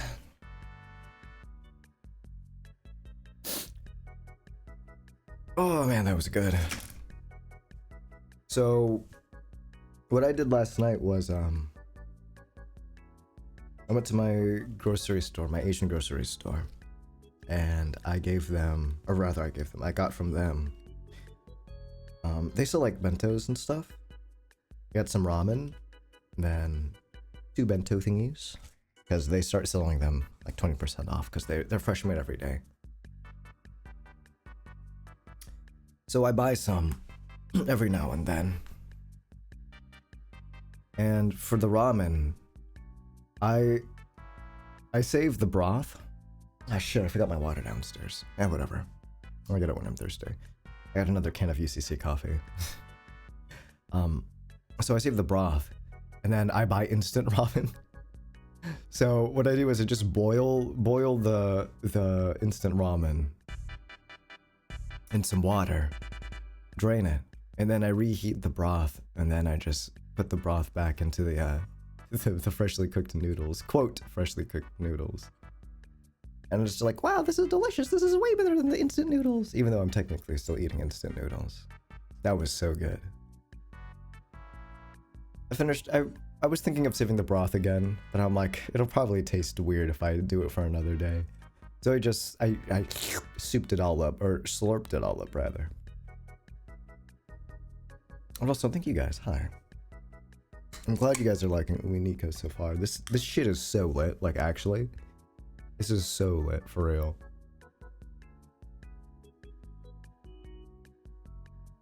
Apparently things get crazier. Yeah, even fucking crazier, rather. I'm a little concerned that it gets crazy. Way crazier, rather. Okay, where'd I put my happy tab?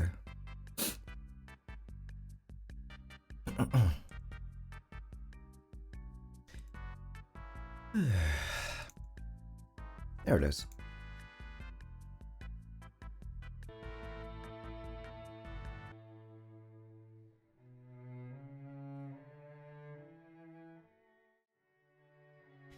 Another 5 million hours of Ushinomiya gameplay. What were we talking about? Alright, Kuma-san was just telling us about the misogyny of the Ushinomiya family. That's what's going on.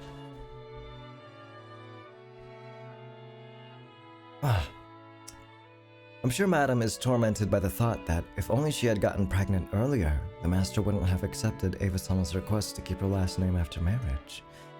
And Eva-sama wouldn't have been permitted to act as arrogantly as she did today. That wasn't Madam's fault, though. All the blame lies with God's winds and the stork that delivered Jessica late.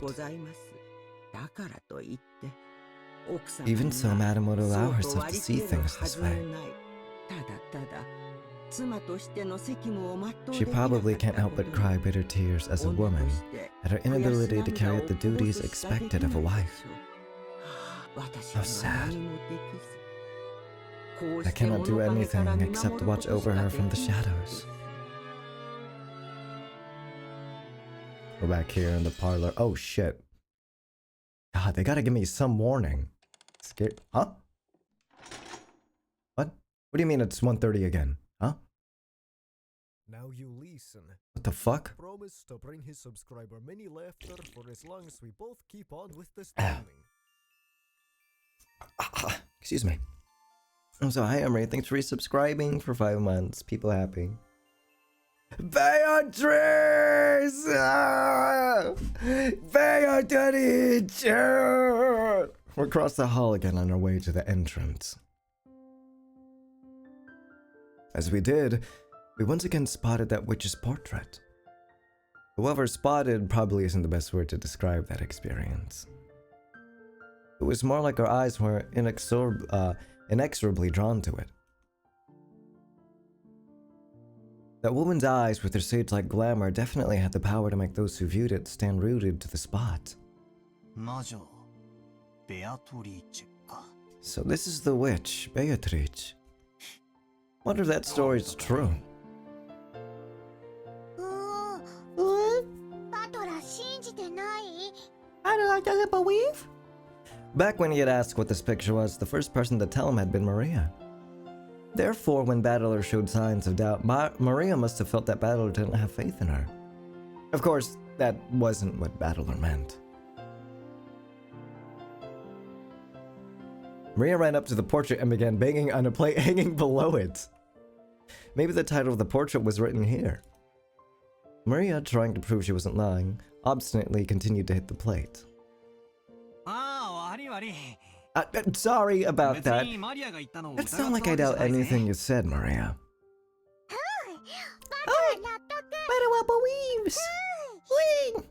When he patted Maria's head and apologized, she seemed to accept it, sticking out her chest and proudly ooh-oohing.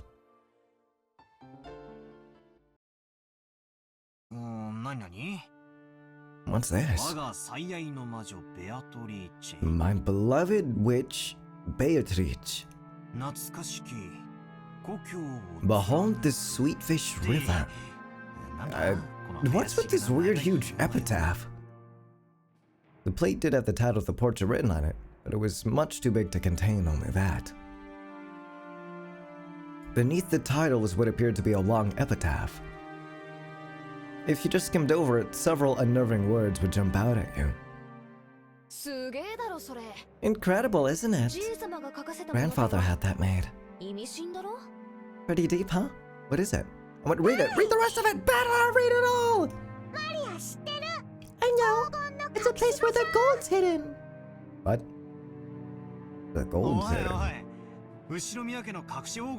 Oh, is this like where the hidden inheritance is or something? Is it that story about the Ushinomiya family's hidden gold? Now there's another thing I remember from long ago. Wait, hold on. Aniki, is this for real? Grandfather had this made, but he never said anything about this picture, or the epitaph. Even so, amongst the family, it is often whispered that it indicates the location of grandfather's hidden gold, and that he will relinquish the inheritance and the gold to the person who solves the riddle. I can solve it right now. What is it, like a Wordle or something? I heard that too, me too! Lots and lots of gold! Well, something like that. Something like 10 metric tons of gold bars. I think it's fake, though. Still, when you read it about in an epitaph like this, it almost seems real. I think I already explained grandfather's upbringing, but let me also mention the Ushinomiya family's legend of the gold. Grandfather succeeded the Ushinomiya family after it was destroyed in the Great Kanto earthquake. And by successfully riding the stormy seas after the war, he managed to accumulate great wealth. That much of the story everyone knows. However, this is where the strange part begins. Part of it involves grandfather's black magic obsession, so its credibility is extremely low, but... well, wait until the end before you doubt or make fun of it. After the war, grandfather correctly predicted what the future would hold, and won in a huge gamble, accumulating a vast store of wealth. There's a mysterious legend about how he gained his initial funding. Grandfather came from a branch family and had no connections in the business world or the financial world. Even though he later built connections with occupying forces, he supposedly started as a nameless person who hadn't gained anyone's trust. It takes trust to gather money. There's no way anyone would lend money to someone they didn't trust. So, how did grandfather, who had no reputation at all, manage to obtain his first vast chunk of funds?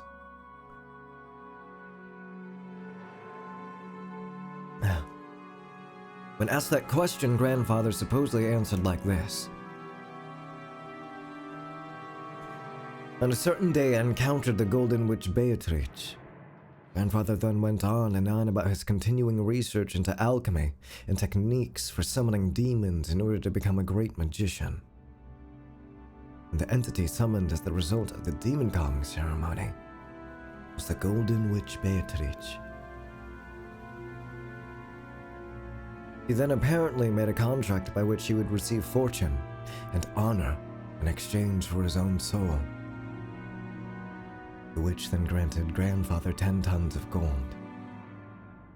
Grandfather used this gold as collateral to prepare a vast quantity of funds, which he then used to multiply his wealth many times over and revive the Ushiromiya family. It seems the story is so old that even our parents were told it when they were still children. So back when our parents were young, they explored this island in all sorts of ways, believing that the gold Grandfather had received from the witch might be hidden somewhere. However, since there was the danger of them getting lost in the forest, Grandfather began to spread the story that the witch lived in the forest, and approaching it was forbidden. I remember that old story. When we were little, we also went all over the island searching for treasure after our parents told us about it. Didn't we get lost in the forest once? Then start crying until some of the servants found us? Our parents got so mad. Dang, that takes me back. We sure were idiots, weren't we? After all, Grandfather only bought this island after using those funds to get rich, right? That means he must have had the gold before coming here. There's no way the gold's on this island. That might not be necessarily true. Maybe the gold was hidden on the island from the beginning, and he bought the whole island just to ensure that it'd be his and his alone. I mean, there was a whole 10 metric tons of it, right? It seems more realistic that he'd try to secure the place where it was hidden, rather than try to move it all. I mean, gold is pretty damn heavy, right? This epitaph was made 2 years ago, and since Grandfather wrote it himself, yeah, does make the legend of the gold seem more believable. The so-called witch's gold that revived the Ushiromiya family weighed 10 tons. Maybe that's sleeping somewhere, ready to be turned over to whoever can solve Grandfather's riddle. What's the riddle? Battle and read it! I guess that sounds like Grandfather's style or something. If it's true, that's pretty incredible. The epitaph carved into the plate was very mysterious, with something like a poem or a song written on it. The text was incredibly disturbing, filled with the signs of Grandfather's black magic hobby, and its contents were in truly bad taste. But it could definitely be viewed as a puzzle which, if solved, might lead to the hidden gold. I should say.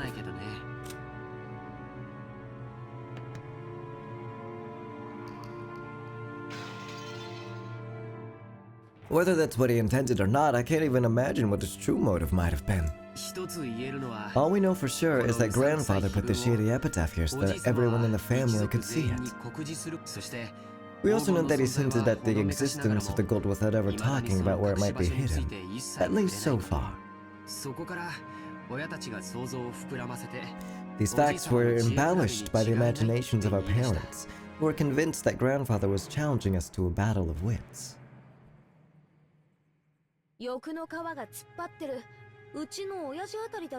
Sounds just like my dad, so greedy that he takes something like this so seriously. You may laugh at Grandfather's black magic obsession, but he'd still believe the story about the hidden gold. It just sounds too good. I want to know what the damn riddle is! It's certainly not a realistic story. At that time, when Grandfather was still nameless and had no connections, there was no way anyone would just lend him a massive quantity of gold bars for free. If such a person actually did exist, it's not unthinkable that Grandfather would call such a sponsor a witch. Yeah, but it's 10 tons! 10 tons! If you cash that in, how much would it come out to? I mean, it'd have to be a ridiculous amount, right? It certainly would be a ridiculous amount. They say that the total amount of gold mined by humankind since the dawn of history is 100,000 metric tons at most. So 10%, jeez. And 10% of all the gold humankind has obtained throughout history should belong to just one person is insane. On top of that, the switch supposedly had all that gold collected in one place, and was able to lend it to grandfather just like that. We're not talking about any ordinary person. Well, to me, 10 tons that 10 tons number seems pretty fishy. After all, no one's actually seen it except grandfather, right? Even if we assume that some generous witch existed and lent him some gold, maybe it was closer to 10 kilograms. 10 kilograms and 10 tons. Even 10 kilograms would be a pretty incredible sum, right? Woo! How much is 10 kilograms of gold? Maria, who wasn't following the story and felt like she was being spoken to in riddles, finally found a place where she could ask us a question. It was a question I also wanted answered right then. $1 million! Whether it was 10 kilograms or 10 tons, it still felt like a huge amount, but I didn't know exactly how huge. Georgianiki folded his arms and tried to remember the market price of gold. Well, even the value of gold is affected by the market. The value of physical gold can change depending on its purity and the trustworthiness of the foundry. You would also need to pay handling fees to cash it in. However, that doesn't change the fact that it's a precious metal, and some people estimate that humanity will mine all the world's gold within half a century, if gold mining continues at its current rate. Guessing haphazardly, I think you could expect a price of about 2 million yen. Damn! So 20 million yen if that's if it's 10 kilograms. If it's actually 10 tons, holy shit. Cute! Say that again. Just now I randomly said 10 kilograms since it sounded smaller, but even that would be worth 20 million yen, wouldn't it? I weigh 28 kilograms!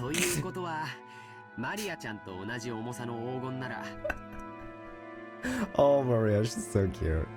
Which means that if we had Maria-chan's weight in gold, we could estimate its worth at over 50 million yen. That's just unbelievable! How much would 10 tons be then? 10 kilograms is 20 million, which you multiply by 1,000. So, huh? 20 billion yen? What the hell?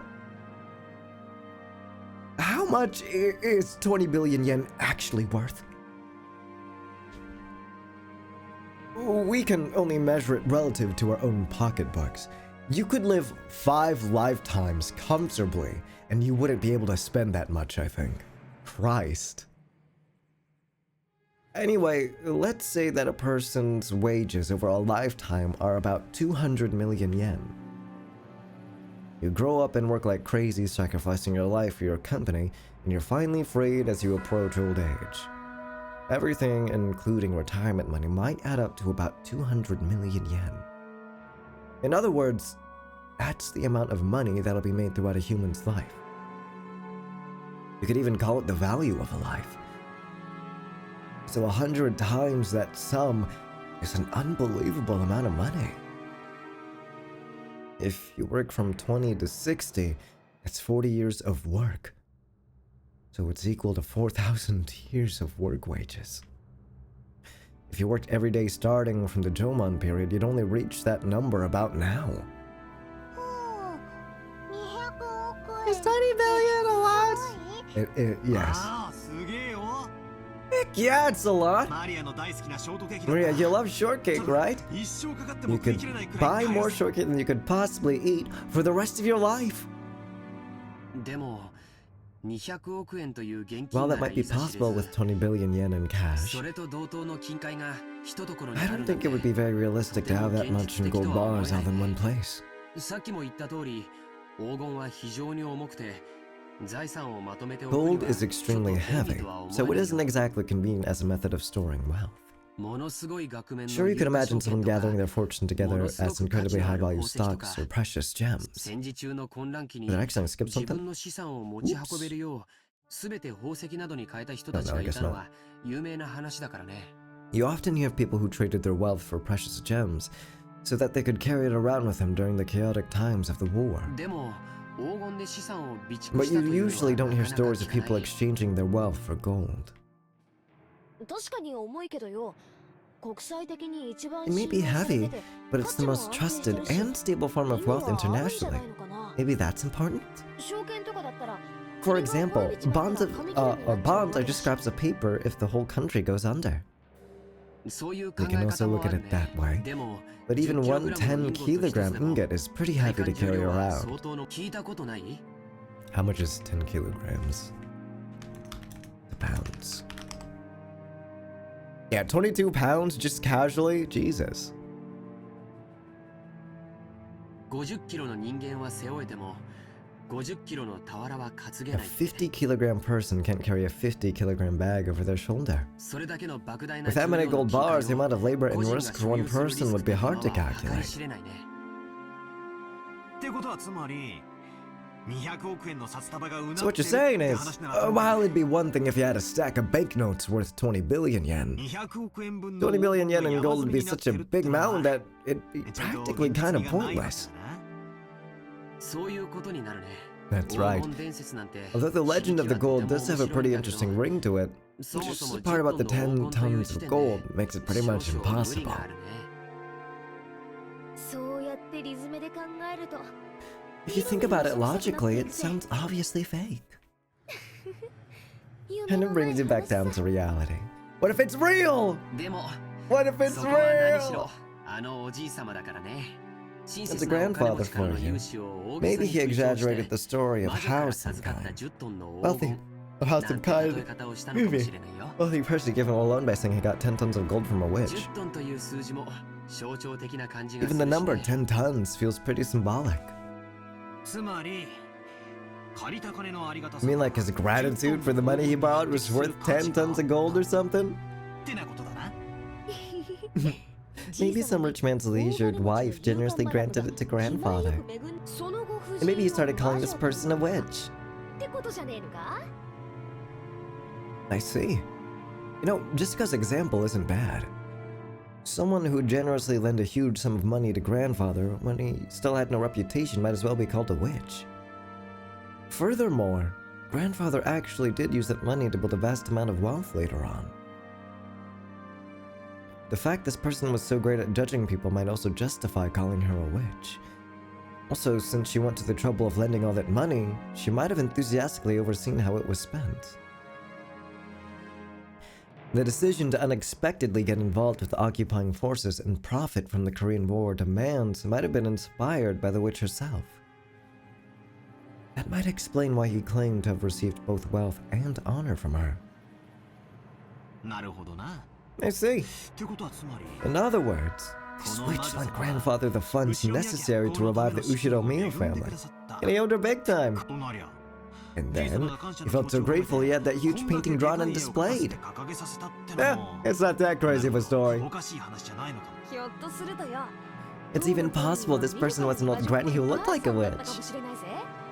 それをじいさまが Maybe grandfather idolized her, and that's why he had her drawn to look so beautiful. Girl, you have no idea. If only you heard about. Oh my god. Whoa, Beatrice. If only you were here like a little earlier, Jessica. Or rather, only if you were like up next to his room, crying about her. I'll bet if we ever did meet this person, she wouldn't be nearly this pretty. That's possible. The name Beatrice sounds pretty Western. And you think about everyone in our family has Western names. Maybe even the name Beatrice is the result of grandfather trying to rearrange some Japanese person's name to make it sound Western. なるほどなるほど。 Well, I get it, I get it. That means this pretty girl doesn't exist outside the picture. Guess that means I won't be able to rub those delicate... I hate you so much, dude. Guess that means I won't be able to rub those elegant breasts. In the first place, isn't having a witch pretty bizarre by itself? Like, you can find something like that anywhere on Earth. I laughed and made fun of the witch, trying to distinguish myself from from the kid I was 6 years ago, who feared the witch of the forest, when Maria tugged on my sleeve. I could tell by how hard she pulled that she was a bit upset. What is it, Maria?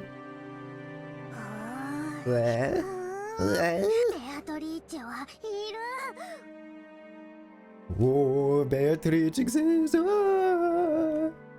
Maria stared up at me.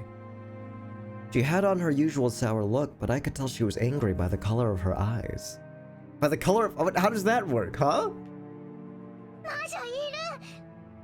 Witches exist! Witches exist!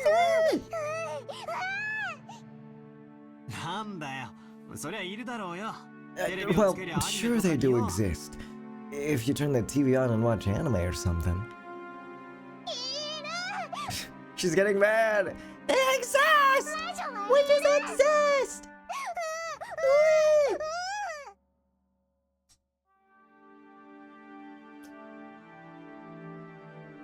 I started getting impatient, not knowing why Maria was jumping on me like this. Then Jessica tapped me on the shoulder and whispered. True. You're smashing a kid's dream, dumbass. Maria really believes things like witches and Beatrice exist.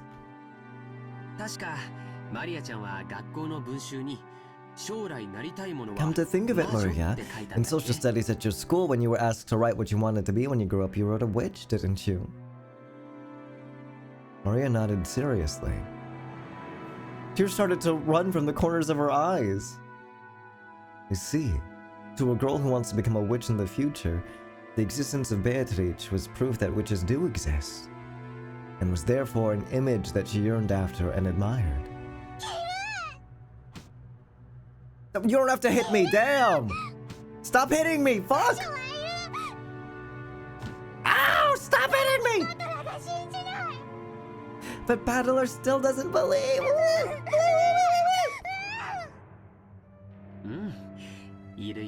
It's okay. Witches do exist. I believe it. George Aniki kneeled down and hugged Maria's head. Watching this, Jessica poked my side. So that's what it is. It's like shouting that Santa Claus doesn't exist in front of a child who believes in him on Christmas Eve.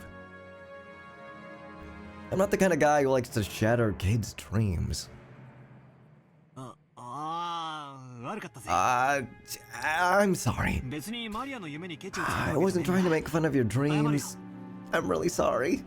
Beatrice does exist. Even now, she's living in the forest and comes to the mansion every night to peek in and see what everyone's doing. So, don't go into the forest, Maria. At night, you can't stare into the dark forest either. You might be seen by the witch of the forest, Beatrice. After all, grandmother said so. Oi! Willie? Paddler really believes? It's not just lip service. Yeah, I believe. I'm sorry for doubting. Come on, let's make up. I stuck out my hand, and Maria grabbed it with her tiny hand, and we made up. Maria didn't grumble any more than that, so George, Aniki, and Jessica were relieved.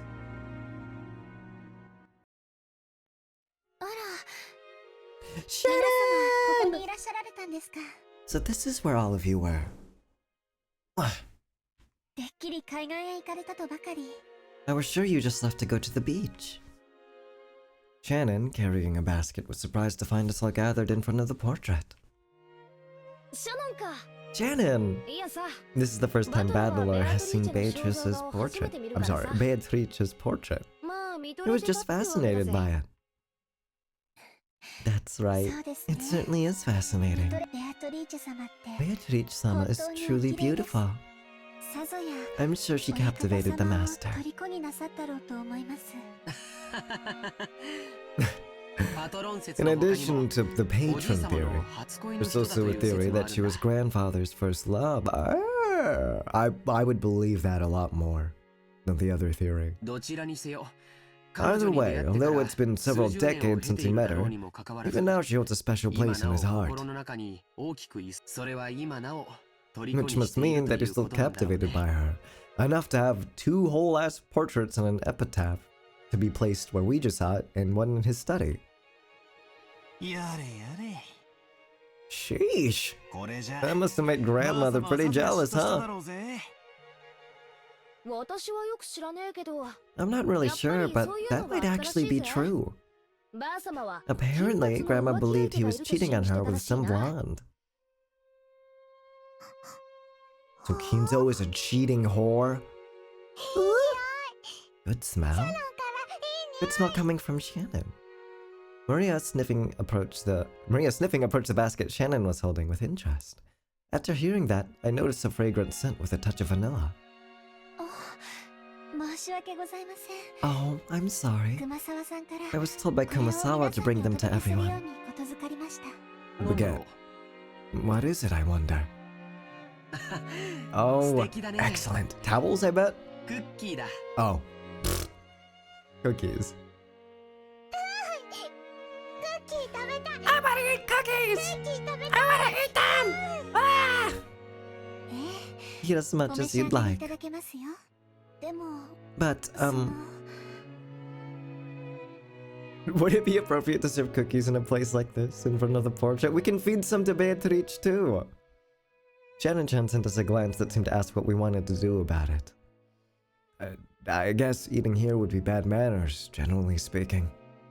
マリア、ここじゃな Why く don't we て eat よそで食べよ someplace うぜ。 else? クッキーを Let's put the お弁当に cookies in a ピクニック bento に and 行 have こ a picnic. ピクニック行こう。ピクニック、ピクニック。クッキー食べれるなら一 If we can eat cookies, let's go! そうだな。 Yeah, ちょっと let's go get some fresh 表の air. 空気を吸いに行くか。魔女様の御前でつまみ食い You もできる shouldn't んだ stuff ぜ。 ourselves right in front of the witch. そうだ。もともと私たち Didn't は we say we 浜辺 wanted に to go 行こう down って to the 言って beach た in ん the じゃねえ first か。 place? 行こうぜ Yeah. 行こうぜ。シャノンちゃん、 Shannon, 申し訳ないんだけど、 could I ask you to get us a 腰を blanket 下 to ろせ sit る on 敷 and some 物と flasks of 水筒に tea? お茶を入れてきてもらうのをお願いして。はい。かしこまりました。 Shannon received her instructions and gracefully bowed before retracing her steps. We headed for the beach on our own. Everyone went for the entrance in a group. Feeling as though that witch was staring down at our backs, I turned around once more. バトラ、まだ信じてない。 I still don't believe! いや、 Oh, I believe. その方が It'd 夢 be がある so しな。 much cooler that way. 黄金の魔女ベアトリーチェがじい The 様に golden 10 witch トンの黄金を Beatrice 授け gave た。 father 10 tons of gold. それで、その黄金がどこか And に that 眠って gold い might るか be もしれ sleeping ない。 around here somewhere. しかもそいつを Besides, じい様 didn't は怪しげな grandfather 秘密 write に that 書き strange 残し epitaph as though challenging us to 見つけられ find る it も if の we なら見つけて can? みろと俺たこういうロマンはあった方がいい I'd say that kind of ってもん adventurous さ。 story is way better. 200億円の黄金か。 20 billion yen worth of gold, huh? Even if we split it up between the four of us, or four of us, that's a ridiculous amount of money. 一人頭 5 billion yen for each of us. すごいね。 Incredible. それだけあったら With that kind of どんな money, 事業でも we 起 could こせそうだ probably よ。 make any sort of business prosper. いや、そ In もそも fact, we 働か could ず live に our whole lives 生涯を fabulously 優雅 without に過ご working せ at るだろ all. うね。 50億円よりクッキー、クッキー。 I don't want 5 billion, I want fucking cookies! Maria would take cookies over the money. Still, 5 billion yen, that's like a dream!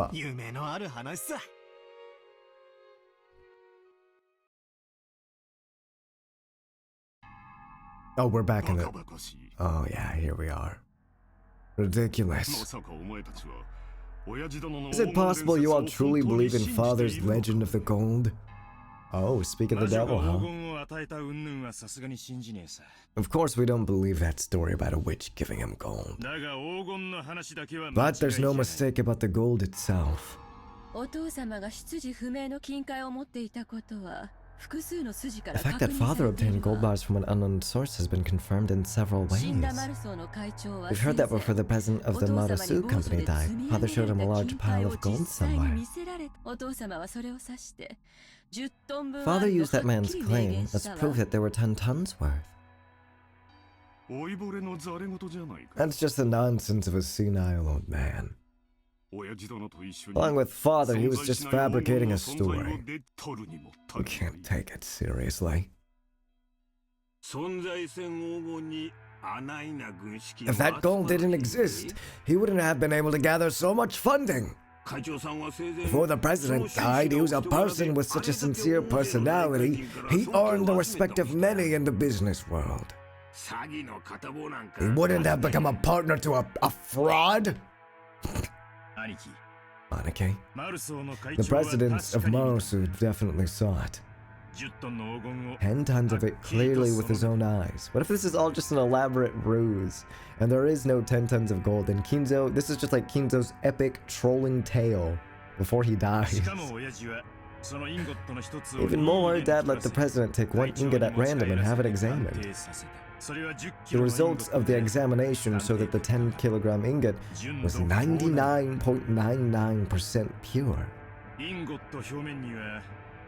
said that the Ushiromiya family crest, the one-winged eagle, was imprinted on it. Almost instantly, the Ushiromiya legend of the gold spread amongst the fixers of the business world.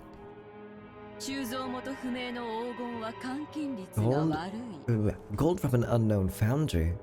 What is with this OST? I'm getting scared. This is terrifying. Gold from an unknown foundry has a poor rate of conversion into money.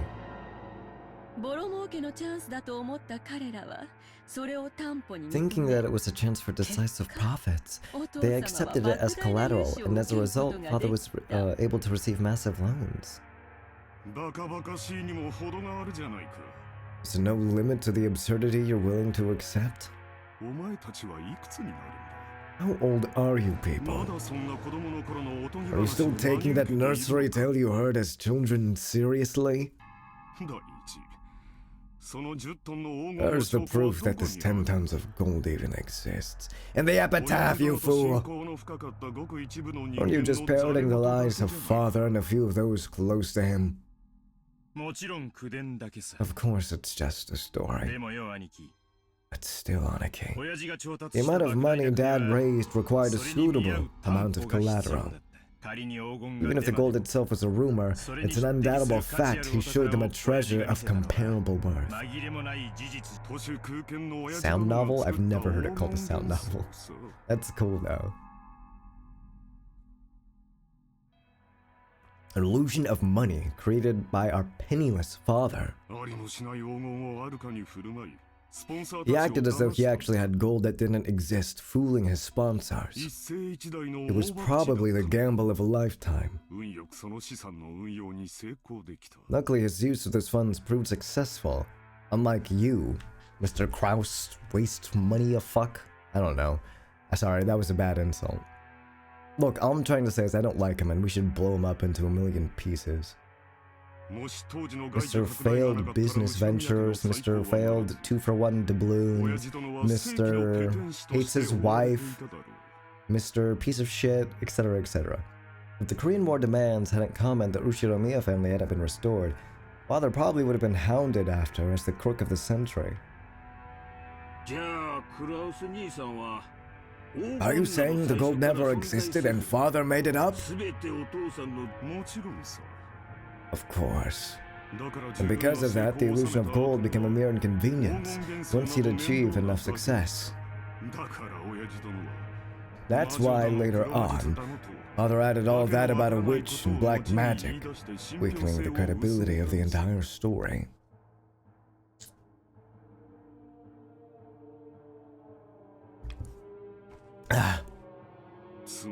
In other words, he revealed that the illusion of the gold was a fabrication.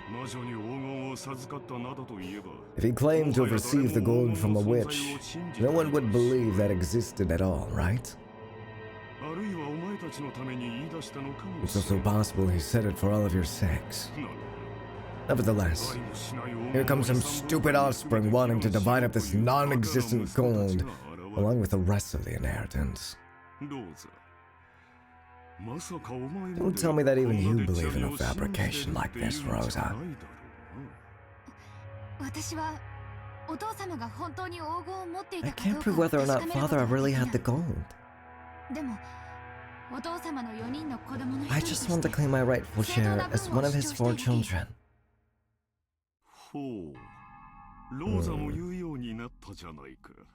Seems even you've started to talk that way, Rosa. So that's what you're all getting at.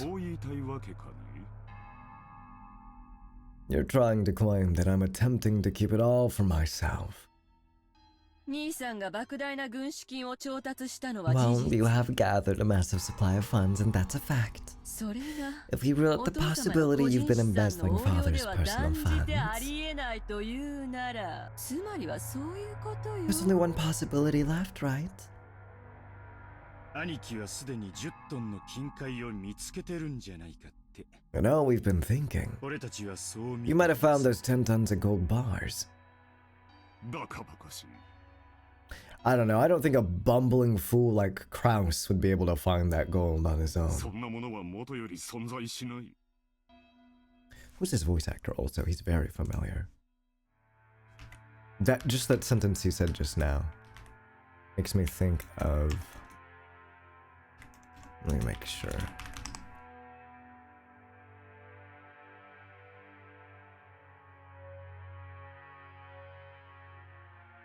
Hirota Kusugi, I'm sorry. Yeah, shows. Asuma from Naruto. Do I recognize you as anyone else though? Anyone?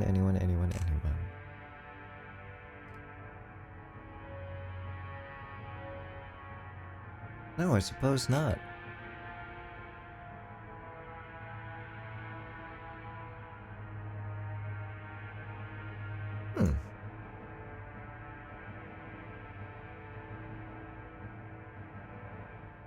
I guess this cadence for just some one of those lines was really familiar. The voice of Cassidy in Overwatch though, that's cool. That's pretty cool. Tends to be called a sound novel. I've never even heard of a sound novel until today. I've never heard of a sound novel even until today. Until just now rather, I guess.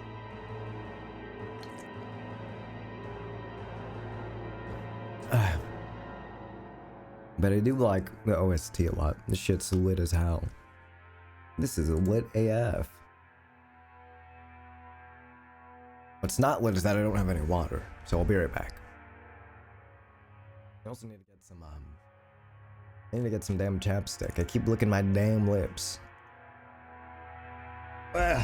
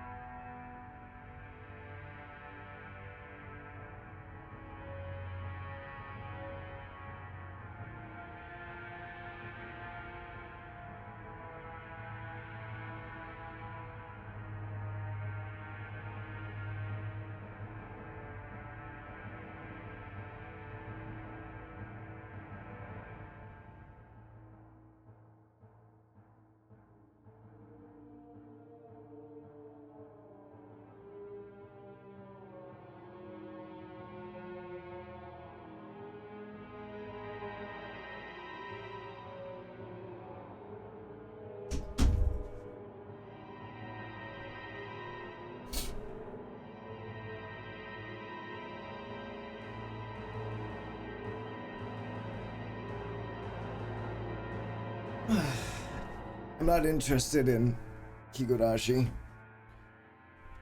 I tried to watch the anime several times and didn't like it. Actually, Higurashi was one of the first, before Umineko, that was one of the other games I tried to play. After like well, maybe I'd like the game more, or the visual novel more. I tried it and then I couldn't get into it. So I gave up. And I was also younger then. So maybe in the future, but right now, no. Oh, yeah.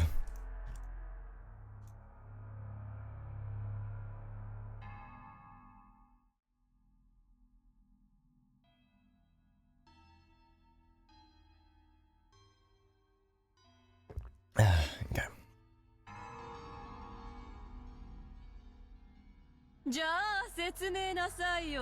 Are we talking about the gun? Oh, how we got the gold, right? Yeah. And those 10 tones. Okay. Then explain yourself. Was it embezzlement of father's assets or father's hidden gold? How could you have gathered so much funding if not by one of those methods? Even I have many friends in the political and financial realms. I've earned their cooperation, nothing more. And on that matter, I have no responsibility to explain myself to you. You understand, don't you? There are some topics that ought not to be spoken of. If you insist on that point, that's all well and good for now. Anike, that doesn't have long. Nobody can ensure that he'll live to see this day next year. The inheritance process will begin at the instant of Dad's death. We'll arrange for lawyers and accountants who are impartial to all of us, and have them inspect Dad's financial situation. At that time, if it comes to light, you've unjustly interfered with Father's money. You understand, right? I don't have a clue what you're talking about. You're starting to make me feel as indignant as my wife was. Of course, Father's gold is part of Father's fortune. We understand it's money you can't reveal openly, but the 4 siblings should have an equal right to it.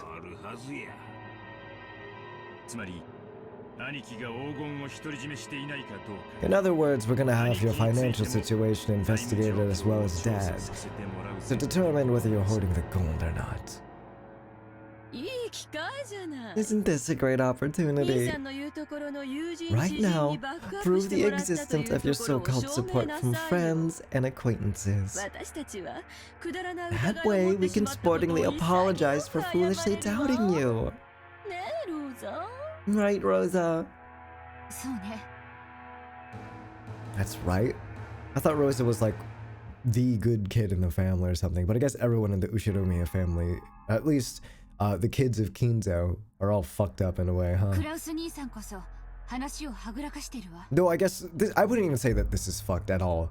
I think it's just Rudolph, Ava, and Kraus who are fucked up, and Rosa's just being like, I can excuse it for now unless she does something awful later.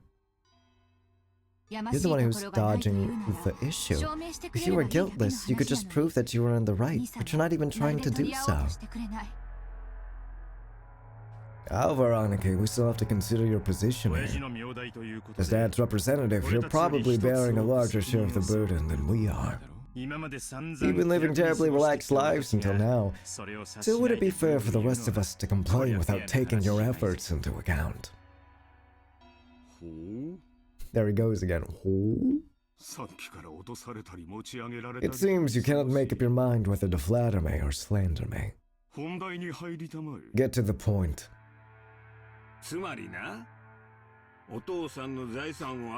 Randomly investigating nitpicky aspects of Father's wealth seems like a pretty crude way to go about it.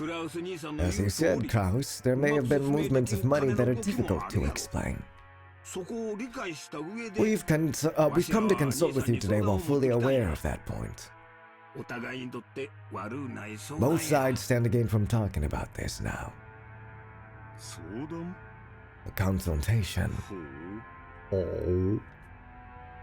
遺産分配時に今日まで親父の When the 面倒を見て inheritance きて is くれた兄貴 divided, のご苦労を you'll be 最大限に rewarded for your years of hard work taking care of Dad by an 寛大な agreement 理解を that's 示そう generous in your favor.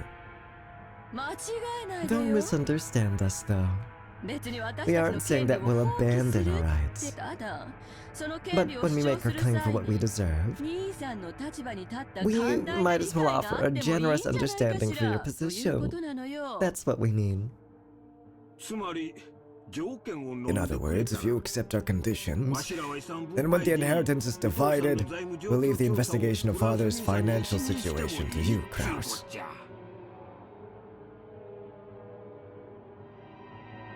All of the siblings from Ava downwards suspected that Kraus was trying to steal their father's wealth. So letting Kraus report the state of that wealth was extremely contradictory and a huge concession. Yeah, what the fuck? If, as they claimed, Kraus was actually embezzling money, Kraus would be able to hide that fact. Besides which, it'd be possible for him to control the distribution of the inheritance in a manner favorable to himself. Kraus, realizing that this sounded too good to be true, couldn't help but feel suspicious. He couldn't help but worry about what they'd ask for in exchange. That's the third. After mistrusting me completely, you now say that you're willing to restore your confidence in me as the eldest sibling? What is it you want in return? Just what we deserve as siblings. You aren't the kind of person who'd steal Dad's property, but you also aren't being financed by some patron. Considering all of that, there is a certain explanation that'd satisfy the rest of us. 兄さんは10トンの黄金を見つけ、 You found 10 tons そ of れを gold 担保に軍資 and 金を used 作った that as collateral to gather some funding. そう。 Just like a お父 father did 様 in the がかつて past, そう right? したようにね。そういうことならお父さんの財務状 If 況 that's に the おか case, しな there 点 won't be は any 一切 funny ない business in father's finances. クラス兄さんは You've always been a good ずっとお父さん son の世話をして looking きた after a 孝行 father. 息子や These guys are all awful. Oh, I hate all そ of ないな you. 人を信用せんわけにはいかへん Why'd we mistrust a person like that? You mean like you were just doing? For like 10 minutes straight? 回りくどくて分かりづらい And being so roundabout, I can barely understand you. な。もっとはっきり具体的に言いた Speak in clearer and more practical terms. 条件の一つ目。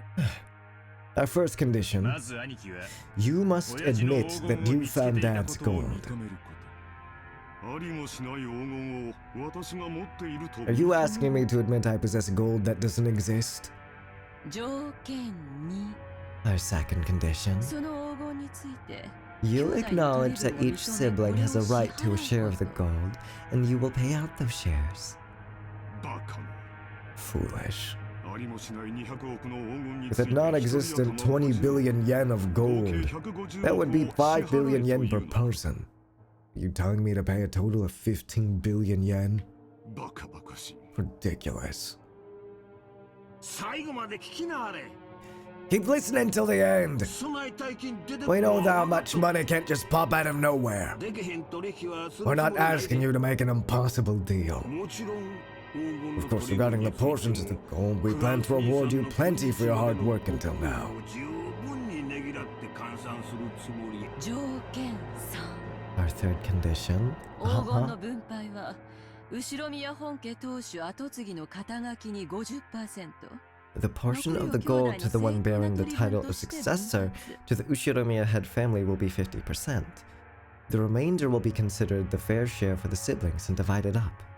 もちろん、クラウス This 兄 also さんもこれ includes には you, 含め Kraus るわよ。 Nisan. 200億のうち Of the 20 billion, 125億を兄貴に 12.5 will go to Aniki. 25億をエヴァ姉さん 2.5 will go to Ava Nisan. 25億を 2.5 will go to me. 25億を And ローザ 2.5 will go to Rosa. ありがたくて涙が出る分配じゃないか That division scheme makes me so grateful I could cry. 存在しない黄 So 金 you're saying for the sake of the お前 gold た that ちに doesn't exist, 75億支払え I と must いう pay の you か 7.5 billion yen. 何よ。 What's 兄さんの wrong? 取り分は私 Your たちの share is 5 5 倍 times the じゃ size of ない。 ours. 私なら踊り上がっ These ち are ゃう such 好 good 条 terms. 件 I'd よ。 be jumping for joy. You know what they'd say. If it sounds too good to be true, it probably is. 条件の4。 Of course, is a fourth condition. 分配金は親父の死亡時に遺産分配に The 含めて gold will be 精算する。 liquidated and distributed along with the inheritance at the time of father's death. ただし、手 However, 付金 as と a して deposit, 俺たちの 10% of our portions are repaid to us そこの promptly. 支払いは来年3 These 月 payments must be made before March of next year. どやクラウス兄さん、お父さんの財産をめぐる信頼を回復する絶好のチャンスや Ideal ない chance か for you to restore the trust regarding your handling of father's assets. さすがに75億の大金はお父さんが亡くなったからやないと無理や But this is all on the basis like he actually embezzled funds. What if he didn't and he's just like, I really do just have good friends, politically and financially. You guys are assholes for assuming that I was embezzling shit. だが手付けの7億半はなんとか It might be impossible to get a whole 7.5 billion before father dies. But it should be possible for you to manage a deposit of 750 million, right? 半年で7億ってのはちょいとしんどい話だが Paying 700 million in half a year might sound like a pain. 政界財界 But に you 友 should 人 be が able 多 to いって manage の it が with 自 all 分 your の friends in the political and business spheres. 本当なら今すぐ75億を一括で払ってもらいたい Normally と we'd ころ hope to よ。 receive the 7.5 billion right now all で at も兄 once. さんの立場に But 配 out of 慮して concern for you, we'll show our とりあえず sincerity by 1割を asking 納 for め only る誠意を 10% of that for the 見せてくれ time たら being. 残りの9割は遺産分配時に持ち越してくれていいってことなの。 So I can't really pin down what's going on. But from what my understanding is going on, or from what my from my understanding, they're accusing Kraus of embezzling funds, but they're willing to let this slide and clear his name if, or rather, they're willing to let it slide and clear his name by letting him handle the distribution or something like that, or the financial situation of assets when their father dies, through all these conditions. One of which is splitting it up 50% to him and then 50% to the rest of the family. An initial deposit, 10%. And then the remaining, like it says right now, 90% to them. And then what are the other... Okay, maybe I shouldn't be trying to do numbers. But basically they're saying, give us some money, give us a deposit of money right now. And then later down the line, you'll get way more money. Something like that, right? Smiling widely. Do I have it? Do I have it correctly?ね? The remaining 90% can wait until the inheritance is distributed. See? Even you'd be capable of managing a mere 10% to show your sincerity. 親父殿の財政状況調査を私に一任する権利を So you're trying to sell me the right to assess father's financial situation for 750 million yen? He just has a very, very similar cadence and tone to Joji Nakata. I feel like if he spoke like a little bit more deeper, they would be like spot on, very, very similar. Because like when he laughed like that just now, all I heard in my mind was Soul Bad Guy / Kotomine Kirie. That's basically what I heard just now when he laughed. It's like him. That is pretty much him. How is it not Joji Nakata?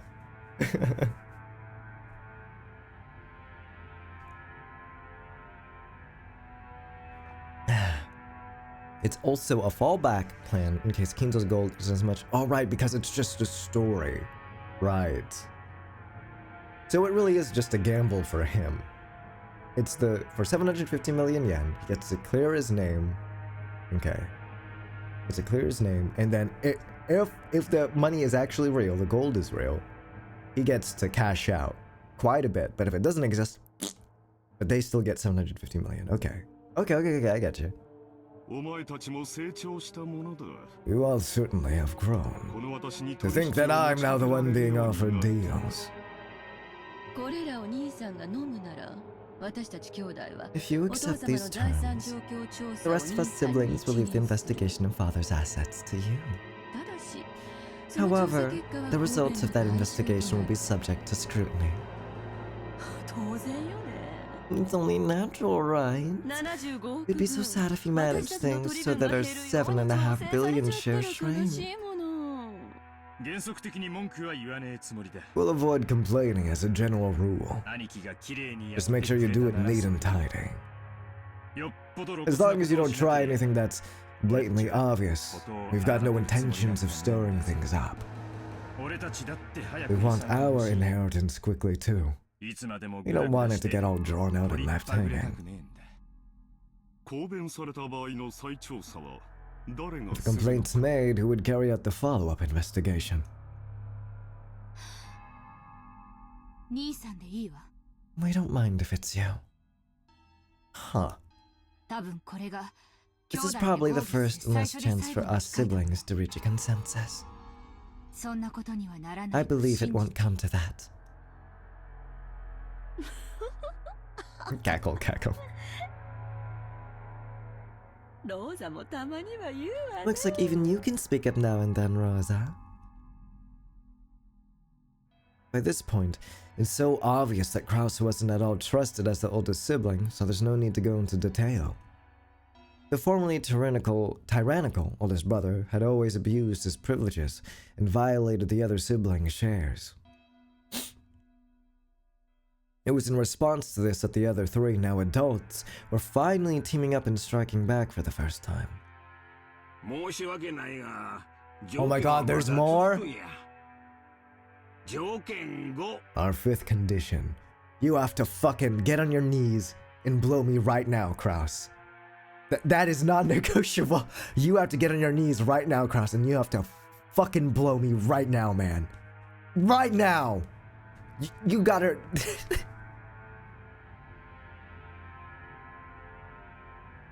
There might as well be 6th, 7th, 8th, and 9th conditions.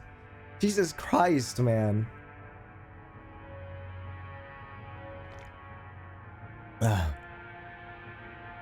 Your bangs. Oh, hi Oolong. Bye.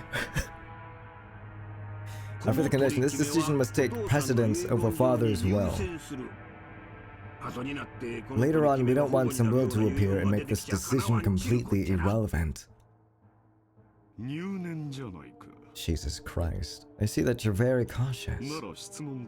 Let me ask, if the gold really were found, what would you do? Let me rewrite that, actually.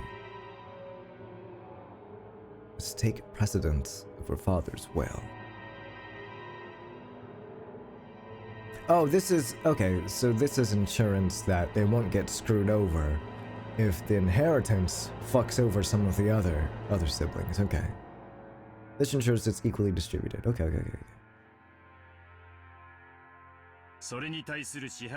I'm simply making payments to us for what the gold's worth. The rest of us really don't care if we ever see the gold or not. You can think of our share as an advance payment. It's good to have dreams, isn't it? You plan to turn this island into a resort, right?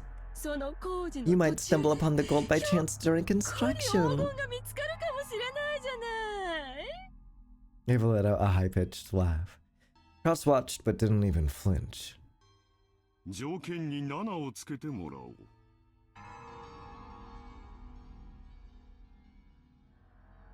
He looks vaguely like if you described to an anime artist what Mads Mikkelsen looked like a little bit.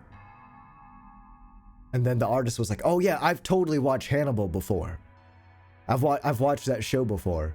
But like the artist's memory is like really fucked up. And he saw like a single frame of Mads Mikkelsen. Mads Mikkelsen is like, okay, yeah, I totally remember him. And then they made him Kraus, and that's Kraus. Like the vaguest concept of fucking Mads Mikkelsen in there. Let me add a 7th condition before I accept. In the situation that any sibling other than myself finds the gold, they will immediately turn it over to me. Yes, yes, of course. We'll hold on to it for you. It was a play on what? It was a play on words. Of course the others, who were forcing Kraus to pay money for some non-existent gold, wouldn't save Kraus his portion if they actually found it. Yeah, figures. From the beginning, this deal had been nothing more than a threat directed at Kraus. Yeah. Regardless of the actual facts, it was still extremely likely that Kraus was embezzling his father's assets. Oh jeez. Yeah, this is so awful. The description is so specific and it's so right. Yes! Somebody agrees with me. You guys agree with it. Yes! When Kinzo faced death at last and had his inheritance distributed, some unpleasant facts would surely come to light. That could easily become fatal to Kraus. Kraus even sounds like a character Mads Mikkelsen would play, for sure. It totally sounds like a horror, what do you call it? A horror movie villain, like some sort of serial killer named Kraus that Mads Mikkelsen would play. The others had spotted this weak point and were threatening their brother under the veil of compromise, trying to wring a huge sum of money out of him. However, they'd forgotten one thing. Oh. They'd forgotten that their brother's brain moved so swiftly, at least when it came to cunning and guile, that they'd been forced to band together to combat him. While Ava couldn't stop smiling, sure of her victory, Kraus let out a gloating laugh to show how relaxed he was.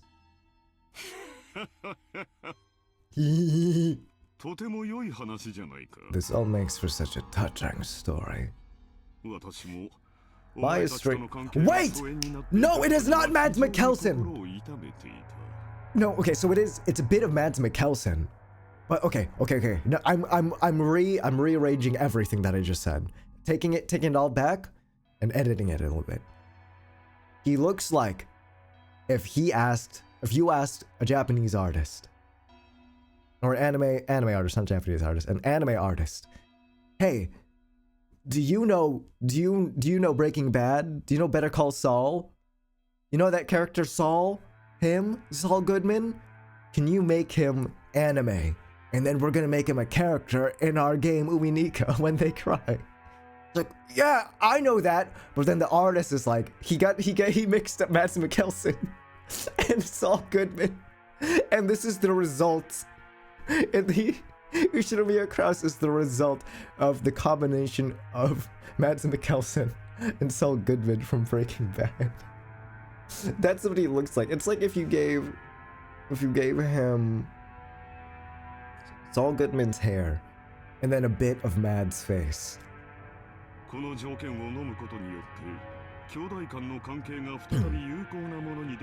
My estrangement from you all has left a deep pain in my heart. If accepting these conditions means we siblings can become friends again, it'd please me to no end. I'd be happy to agree to your deal. He even said rejoice! He even said rejoice! How is this not Joji Nakata? Dude, I know it's not actually Joji, but it totally sounds like him. It totally sounds like him. Oh my gosh. We have reached an understanding. Rosa's expression dimmed. It was never a good sign when her brother started talking like this.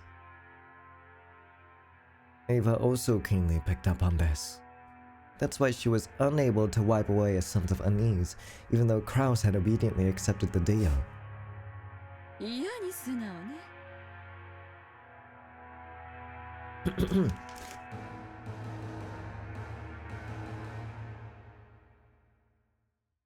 My, how obedient of you.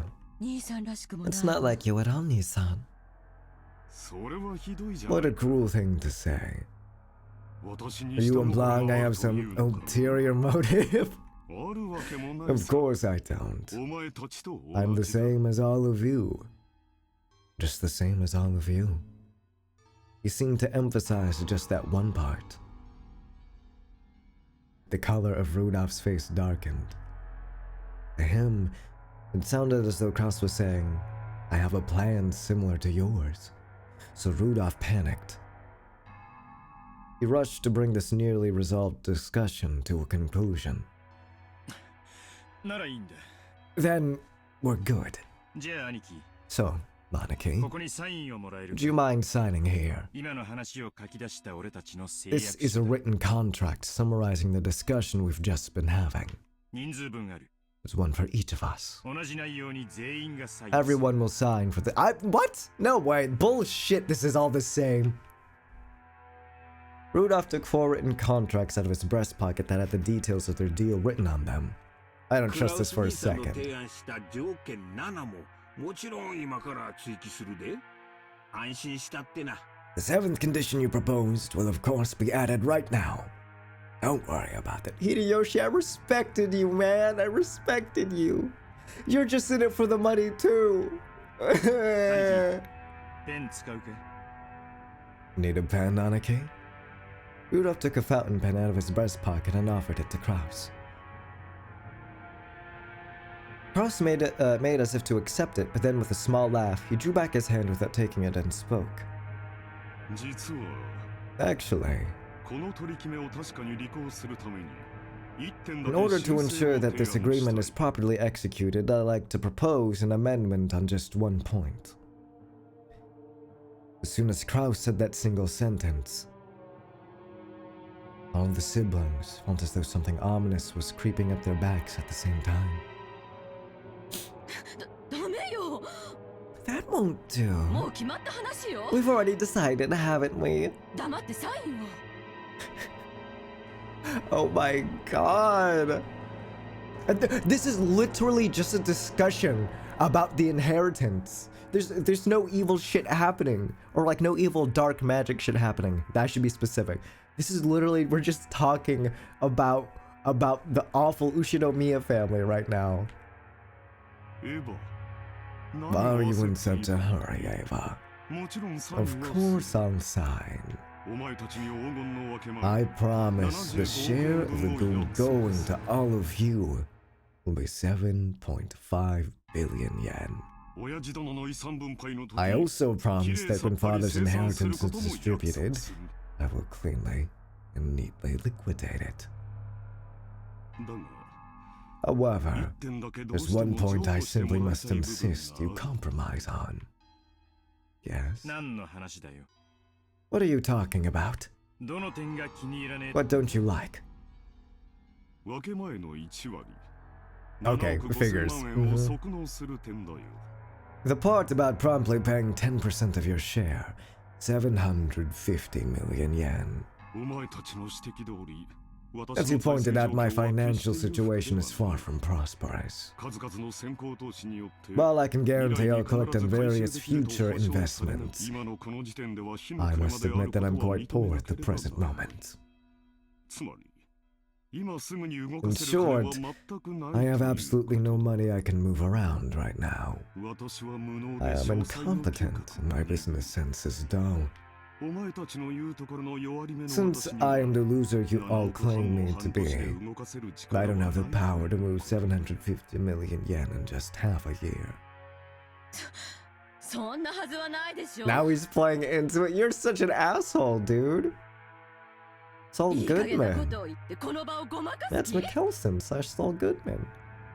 Are you trying to deceive us with such a half-baked trick? At the time of the division of the inheritance, I'll liquidate everything at once. Remove the condition that I must pay you 10% in advance. That is the only condition under which I'm willing to sign. That 10%'s nothing more than a number to measure your sincerity, isn't it? All things being equal, you shouldn't have any room to negotiate at all. We're doing you a huge favor by offering to let things slide for just 10% in good faith money. He knows. He sniffs this scam coming from 3 games in advance.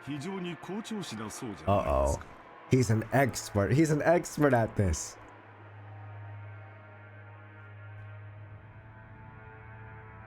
Hideyoshi, I hear your company's been doing extremely well lately. At a brisk pace, it went public. Both its track record and its stock prices have soared. I'm very jealous. We aren't here to talk about my husband. However, it's unfortunate you've neglected your stockholders. It's even more unfortunate that you were unable to solidify your base when you became stock listed.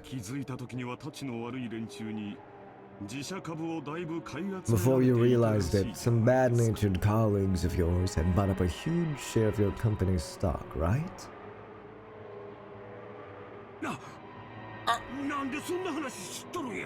How could you know about that? The same way you knew about me. If it's possible to collect evidence proving that no one would offer a loan to me, then it's possible for me to collect evidence on you. Is it really so unexpected as that? Kraus grinned broadly. In contrast, Hideyoshi's face was rapidly turning pale. Excuse me. Hideyoshi's company was a restaurant chain management company that he had started from nothing. Thanks to Hideyoshi's management efforts, the company had achieved success repeatedly, expanding its range and petition to make it a stock-listed company had recently succeeded. The greatest advantage of being in the stockholding system is that you can sell stock certificates and gain a large amount of financing. That amount tends to be far greater than a business's normal profits. So it's an extremely effective way to gather massive funds to expand a business even further. However, in exchange for financing the company, the stockholders gain certain rights. They're given rights that allow them to observe and guide the company they've invested in, leading to profits even greater than their original investments. This right is guaranteed to the stockholders, and they sometimes use it to dismiss ineffectual management. I get it. The reason why this ominous music is playing is because capitalism is always evil at the end of the day. No matter what, capitalism is evil. The right allows them to keep an eye on management and prevent the money they've invested in the company from going to waste. However, if they use it forcibly, they can eject the former management and take over the company. After all, dismissing management and nominating new management are powers held by the general body of all shareholders. The power is determined by the majority decision of the stockholders. And people who hold more stock get to cast more votes. In other words, if some person or group holds a majority of the stock, they can freely chase out the old management and make the president... Oh, I saw this on an episode of Shark Tank! One of the sharks wanted 50% equity in the company or something like that. But he also offered a vast amount of money, but then the guy was like, no, you're asking me to give away the company. And I didn't understand that until someone explained it in like pretty much these exact terms. If they want, it's also possible for them to make themselves president. Most companies take various defensive measures to stop malicious people from buying up their stock and threatening their position, like ensuring that lots of stock is bought by those close to them, such as company employees. However, Hideyoshi's company had only recently become stock listed, and he hadn't time to strengthen those defensive measures. Or maybe Hideyoshi was so engrossed in the management of his company, he couldn't properly understand the dangers of being stock listed. It's hard to say whether he should be viewed as kind-hearted or a foolish manager who had his feet swept out from under him. In other words, there existed some people who wouldn't let him get away with that naivete unscathed. They began repeatedly buying up stock in his company, rapidly gaining such strength that they couldn't be ignored. He then sent anonymous documents to the shareholders in an attempt to gain control of a majority. The documents read, "The current management continues to make pointless investments and is ignoring the needs of the stockholders." It's always the stockholders. Wah, wah, wah, wah. Let us force the current management to retire, cut the current wasted investments, and let this company be born again as one that gives more back to the stockholders. There it is! There it is! It's always, always give back to the stockholders. Always give back to the stockholders. Always give back to the stockholders. Fuck all of you. Fuck capitalism. I hope the system fucking burns. It's very difficult to make the actual state of a company's management known. The fruits of Hideyoshi's sleepless nights and constant concern for his company were cruelly distorted, and he lost the trust of his stockholders. Thanks to these efforts, this group had almost collected a majority of the company's stock. At that point, even Hideyoshi noticed and started to buy back the stock. But the stockholders realized that the company was undergoing an acquisition maneuver, and each demanded a ridiculous price for the shares that Hideyoshi was trying to buy back. They continually tortured Hideyoshi, who had no leeway in the negotiation of the price. One of the certainties of capitalism, is that the price will rise when two parties vie for the same thing. And one of the certainties of democracy is that the majority controls everything. So in the end, whoever manages to buy the most stock wins. What happened to the music? Oh, I accidentally pressed M while pressing a spacebar. Oops. Unless Hideyoshi could obtain a large sum of money at this critical time, he could easily lose all he had built so far. Why is this in all caps? Therefore.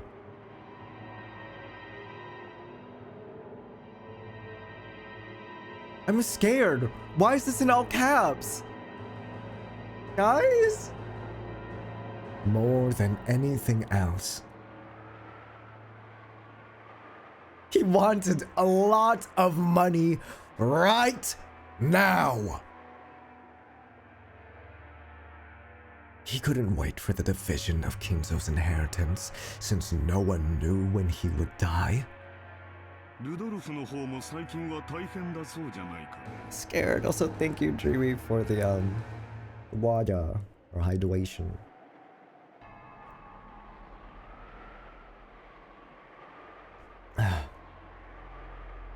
And you, Rudolph, have been in quite a lot of trouble lately too. You always hear people say it's terrifying overseas, but it seems it really is true.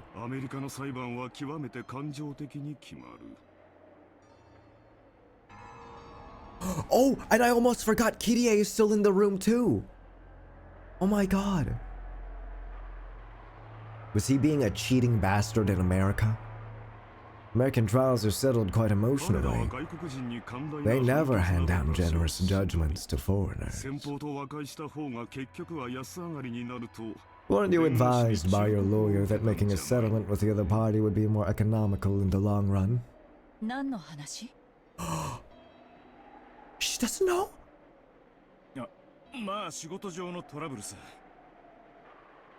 It's just some trouble from Mark. No big deal. Nothing you can't settle with money. Kirie immediately guessed the meaning behind the subtle expression on Rudolph's face. Her husband had gotten wrapped up in some kind of trouble without her knowledge, and had been worrying over it alone. That's right. In this world, anything can be settled with money. After all, it can even buy back the broken bonds between siblings. America is very fussy about the violation of rights. But with money, anything can be settled. Long live capitalism. Taking a screenshot of this. Oh yeah, woo! Capitalism, baby! Though the rumor has it that the settlement money can be as high as several $1 million.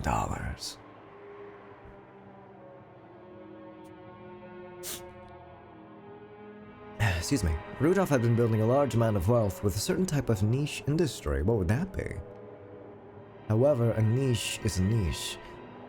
It definitely wasn't a business exposed to the light of day. An American corporate giant was trying to accuse Rudolph's company of violating their rights. For various reasons, it was thought that victory for Rudolph in this trial would be extremely unlikely, as he was being forced into an all-out surrender. But even so, there was a way for this to be resolved with money. If he could just pay that money, it might still be painful, but he'd be able to pick himself back up. But if he didn't, he'd lose everything. Oh no, here we go. Oh no. Therefore, more than anything else, he wanted a lot of money right now.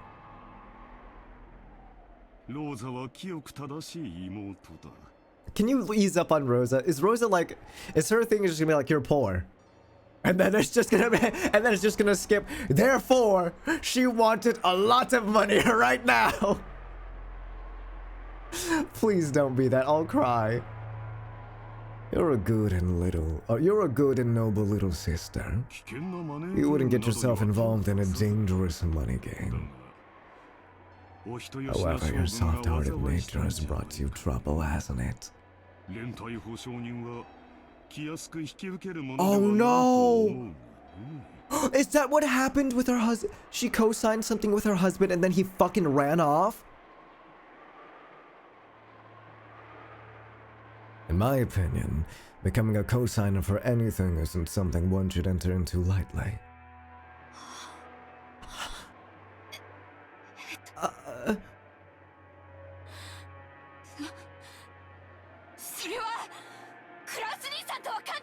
Oh, she's pissed as fuck.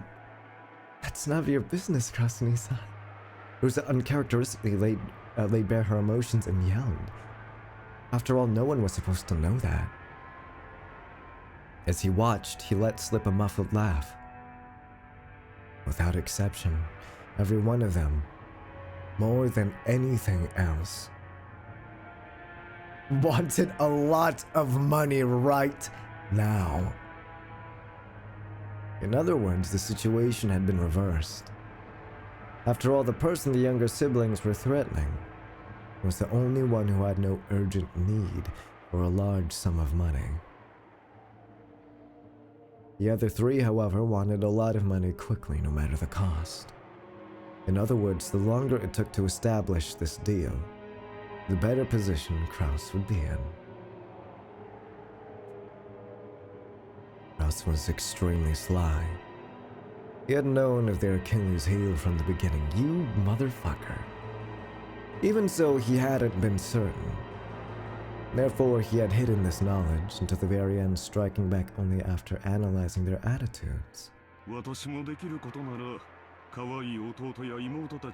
it were possible, I'd like nothing more than to raise some money for my adorable siblings in their time of need. But unfortunately, I've nothing on hand.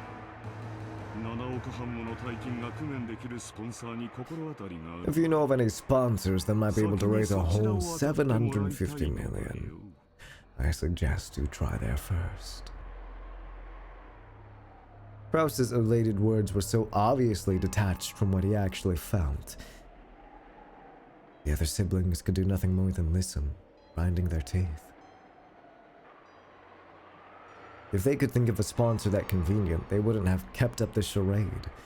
They'd entered this huge battle specifically because they had exhausted all other options. If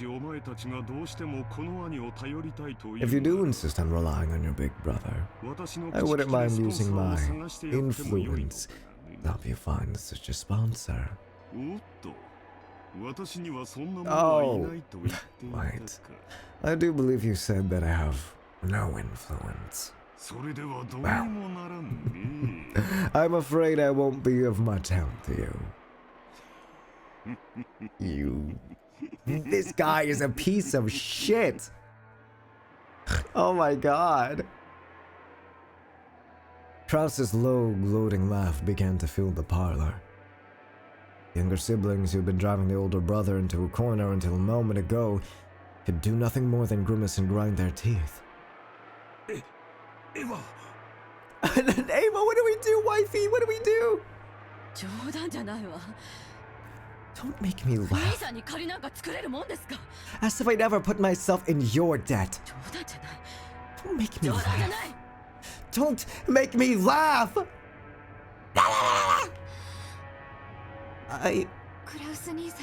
If we relied on you, how exactly would you help us? 言ったではないか。私にできるのは他のスポンサーを All I can do is find other sponsors for you. もちろん利息を融通 Of してもらえ course, る I'll ようには negotiate for the highest interest rate possible.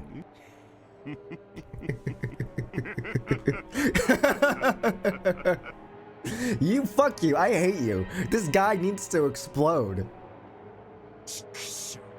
Damn you. Taking advantage of us. あなた、 Honey, 落ち着いて。 calm down.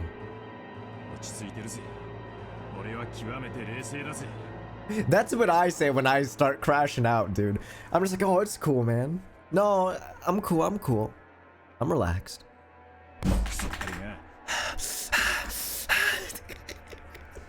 Oh no! I slammed my desk so hard I accidentally, one of my, little Pikmin lids fell off. I'll pick that up later. Oh, it's cool, it's cool. You fucking son of a bitch, I'll kill you! Kirie grabbed her husband's hand. But that action made him feel even more pitiful. So Rudolph shook it off. What? She loves you! Kraus laughed as though watching something highly amusing. In times like these, it certainly would be nice to find father's hidden gold. If you did, you could split it up into 2.5 billion yen portions right now. How sad. How very sad. How extremely, totally, truly, hopelessly sad. This whole thing right now reminds me a lot of like, what was it? Kaiji, the gambling anime, where they're always in debt. It makes me really sad watching this, or reading this, I suppose. But not by that much. Tonight, let us all drink together as we solve the riddle of Beatrice's epitaph, and discover the location of father's hidden gold. If we four friendly siblings work together, there's surely no puzzle we can't solve.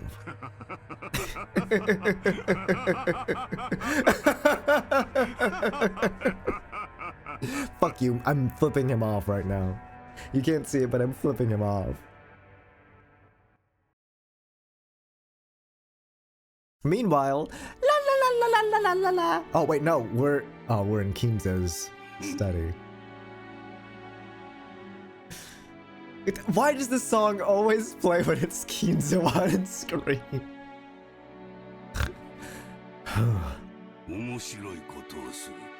Quite an entertaining scheme.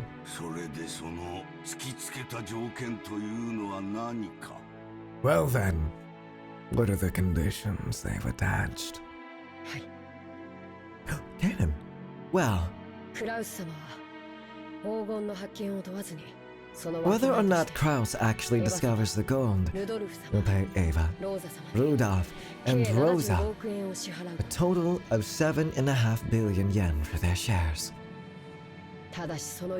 However, 10% of that will be paid before March.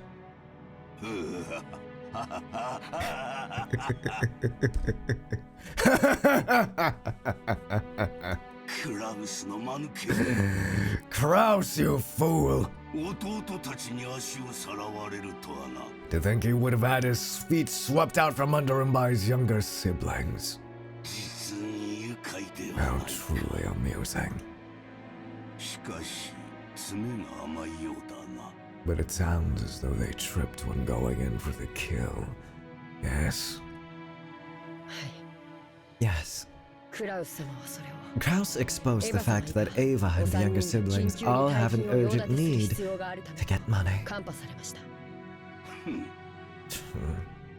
One Kraus shot to another. No, Kinzo's locked in right now. He's got maximum aura turned on.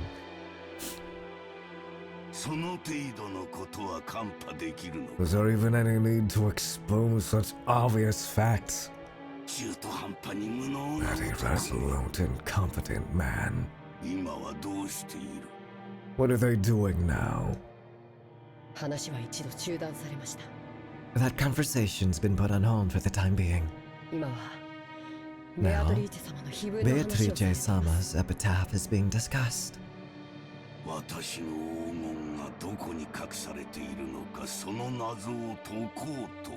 So they're trying to solve the riddle, and to find... they're trying to solve the riddle, and find out where my gold is hidden. Yes. Kinzo set down his spectacles and snorted.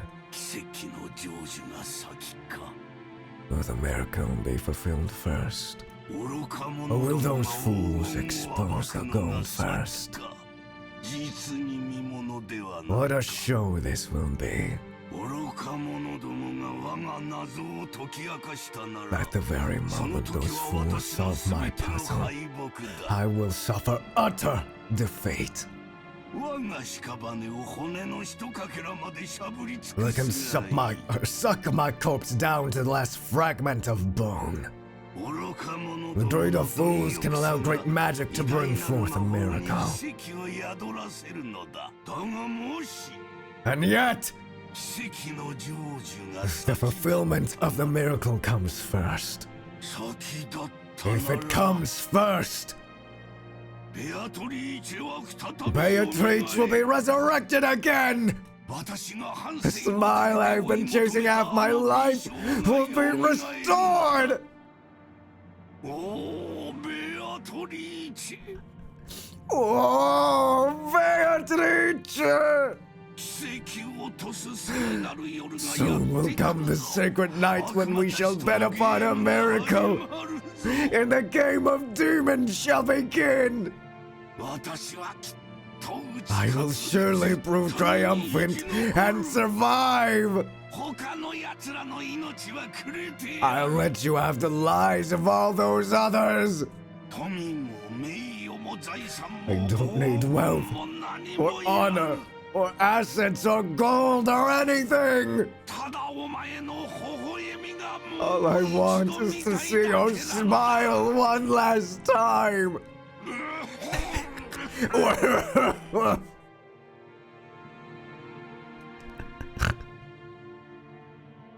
Kinzo choked, apparently in great pain. Cannon got closer and tried to pat his master's back, but Kinzo motioned for him to stop.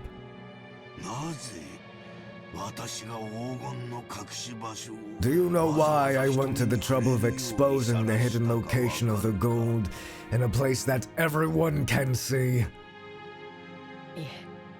No. There he goes again. It is because magical power is determined by risk. The number of people who try to discover Beatrice's gold is great. The danger of them succeeding is great as well. And the power of magic will bring about a grand miracle if we succeed, despite the odds. In other words, magic, the gathering. Magic is a game. It is not the case that the one who performs the best becomes the victor. The victor performs the best because he has been granted magic. Do you see? It is similar to how the miracle of life can be granted only after winning against the divine odds of several 100 million to 1. Is this a little difficult for you? 申し訳ございません。 My apologies. よい。 That's fine. つまりはこういう。 It all comes down to this. ベアトリーチェの碑文の謎を解いた。 I will give all that I have built up to the one who solves the mystery of Beatrice's epitaph. 富、名誉、 Wealth, honor, gold, and the inheritance of the Ushiromiya family. Everything that I have established. My children certainly aren't the only ones with the right to attempt to solve this riddle. Anyone who solves the riddle will have the right to gain everything. Even you. Yes. However, I couldn't possibly understand such a difficult riddle. We like go to like the fucking thing, and then it's like there's a goose, there's a fox, and a bag of grain. There's also a boat, and you have to cross the river, and that's like on the epitaph. And then like all the four siblings are like, why don't we just take the grain and then the fox? Or is it one item at a time? It's one. Okay, let's just take the grain first. But no, but then the fox is gonna eat the goose. Okay. Wait. Let's take the goose first, and then we'll take the goose. We put it over there on the other side, and we go and take the fox, and we go back, and then we go back and get the grain. No. But then you're leaving the goose, the goose with the fox again.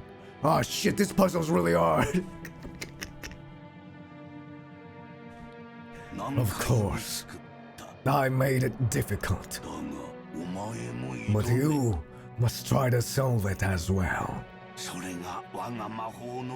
That will form the seed that summons the miracle of my magic. If everyone attempts it and everyone fails, that will be that. However, if the miracles come together and give birth to magical power, it will happen. Beatrice will revive! That is why you must attempt it too. Everyone must attempt it. And in doing, it will give strength to my magic. Don't you understand? He keeps going on and on about magic. Yes, I will try. For a long while, Kinzo repeatedly muttered to himself, agitated, clutching at his head. Kanon stayed where he was, alert and unmoving, until he was given the next order from his master.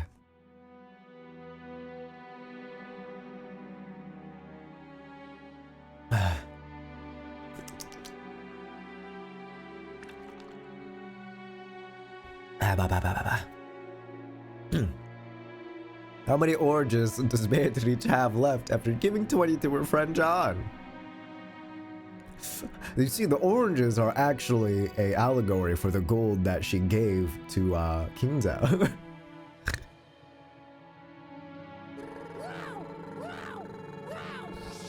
Kinzo eventually realized this. Very well. Leave me. Hi, Amonte. How are you? Without love, it cannot be seen. I don't know what that means. I assume that's a phrase that's repeated over and over again in the game, I assume. It's my first time playing Umineko. My first time ever.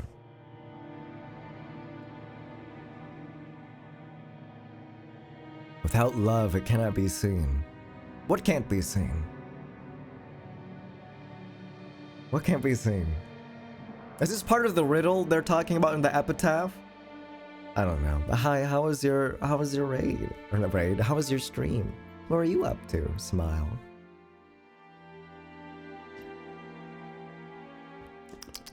Oh, I'm out of coffee already, damn it. I just need to buy a big ass fucking case of this stuff. Did Inscription and my brain's tired from card games. Yeah, yippee! I heard Inscription is spooky, so I've stayed away from it. But I've heard everyone who's played it really, really likes it. Thankfully, I can't remember most of the video. But there was this discussion video of this guy who discusses the importance of Umineko, and he says it is as important as the Bible.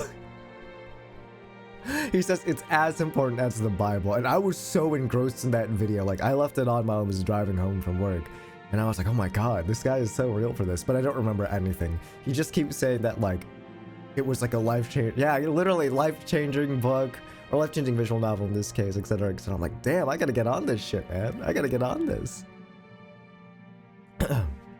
So surely I'm really close to finishing the game, right? We're pretty close.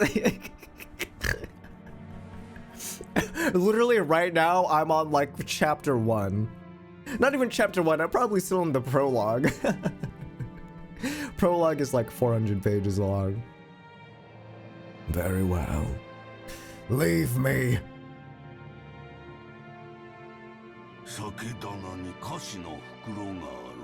There is a bag of sweets on the liquor cabinet. You can take some with you as a reward. I'm fine. After all, I am furniture.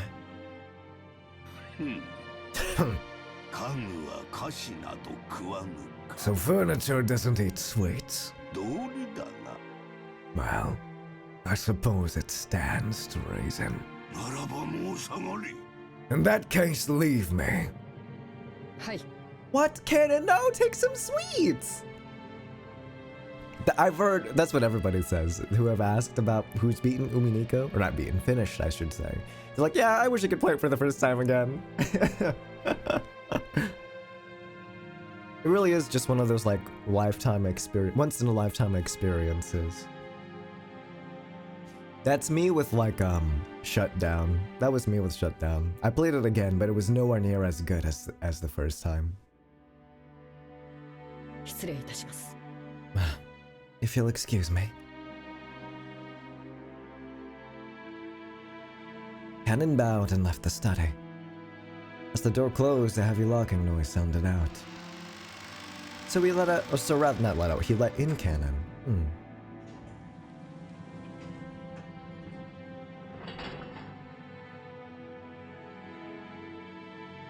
But it was not the sound of Cannon locking the door. Kinzo's locking the door, right? Or was the door locking automatically? No one could enter. Yeah, okay. No one could enter without Kinzo's permission. Once he left, they could not enter again. It was a mechanism that Kinzo, unable to trust his blood relatives, had created to seal himself up in his own study and isolate himself from the outside world. He was already unable to trust anyone excepting, not the children who shared his blood, but those servants who called themselves furniture.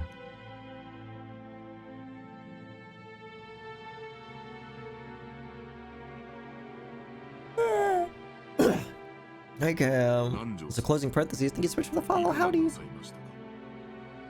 Nanjo, how do you feel? Ah, Genji. It's just that there's no place for me to be anymore. With a bitter laugh, Nanjo turned to face the door to the parlor. That look was apparently enough to tell Genji what Nanjo wanted to say. For the most part, Genji also understood the family situation. It must have made him want to frown, knowing that right now in the lounge the master he served was being discussed so disrespectfully.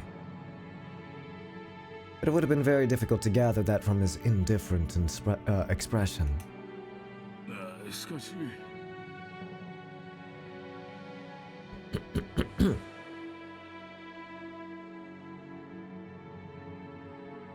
Consumed my free time for like a month and a half.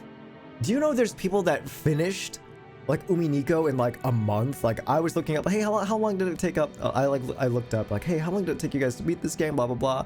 It ranged from like from extremes, my friend. They said, oh yeah, it took me 4 years to beat. And then another person said like, oh yeah, it took me like a month. I was reading like 5 to 6 hours every single day. And I'm like, what the fuck? It's like, yeah, once it gets going, man, you can't stop. I'm like, holy shit. Excuse me. I know, isn't it awesome? I love it.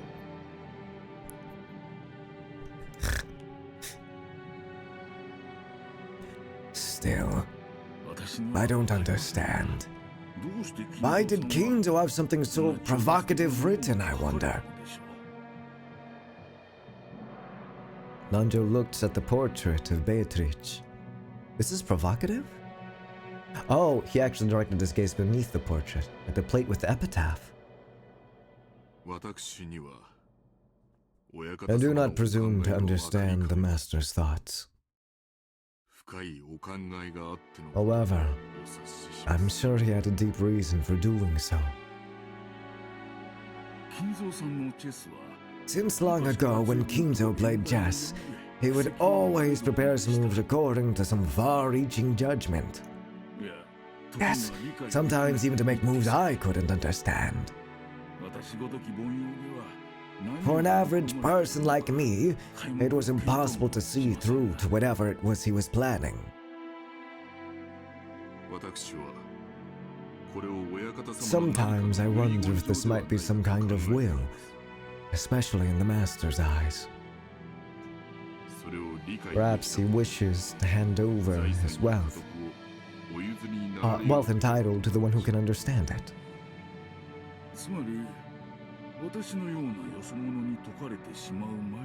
So you're thinking he may have wanted the 4 siblings to work together and solve the riddle? Or some outsider like myself solved it? Kinzo may speak of his children in insulting terms, but perhaps he also wants them to repair their relationship.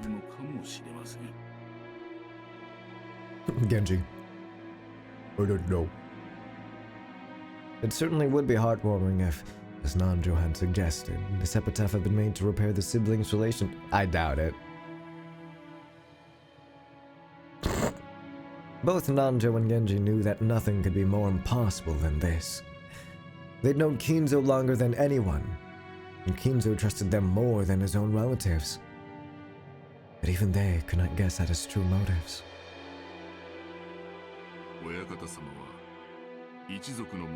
The master always says that everyone has the right to try and solve the riddle, even if they aren't a member of his family. I want to know what it is! What's the riddle? Show me! I want to know! What about you, Dr. Nanjo? No. It's a little too difficult to puzzle for this senile old man. Actually, I once wrote this epitaph down on my notebook. Night after night, I would try to solve it before going to sleep. But it really is hard. It looks like we might have some free time to relax and consider it before someone else comes to get us. What do you say, Genji? I am nothing more than furniture and service to the master. Gold and assets are unnecessary to me. You're very modest. I imagine that's why Kinzo trusts you so much. If so, I am honored. As Nanjo lightly laughed in response, he once again looked at the epitaph. Is this a riddle? Or some of it? Behold the Sweetfish River running through my beloved hometown. You who seek the golden land, follow its path downstream in search of the key.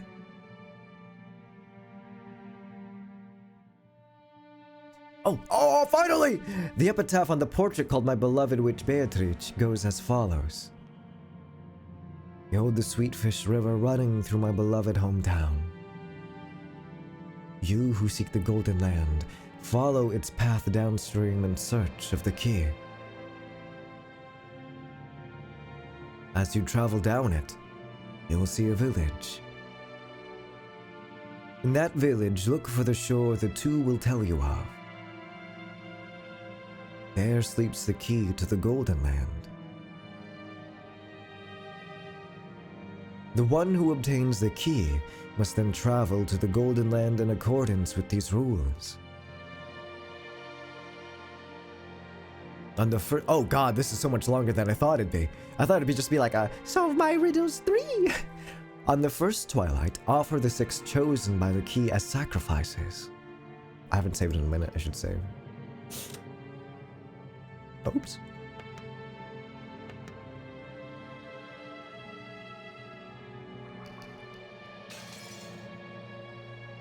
Offer the 6 chosen by the key as sacrifices. On the second twilight, those who remain shall tear apart the 2 who are close. On the third twilight, those who remain shall praise my noble name.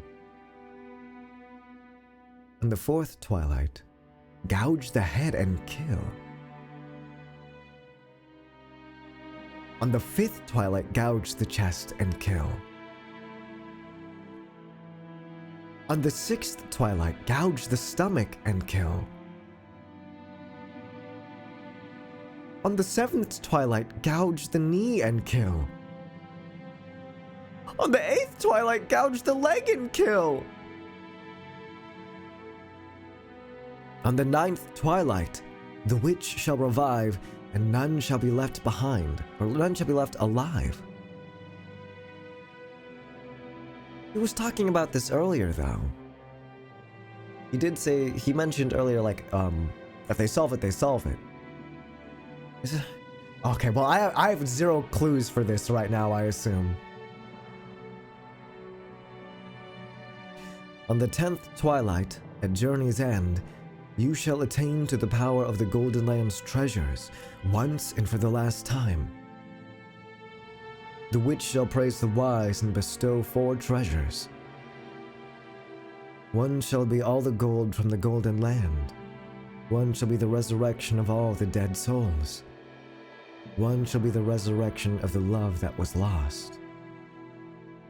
One shall be to put the witch to sleep for all time. Sleep peacefully, my beloved witch, Beatrice.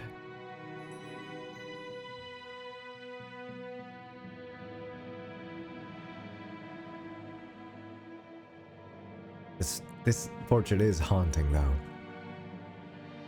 Its cold, mocking gaze scares me. It's 3 o'clock!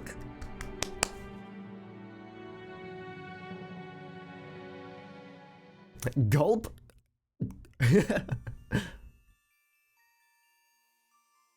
Are we finally on the beach? Is it finally time for a Battler's Beach episode?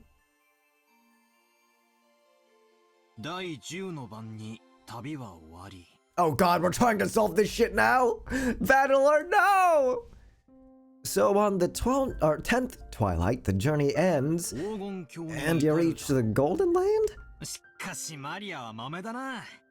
You really are diligent, Maria. She memorized that already? Oh, okay, she wrote it down. You did a good job writing this all down. I forget lots, I always write stuff down. Mama told me to. There was a notebook inside the handbag Maria was always carrying around. And Beatrice's epitaph was copied onto it. Thanks to that, we were all able to challenge the puzzle of the epitaph while walking down this beach. Jessica and the rest had already tried to solve it several times, and had already gotten bored with it. However, since it was a first for me, I was excited that I couldn't stop. It really tickled my sense of adventure. Let's start with the first line. Behold the Sweetfish River running through my beloved hometown.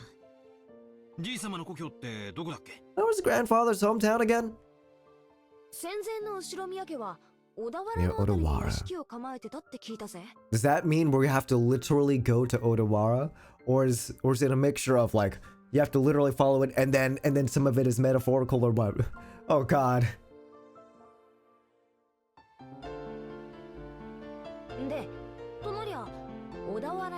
Makes you want to know which Sweetfish River flows to Odawara, right?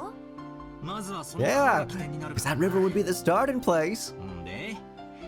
Anyone searching for the Golden Land would head down that and search for the key. What's this river in Odawara? Does it have sweetfish swimming in it? If you're looking for sweetfish in Odawara, it'd have to be Hayakawa. It's famous for its mountain stream fishing. Is she saying we're wrong? Oh, you just hate fish. Okay, girl. I hate fish! Maria, you'll understand when you get a bit older. Lick, lick, lick, salty roasted sweetfish. Yummy! Even though we just stayed, I'm getting hungry again.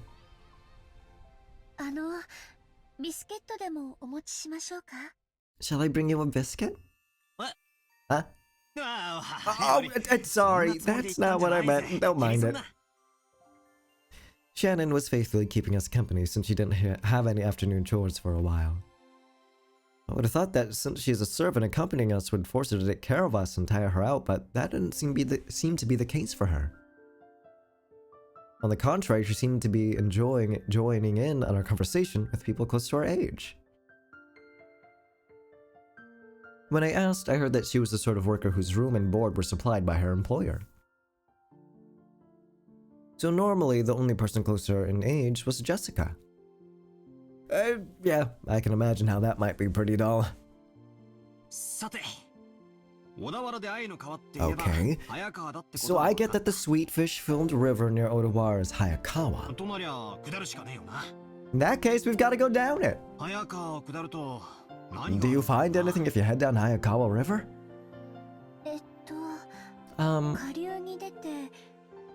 If you follow it downstream, you'll arrive at the ocean. What about the village? Of course you'd reach the mouth of the river. And the third line of the epitaph was, as you travel down, you'll see a village. By the way, since long ago, the mouths of rivers have been key points in transportation, and large cities tend to be built there. That'd be the next checkpoint. That's a pretty good theory. Just like you guessed, there's an old city that was very prosperous in ancient times. That's where Odawara Castle is. Oh, I think I might have gone to Odawara Castle on a field trip once. It really was a wonderful castle. Yeah, I also went there! Even though I live in a Western-style house, it's true that Japanese people feel calmer with a Japanese layout. Castles suck! Your parks are fucking cooler, dude! Woo. So true, Maria. Okay, I see. If we find the gold, the great battler will generously reserve our whole theme park for a day and let you play in it. Why don't you just buy it? Still, Odawara Castle, huh? The hidden gold of Odawara Castle. Huh? You know, this is actually starting to sound pretty good. Well, we figured out that much 2 years ago. The village down the river where the sweetfish swim in Odawara. We figured it was probably somewhere near Odawara Castle. The problem is the next line. Let's see where Battler's strange reasoning can take him. Jessica grinned broadly. She seemed to be implying that she would have solved the puzzle long ago if it was that easy. Damn it. I'll definitely find it and keep it all for myself. The fourth line. In that village, look for the shore the two will tell you of. The two implies, like, people, right? But what if it isn't?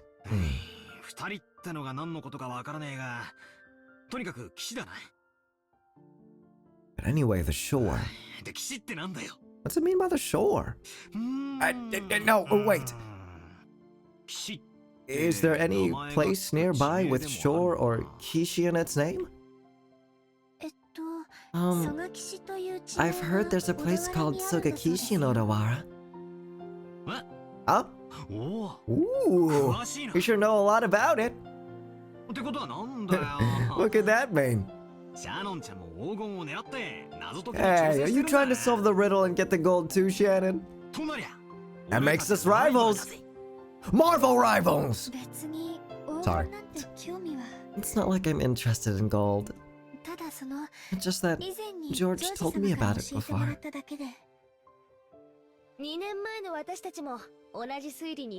I'd feel so bad if I was George. Like, I would legitimately feel really bad if I was named George, like, for real. Like, okay, Battler is like, sure they have all weird names, but at least, like, Battler is fucking cool. Jessica's like, Jessica's Jessica, okay. Rudolph, okay, people are gonna make fun of you for, like, being one of the reindeer, but it's whatever. Kraus is a pretty dope name. What are the other names? Ava's pretty unique too. I think it's a pretty name. Yeah, Jessica's normal. I think that's it actually.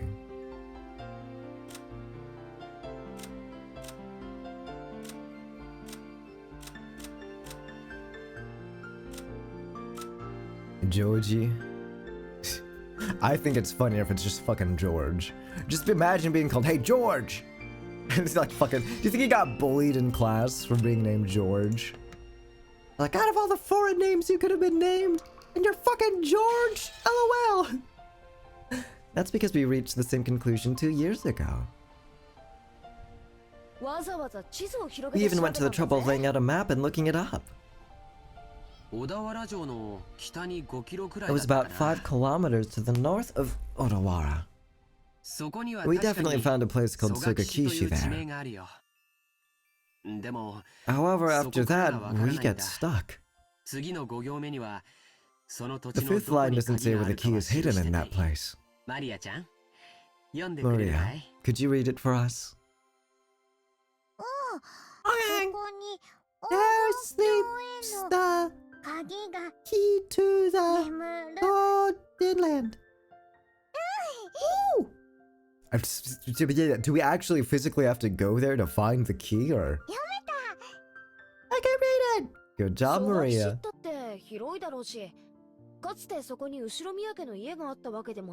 Sogakishi is large, and there probably wasn't any house built there by the Ushiromiya family.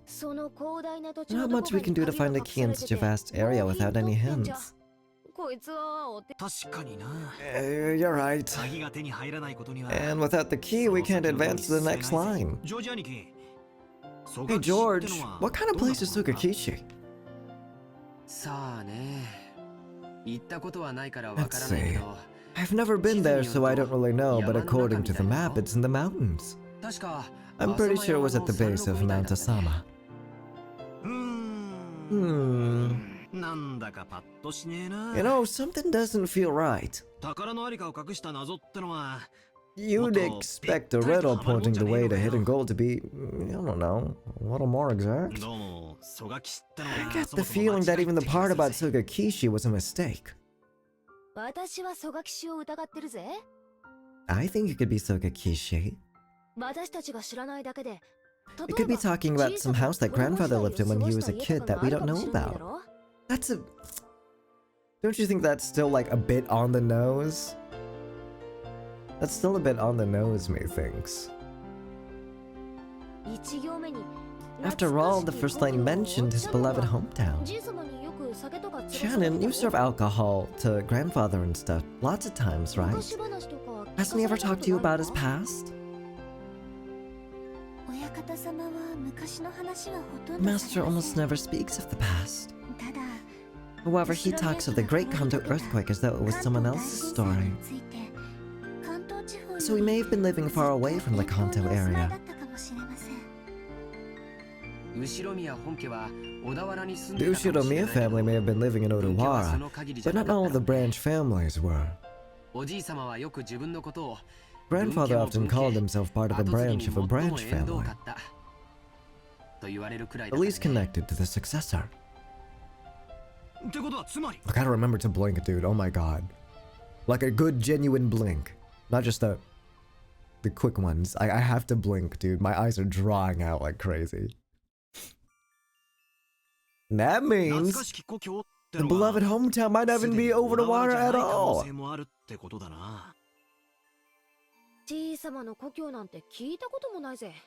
I've never heard anything about grandfather's hometown. And I doubt he'd actually tell me if I asked. If the so-called beloved hometown is referring to the Ushiromiya family's roots, then the Odawara theory is wrong from the beginning. Of course, this still doesn't completely remove the possibility that it was Sokakishi.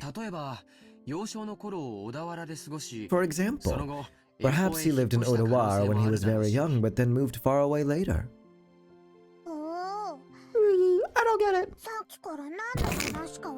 Cards. Maria had been completely left out of the conversation, and she now sat puffing out her cheeks in boredom. So basically, if we can't even agree on the starting point for this dice game of gold, we're totally stuck. Wait. After the first 5 lines, the thing we end up finding is a key, right? Even if you don't have a key, it's always possible to bust through a door. Can we just skip the first 5 lines and start figuring out the rest? He's sort of fucking smart for this. He's sort of right for this. Can't we just brute force the door? Fuck this, man. We're at the rest of the riddle.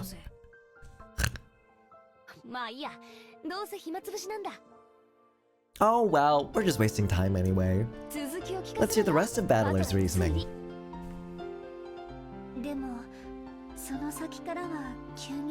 Yeah, it's gouged like several times in a row. In the next part, it gets dark really fast. Shannon-chan frowned slightly after looking back at Maria's notebook to recall what was written there. Yeah, I was forced to agree. Offer the 6 chosen by the key as sacrifices. Sure does get horrible quickly. On the second twilight, it says to tear apart the 2 who are close.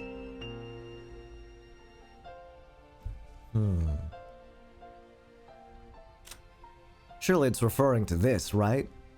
Who here would you consider like super close though?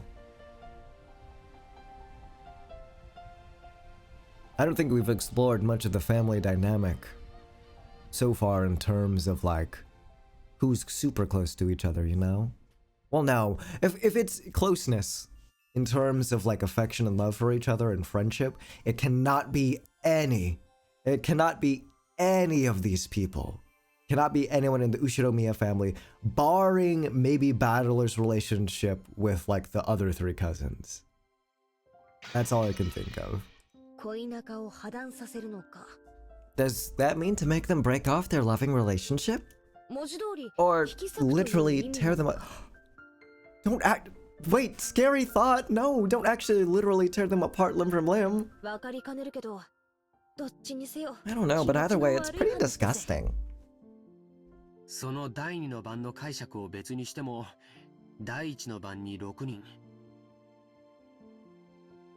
Even if we set that second line aside, it mentions 6 people for the first twilight, then 5 people for the 4th through 8th twilights.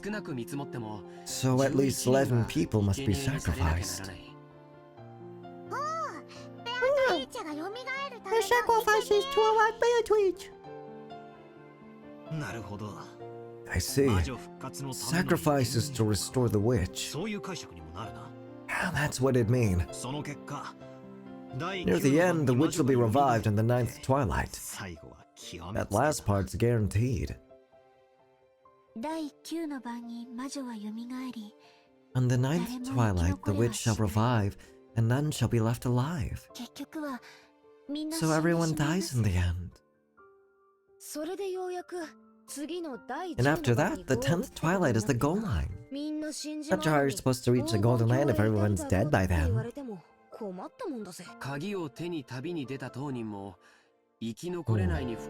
Depending on how you interpret it, the traveler who holds the key may or may not be included in the none shall be left alive part. But at the end, there's something pretty interesting. Yeah, everyone gets resurrected! Yay! After reaching the goal, the witch gives out 4 treasures. One shall be all the gold. The problem's the next one. It says the dead souls will be resurrected, right? Doesn't it sound like that means everyone who died in the earlier lines?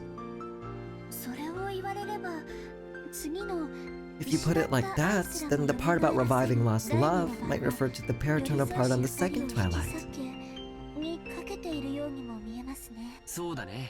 That's right.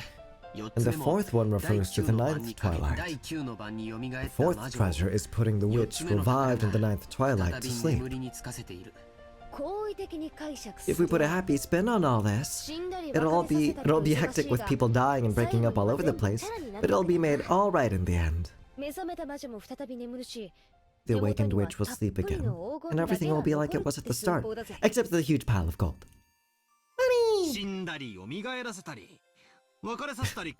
You know, the witch must be pretty busy, what with all the killing, reviving, breaking up, and reuniting people. Not to mention waking up and sleeping.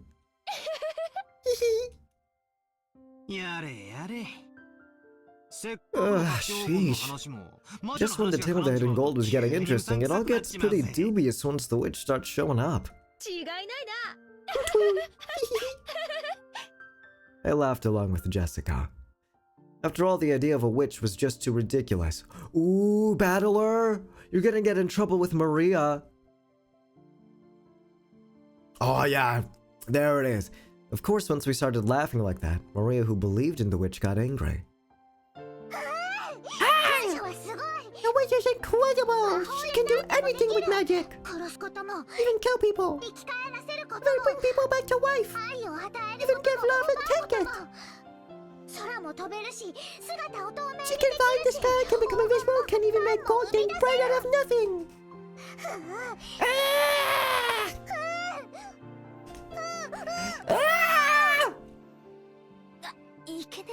Oh shit.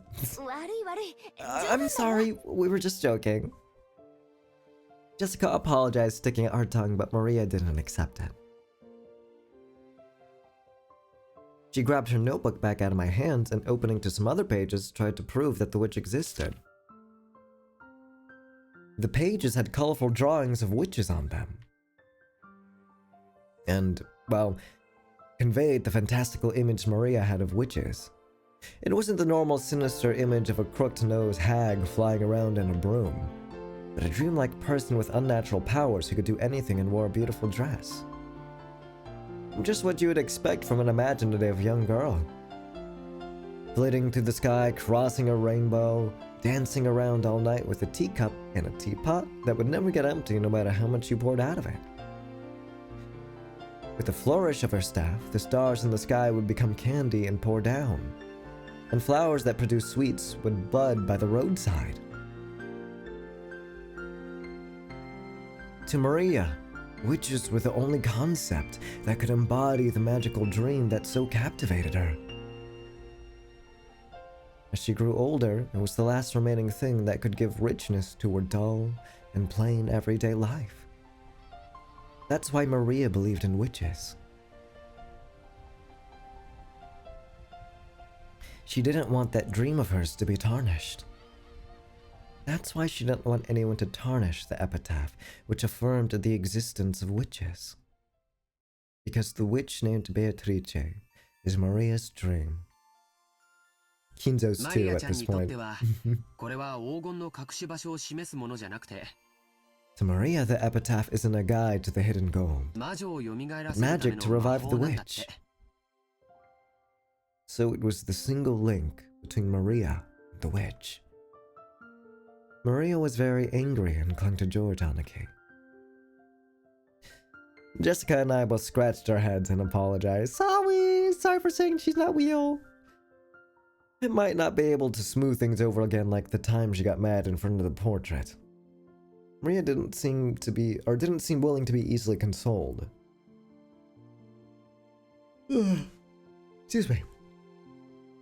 Unlike Jessica and I, who hung our heads wondering what to do, Shannon timidly opened her mouth.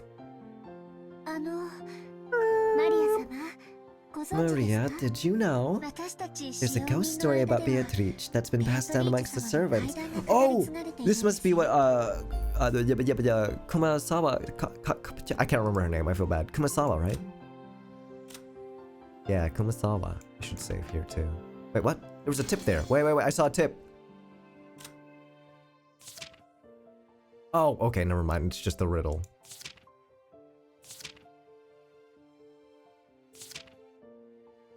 Am I gonna be going back to this a lot of times, I imagine?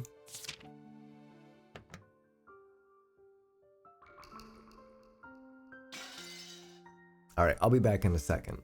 I need to use the restroom. Yeah.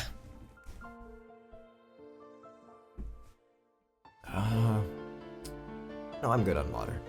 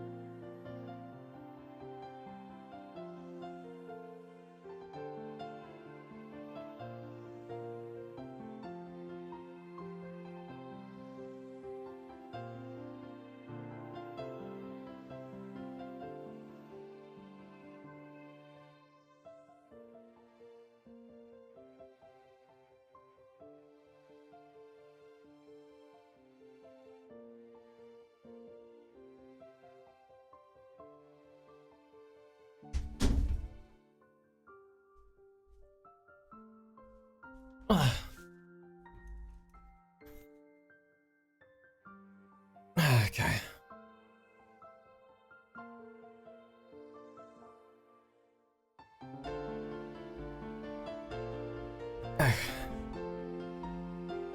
It's freaking time to continue.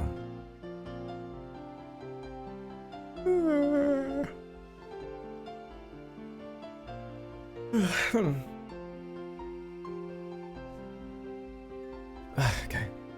I finished my coffee not yet.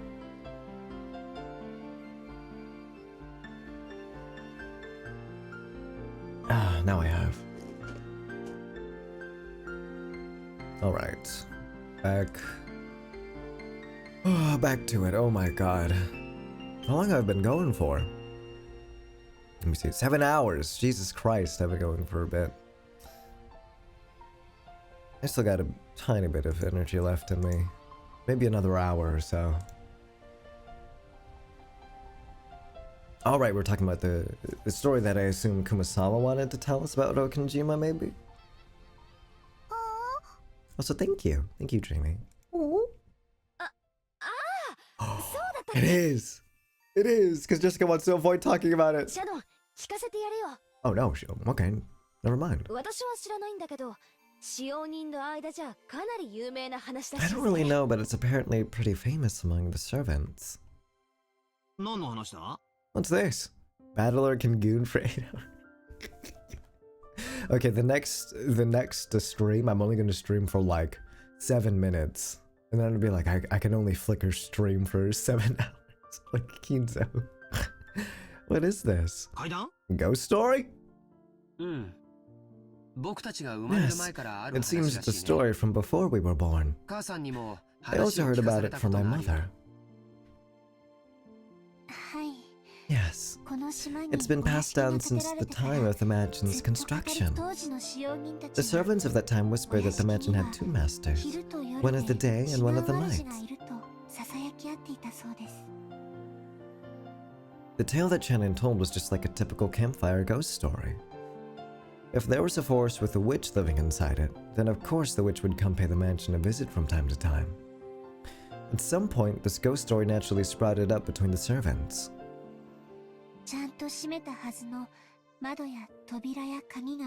When people do the rounds a second time to check doors, windows, and locks that were supposedly closed, they'd find some of them left open. Lights that were supposed to be off were turned on, and lights that were supposed to be on went out. Things left lying around would disappear, and things would appear when no one had any memory of putting them there. When any of these things happened, the old servants would see that the witch had visited the mansion, invisible, and was playing pranks. See, she's real! She's fucking real! Real is real! She exists. Long ago, it was always right before leaving for school that I wasn't able to find my bag and stuff. Maria puffed out her chest with it, as though this was a final proof of the witch's existence. If I opened my mouth, Maria would probably be hurt again, so I didn't. I mean, you hear this kind of story everywhere. Depending on the place, they might blame it on a dwarf or an elf. The only difference is that they call it a witch on this island. Excuse me. Of course, walking around a vast, elegant mansion at night would be a little unsettling. The Beatrice! The Beatrice! The Beatrice is real! Can we get much higher? I need a version of that with Umineko right now. I need that right now, actually. And then it should be Maria. It should be Maria crying as, what's that little guy's name again? Pork Chop. Chopper. Pork Chop, sorry. As Chopper. Maria needs to be Chopper crying. And then I don't know who would be, was it Zoro sitting? No. I think it was that doctor guy with the sword, sitting on the crate. I don't know who that would be. And then it should be Kinzo and Battler that are doing the handshake. I'm imagining this in my mind's eye right now, and it's so funny. It's an island devoid of people. Since the mansion is so drafty, walking around in the night of a thunderstorm would certainly be eerie.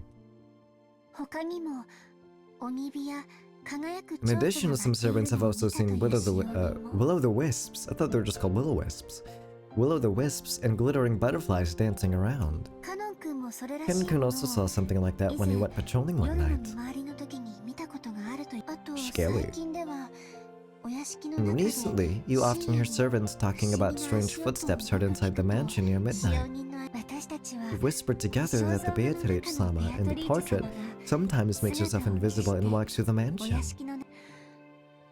It happened a while ago, but even I have heard footsteps while patrolling at night that resemble these stories. She's real, she's real! そりゃ怖えな。 Scary. でも怯えることはないん Oh, ですよ。 but there's nothing to be afraid of. ベアトリーチ様は Beatrice-sama is another ruler of the mansion, separate from the もう master. 一人のお屋敷の主です。だから So, there's no need to be unnaturally afraid. 敬意を持って If you respect her, I hear she won't do anything 悪いことは bad. しないのだそうです。ただし敬意を持たないと恐ろしい。 However, she can be quite terrifying if you don't respect her, right? Correct. I've heard that just before I began working here, someone who spoke badly about Beatrice-sama fell down the stairs and quit after receiving a large injury to their back. だから使用人たちはベアトリーチ様の Because of that, there was a rumor between the servants that Beatrice-sama, her anger had been brought down upon this person. I'm a big fan of the dichotomy of that evil, ominous-ass music with the adults, and then all like while the kids are here playing around, la la la la la la. I love magic. Magic is so awesome. The magic of Beatrice, so cool. It's so awesome. So cool. バトラとジェシカ、きっとお怒りに触れる。 Anger will definitely be brought down on Battler and Jessica. They will rue the day. Rue the day. Rue it. わあ、悪かったぜ。 I'm sorry. I don't want her anger to be brought down on me. 謝るよ、マリア。 I apologize, Maria. もちろん、魔女さん。 Of course, I also apologize to the witch. ベアトリーチェ様、ごめんなさい。 I'm really sorry, Beatrice-sama. Please forgive an outsider's nonsense. 私も謝るぜ。 I'll apologize ベ too. アトリーチェ様。 I'm sorry, Beatrice-sama. これで魔女様、私たち Will を the 許 witch してくれ forgive るかな us, please? わかんない。 I don't know. 魔女は気まぐれ Witches だ are から fickle, so they forgive when they want to and don't when they don't. くれるし。それは困ったね。 That's no good. マリアちゃん、バトラ君とジェシカちゃんがベアトリーチェ様のお怒りに触れない Is よ there う some にす kind る of good luck charm that could prevent Battler and Jessica from suffering the wrath of Beatrice? 何か Maybe something that can block against magic. By relying on Maria, who was proud of knowing the most about witches, George was trying to revive her self-esteem. Once again, I've gotta admire his ability to calm kids down. After taking a moment to cross her arms and seriously ponder whether there might be a charm that could save us, she started flipping through the pages in her notebook. I thought it was just a scribbled diary, but there also seemed to be quite a few pages that they looked like they'd come from a book on black magic. Maria solemnly considered a group of these pages, which contained things that looked like magic circles. Apparently, Grandfather wasn't the only one with a black magic hobby.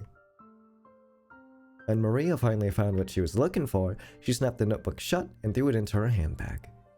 She then began fishing through the bag's contents. There seemed to be various jumbled up things in there.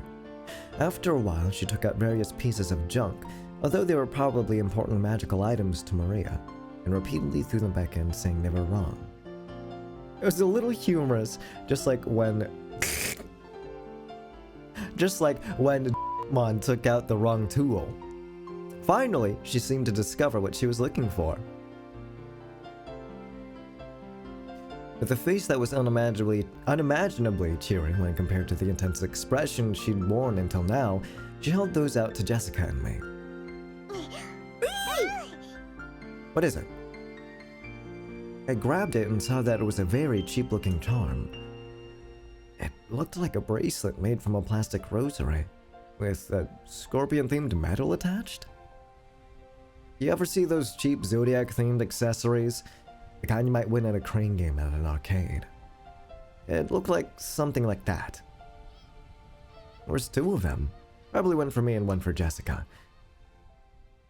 However, the fact that there were two of them made them feel even more like cheap manufactured goods.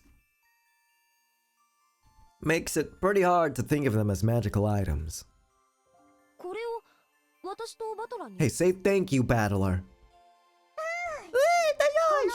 But these, you don't even need to worry about Beatrice.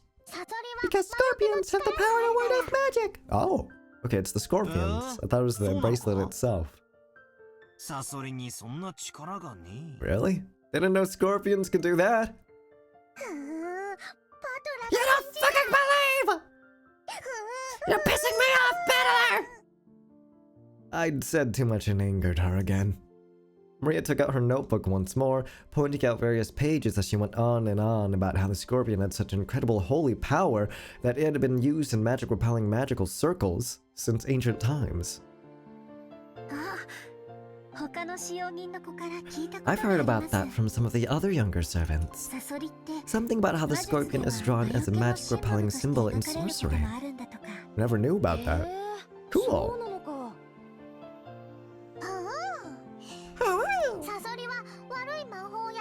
The scorpion protects against bad magic and calamity. An emerald brings peace to the heart. Therefore, its effects are twofold. It's true. The scorpion wraps around the emerald and protects it. That certainly does sound like it worked well. I really wanted to make fun of those worthless... Dude, Battler, she's fucking 9! Be nice! You're an asshole, dude. I really wanted to make fun of those worthless looking charms, but as I watched Maria explaining with all of her heart and realized that she'd found them for our sakes, I started to feel like it might actually work, even if it was just a prize from some game center. The material quality of the charm didn't matter. What mattered was the strength of her feelings. Even I don't think of myself as the sort of loser who'd laugh at something like that. That's fucking right, Battler. Okay, thank you.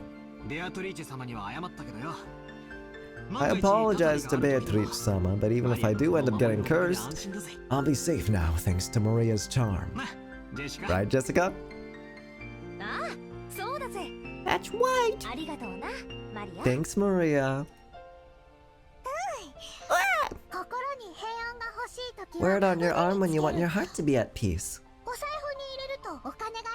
Put it in your wallet and you won't decrease, or your money won't decrease, rather. If you hang it from a doorknob, bad things can't get in. It's a really convenient charm. What an incredible effect. If Maria gives it her confident seal of approval, then it surely must be reliable. Shannon clapped her hands together and Maria stuck out her chest.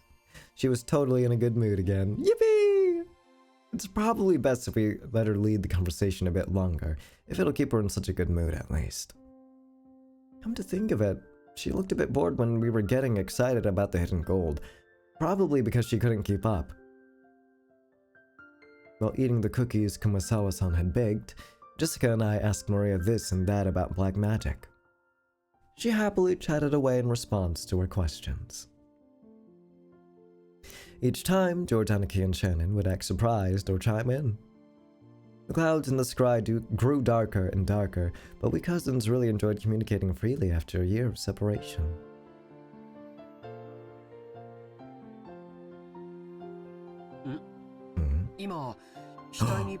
It is raining! Oh, we have to get back to the mansion!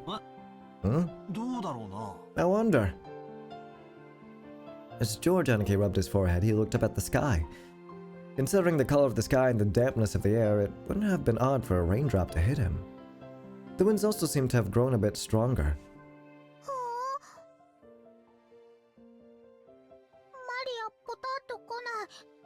I didn't feel anything! I didn't! Don't worry, neither did I.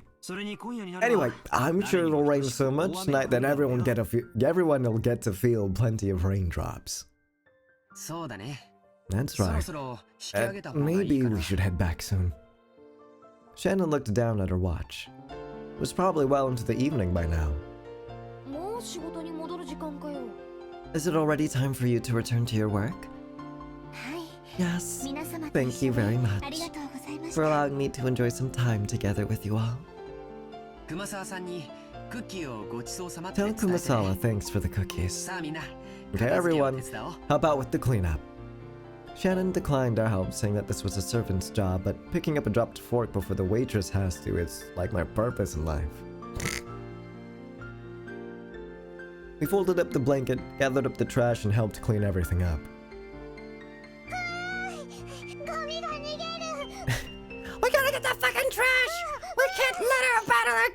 shit! そいつは逃がさないぜ。マリアより I won't let it escape. I'll grab it before Maria does. La la la la la. No, it's mine! It's fucking mine! I'll kill you better! If you grab that shit, I'll curse you! Maria, don't get your shoes wet, you'll get in trouble! To Maria, chasing after some trash sent flying by the powerful winds was just another game. By the time we finished, the wind was blowing pretty strongly. Probably a good time to head back. You've all helped me out a lot. Thank you very much. It looks like you're really out of time. It's okay if you head back first. George Anaki perceived from her hurried appearance that very little of her free time was left. Genji's really strict about time. If you don't show up where you're supposed to be at the right time, I bet he'll be pissed. We'll see you later. Do your best with your work. Yes, colon 3. Then if you'll excuse me. After making a respectful bow, Shannon ran towards the rose garden. Okay, let's head back to the guest house. We can watch TV or something and relax a little. Okay, I wanna watch TV. Okay.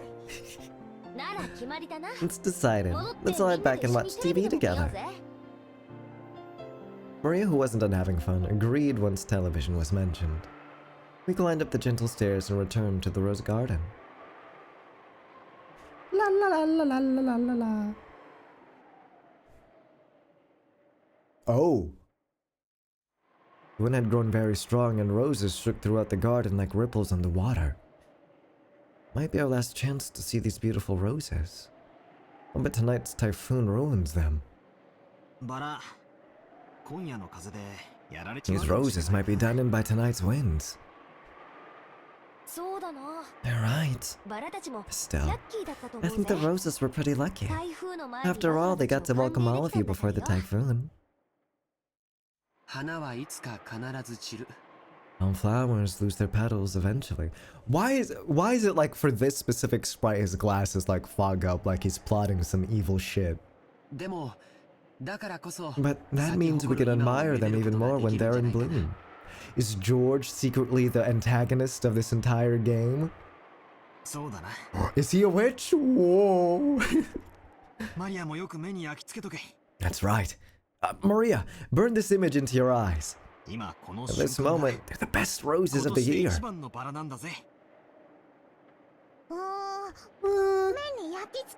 Burned into my eyes. Woo! Right then, Maria suddenly clapped her hands. It looked like she remembered something.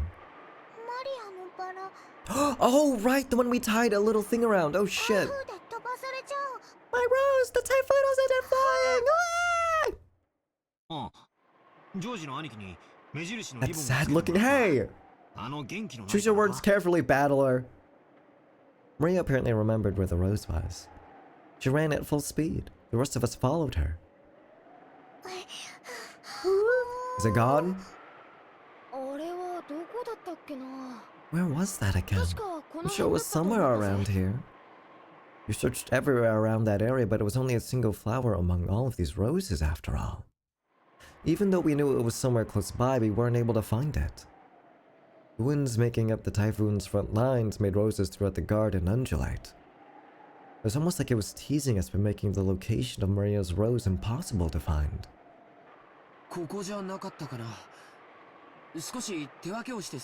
No, spreading out during this typhoon? Maria's gonna get blown up into the sky. And she'll fly away, we'll never see her again. Sounds good. Let's go for strength and numbers. What's up, Maria? As we made to split up and search, Maria tugged on my jacket with an unhappy face. You could tell that she didn't want us to leave that spot. What is it? What's wrong?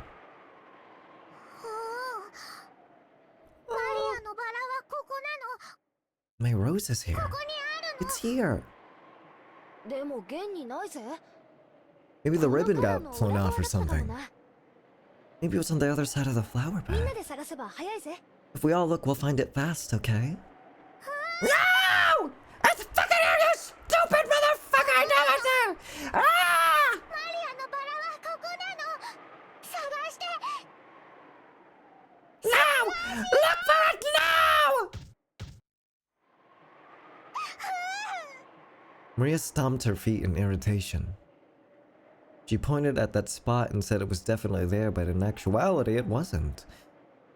Even so, Maria got mad when we said we were going to search elsewhere. We were at a loss for what to do. For a while, we had to stay near Maria and pretend to search through that rose thicket. I'm sorry, Maria, we can't find it. It's not here! Yeah. Maybe she's saying it should be here, but it isn't. She became increasingly irritated. Oh man, Maria's really losing her temper. マリアはたまにすごくどうでもいいことを気にし始めちゃうんだよ。 To you! Hey, it's pointless to you! それが Sometimes Zero starts to really care about really pointless stuff. If she gets what she wants, that's okay, but ないものは探せないし you ね。 can't find something that isn't there. 困ったな。 That's not good. Just when we were at a loss of what to do, Maria called out in a loud voice. Oh. We could see Aunt Rosa in the direction Maria was waving her hand. Maybe she wanted to look at the garden one more time before the typhoon came, or maybe she had some business at the guest house. Aunt Rosa was coming from the mansion. She quickly noticed her daughter's voice and came over. あらあら。どうしたのみんな。 We can't find the 何か rose! 探し物なの The rose! We were looking for the wilted fucking rose! 探して。ママもマリアの Mama, help me look for my rose too! マリアのバラって Your rose? この辺に We found an unhealthy rose around here and marked it. それに目印。 飴玉かなんか We の包み tied a candy wrapper around it. しかしマリア But Maria, if I remember correctly, it was going right in front and really stood out, didn't it? 足が生えてどこかに行っちまっ Unless た it んじゃ grew なきゃ legs and ran off somewhere, it must have been somewhere else. マリアの記憶違いじゃな Maybe い you のか remembered wrong. She's gonna get mad again. It's here! Fuck you, battler! You stupid bitch! You don't know anything! You're an unemployed battler! You're no shit! Battler doesn't believe! Ah! その言うのをやめなさいって何度言ったらわかるの How many times do I have to tell you to stop saying before you'll understand? ママも探してあげるから静か Mama にし will なさ help い look for it, so stay quiet. Looking for a rose and her mom's name is Rosa. I wanted to make that joke really bad, but I thought it was a bit on the nose. They're looking for the rose, and then Rosa comes out. I'm very intelligent. I know storytelling and foreshadowing when I see it. I'd never seen Aunt Rosa be anything other than kind and gentle, so her anger surprised me a bit. Aunt Rosa began searching as well, so we went down along with her for the time being. But we were already more than sure it wasn't around here, so it didn't take long for Aunt Rosa to realize that too. The rose isn't ここには here. そのバラは他の場所の Did 間 you 違いじ mistake ゃな this い place for somewhere else? これだけたくさんのバラ There's があ so るんだ many から roses around. No! Ah! That's wrong! ここにある。 It's here, it's 信 here! じてくれない。 Mama doesn't believe. Maria, you're starting to piss ちゃ me んと off. 信じて探してるでしょ You're starting to piss me off, Maria. We gotta get inside before the typhoon fucking tears us apart. でもないじゃない I already believed you and looked hard for it, didn't I? But it isn't here.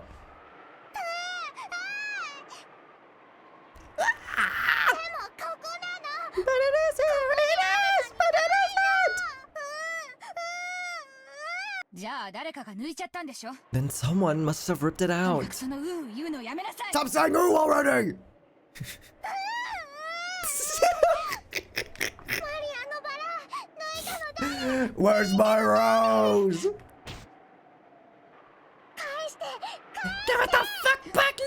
no! そんなの知らないわよ。 How should I know? やめなさい。そのうう言うのやめなさい。 Stop saying ah!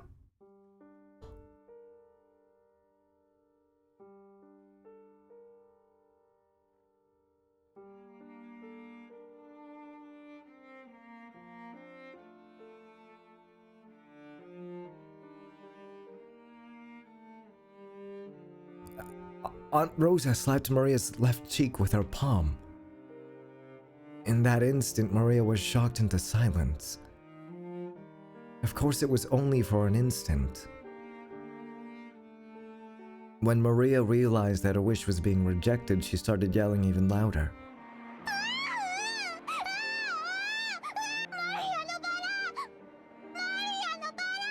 My fucking Rosa!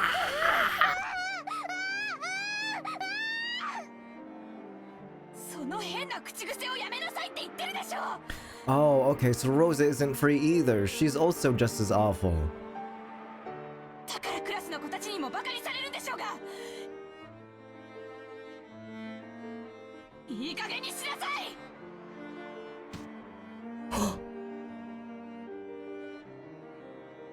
Once again, her palm slapped Maria's cheek. This time she didn't go silent. She choked as she started crying and began to bawl in an increasingly loud voice. Aunt Rosa was clearly irritated and lifted her hand once more to try and shut her daughter up. Aunt Rosa! She's just a little kid, so there's no reason to get so serious. I tried to cut in with a bitter smile, rubbing my hands together, but Aunt Rosa glared at me with a serious face, and I realized that I should have stayed out of this.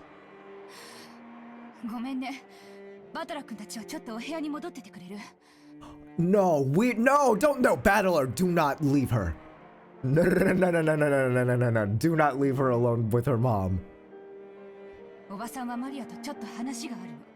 No, you are not letting her have, Battler, look me in the eyes and tell me you're gonna let her have that conversation with Maria. Look me in the eyes and tell me you're actually gonna let this happen.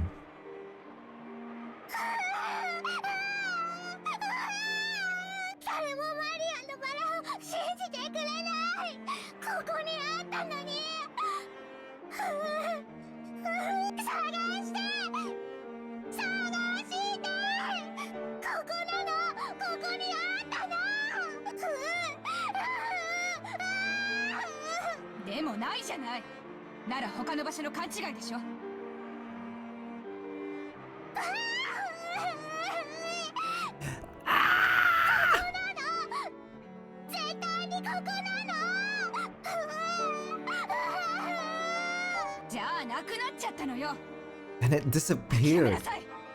Please don't hit her again. Give it up. Why? Did it disappear? I don't know, because of the wind. Sweetheart, we have to get inside. The typhoon's gonna hit us and we're all gonna die.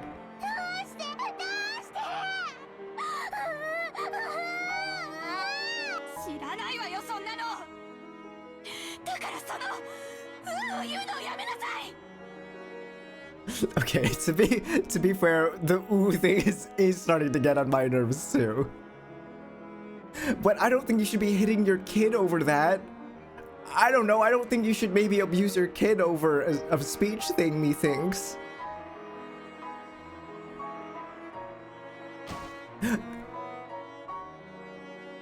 Stop it! Aunt Rosa once again raised her hand, overcome by emotion, and slapped Maria's cheek. It was strong. Is that why her sprite disappeared? I'm like, where'd she go? It was strong enough to knock Maria over. Hey, Aunt Rosa.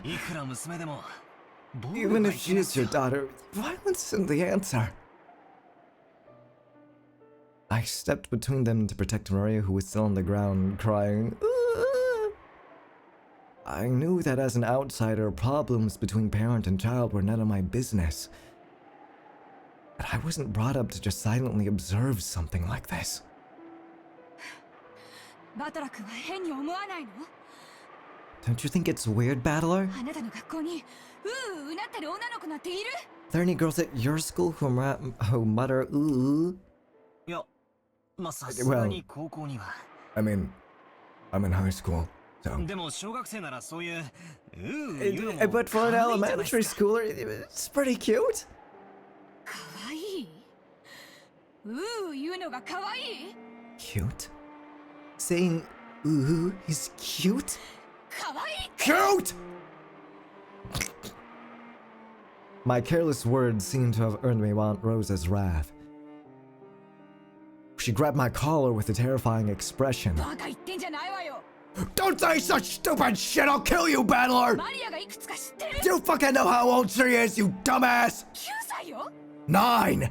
She's 9! 小学4年生なのよ。 4th grader, Battler! 幼稚園児じゃないのよ。 Not a kindergartner! それなのに。 She still makes that sound during class! わかる？ Don't you get it? この子。 Do you know what they say about this kid when they bully her? Thanks to this weird habit, she still hasn't made a single friend!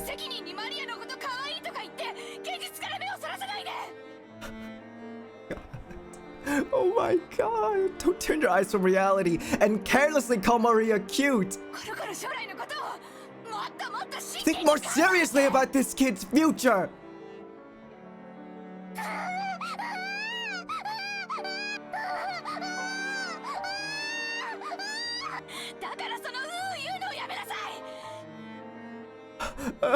Stop it! Stop fighting!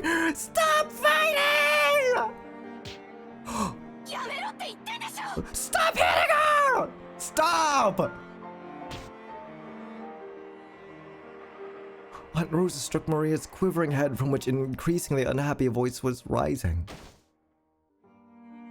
I tried to stop it, but Aunt Rosa pushed me away. My back hit George on a key.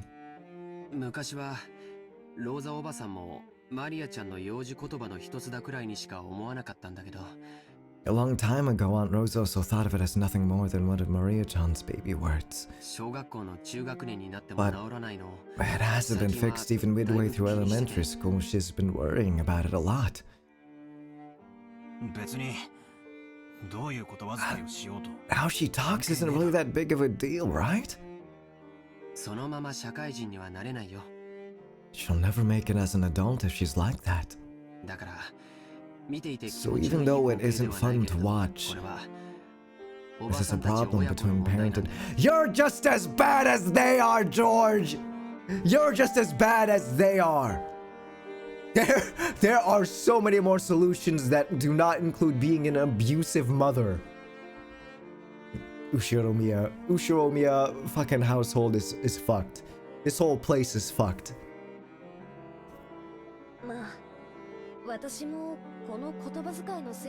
Well, even I get chewed up by mom all the time because how I talk. When they put it that way, maybe even a scene as painful as this isn't something an outsider like me should butt in on. バトラ君だって小さい頃悪い癖が治らなくて怒られたことがあったんじゃないかい？ When you were a kid, didn't you have any bad habits you couldn't fix and that got you into trouble? まあ、一つや Well, one or two. 授業参観の日に人前でずっと怒られてた時 On Parents' Day once, I kept getting yelled at in front of everyone, and it was embarrassing as all hell. じゃあ今のマリアちゃんたちの気持ちは Well, then you can understand how the two of them must feel right now. 僕たちに I'm sure they don't want us to be here now. 思わないジェシカちゃんにもわかるよね。 You understand too, don't you, Jessica?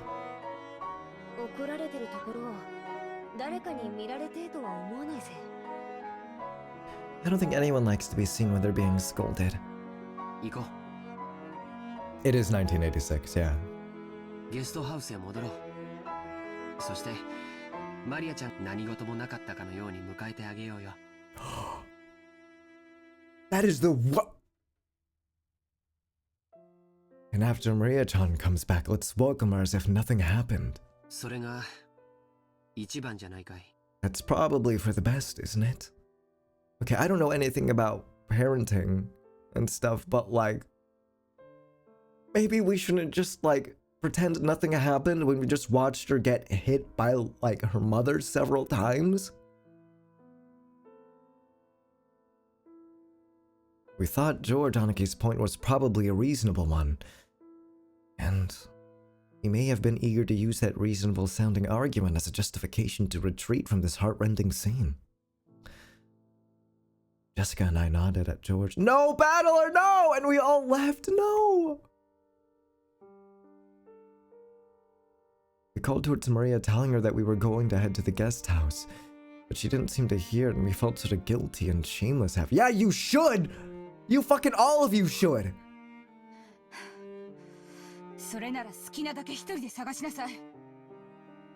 In In that case, look by yourself as much as you want. I don't gaff. Nobody gives a gaff but me! Nobody gaffs but me!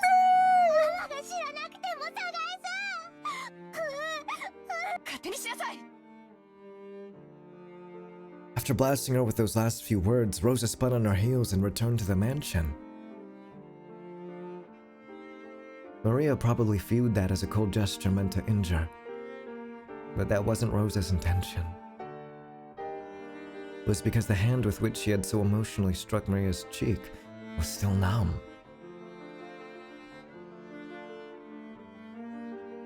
It was because if she stayed there screaming, she might again be taken over by her emotions and continue slapping her daughter's cheek over and over.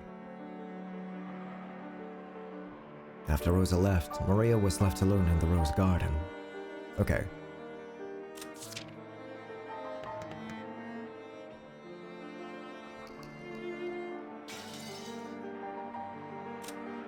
Okay, so Rudolph is a cheating son of a bitch. Ava's a misogynist. I don't know about Kraus quite yet, but he also seems to be a slimy piece of shit. Kidayoshi's in a bind. Wow, everyone is fucked. Kirie, I have nothing to say about Kirie. George just looked away from the abuse happening, so did Jessica. Kinzo started all of this, so I think we need to burn him at the stake. This whole place is just fucked, dude. This whole place is just fucked.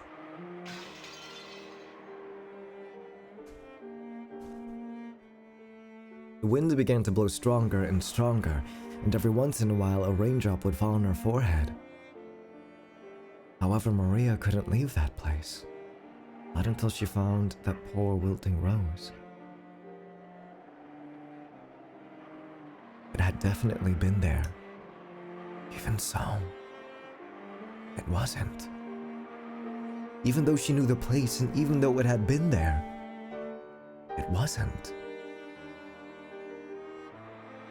Maria bitterly stared at the place it was supposed to be and thought frantically. Maybe the angle I'm looking from is wrong. Maybe the height I'm looking from is wrong. While gazing at a single point, Maria repeatedly stood up and changed her position and continued to stare. The wind was getting stronger and stronger, but Maria kept on looking for that rose in front of the flower bed.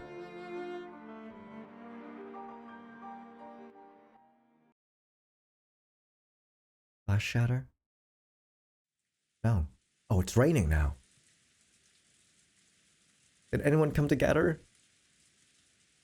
Oh no. Oh fuck, we're with fucking Crash Out Kinzo, shit. Kinzo noticed the sound of the raindrops beating on the window. It seemed to be pouring down thickly. It had begun to rain later than the weather report had predicted. Kinzo approached the window as if being summoned by the sound of the rain. The sound of rain is a sound of silence. It feels quieter than any silence, and makes humans remember that in the end, they are alone from the moment they're born to the moment they die. What the fuck? What? Kinzo, are you okay?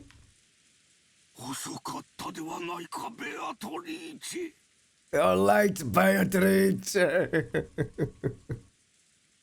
Wait, is she... Were those words directed at the rainy sky? There was no one to be seen in the direction of Kinzo's gaze. さあ、始めようではないか。Uh-oh. Well then, let us begin. 私とお前の奇跡の歌。 Let us begin our banquet of miracles. 今こそ、この島は現世より切り離された。 This island has now been cut off from the world. もう誰も私の儀式の邪 Now 魔をす there る are ことは none who can interrupt my ceremony. お前にふさわしい生贄は十分に There あ are るぞ。 many fitting sacrifices for you.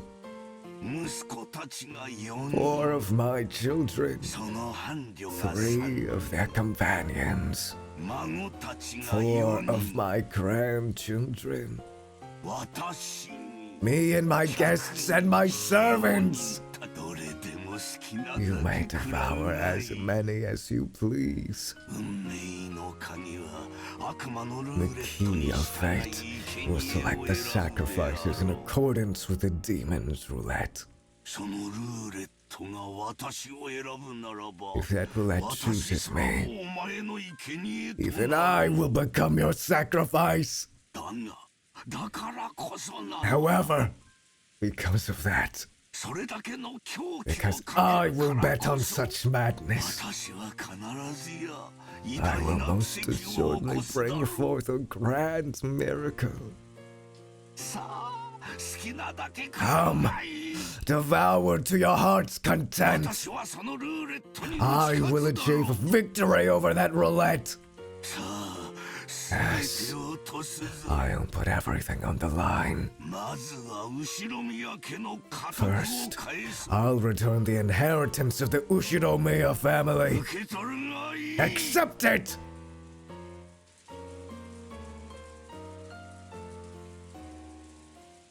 Kinzo tore the window open, ripped a golden ring off his finger, and forcefully threw it away. At that time, the sound of thunder rang out, giving the illusion that the lightning had accepted the ring. そしてお前が蘇った時、 And when you're resurrected, そこにいるのは私 surely であ I るだ will ろ be う。 the one who stands witness. 私が最後まで生き残り、お I 前の will 目覚 survive めを見 until the 守る end だろう。 and watch over you as you awaken. さあ来たれ、ベア So トリー come, チェ。 Beatrice! ようこそ我が Welcome to my banquet! 私が生み出したすべて In の支配 exchange for all that I have もう created, 一度だけ奇跡を見せて show me another miracle just this once! おー Whoa! ベアトリーチェ Beatrice! I fucking love Kinzo, dude. I love him so much. It's only 6 o'clock?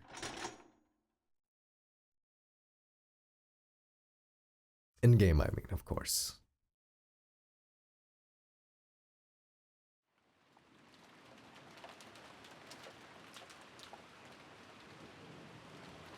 A news ticker popped up on top of the TV program we were watching. The disaster report told how municipalities all over were continually sending out rain, flood, and wave warnings. Of course, the raindrops beating harshly on the window were even more convincing.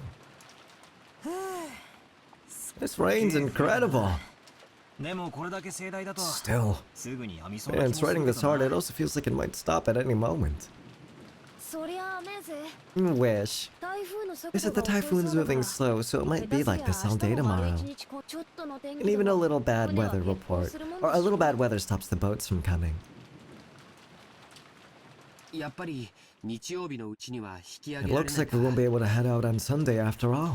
念のため月曜日 Just in にライブ case, との I スケジュー cleared ル all を入れな outside くて business 正 for my 解だった Monday よ schedule.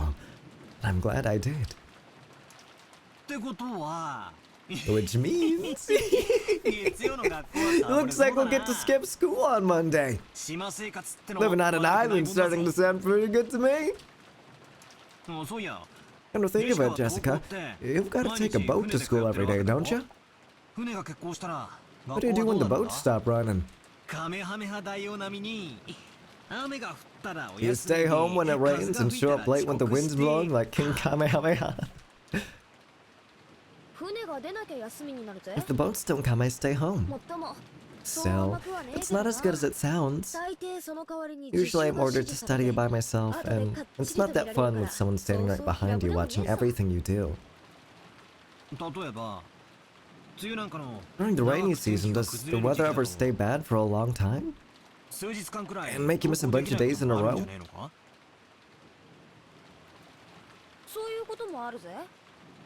Happens sometimes. Still, I'd get a call from my homeroom teacher every single day who would sourly guide me on how I should teach myself and what I had to turn in. She can't skip school as easily as you're imagining, Battler. She's got to follow the rules for people that travel to school by boat and get a good amount of studying done. Yeah, there's no way I could study at home by myself, dude. No way. I'd get distracted so easily I wouldn't get fucking anything done. Absolutely nothing would get done. In my own room, I get distracted. Yeah, of course. After being made to do nothing but workbooks for several days straight, it's pretty hard to handle all that mental stress. When I get into college, I really just want to go to some dorm and say goodbye to this inconvenient island. Okay. What do you do when the weather's good in the morning, but it gets so bad on the way home that the boats are closed? You spend the night at school? That happens a lot, actually. Because of that, they've built some lodgings there for people who can't get back to the island they live on. That's where you'd spend the night. Sometimes when it gets really bad, you can't get back home for a few days at a time.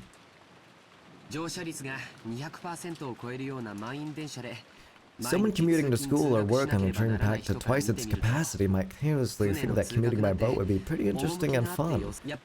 But it sounds like it comes with troubles of its own. You hear thoughtless tourists saying stuff like that all the time. I've had enough of island life. I just want to graduate high school and say goodbye already. But there are all dorm schools even for high school, right? Why did you choose that Nijima school of all places? I wanted to go to one of those from the beginning, as probably as her parents. Mom is always going on about how I need to learn manners and discipline as the successor. So I ended up sticking close to home even for high school. I hate this island. I just want to go and live in the city already. I don't care if rain or even spears fall from the sky. As long as I can move to a city where I can wear casual clothes and sandals. I can get to a convenience store in less than 5 minutes. Hold out just a little longer. Just a bit more and you'll graduate high school, right? I can't wait a little longer. Jessica stretched out and reclined in the sofa. Maybe it was a bad time slot because there weren't any interesting programs on, and we had nothing to do but languidly kill time until we were called for dinner. After that episode, Maria never returned to the cousin's room after all. Aunt Rosa promptly took her back to the mansion. Battler. I have some bad news, Battler. I have some really bad news for you, Battler. Oh god, he doesn't know. He doesn't know. Chat, he doesn't know what happened to Maria. He doesn't know. It had to be pretty boring for Maria all by herself while the adults had a confusing conversation. We thought we might as well head over to the mansion to see her, but the weather really was awful. And since there wasn't much time until dinner, we stayed where we were. At that time, we heard the sound of a humble knock. Jessica answered. Canon! The preparations for dinner are complete. Please come to the mansion. It was Canon's voice. Did he go to all the trouble of coming from the mansion in this rain just to get us? Couldn't he have just called us on the telephone? Well, I guess servants at work don't always get to take the most efficient route. Just when I was getting hungry. Let's go. Oh, is this where the spooky shit starts happening? My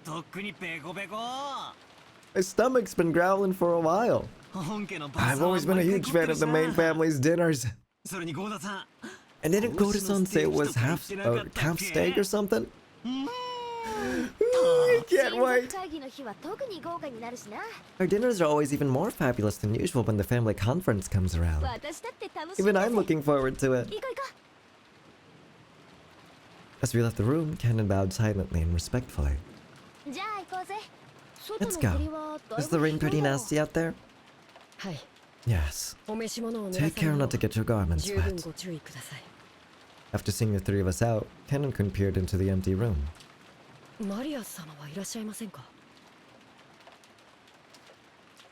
Wasn't Maria with you? No, she's not. Wasn't she with Aunt Rosa?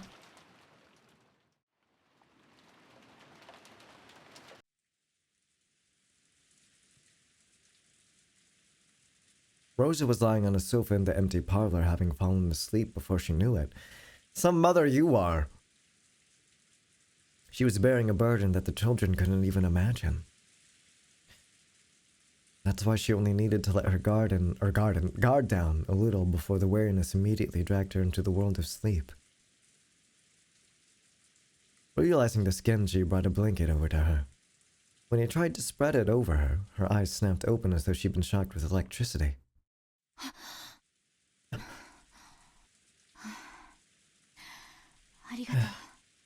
Thank you, Genji. And she realized that the thing that had touched her was just a blanket, and that Genji had been considerately giving it to her. She let out a sigh of relief. Did I wake you? My sincerest apologies. It's okay. I hadn't planned on sleeping in the first place. What time is it now?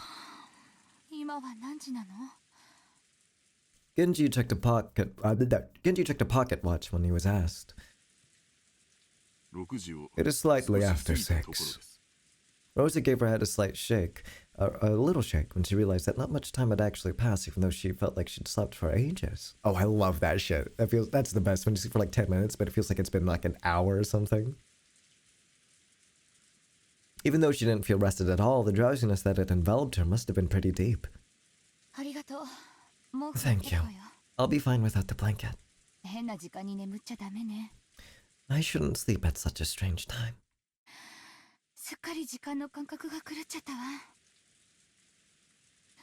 My sense of time has been completely thrown off. The rain. It's finally started pouring down in earnest, huh? Rosa realized that the peaceful sound that had put her to sleep was the rain. The wind's blowing hard too. Aren't you forgetting about something, Rosa? I wonder if the typhoon's finally here. That's what they said on TV. The typhoon is moving slowly, so they think it'll be like this all day tomorrow. Really? So our last chance to see that wonderful rose garden must have passed by. From the window, what she could see of the rose garden was completely blurred by the wind and rain.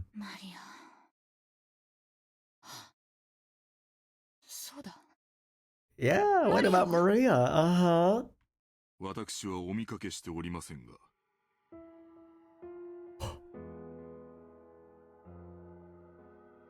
The chill that just got sent down my spine. Oh my god. I have not seen her. Did she not return to the guest house? Rosa knew her daughter's nature well, so a chill ran down her spine.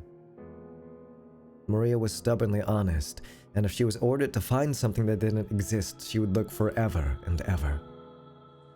Even in pouring rain. Gulp!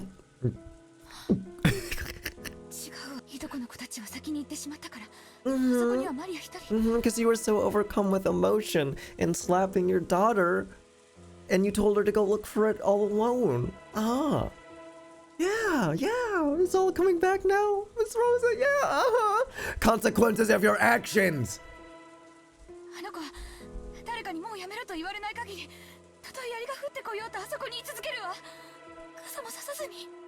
Without even opening an umbrella.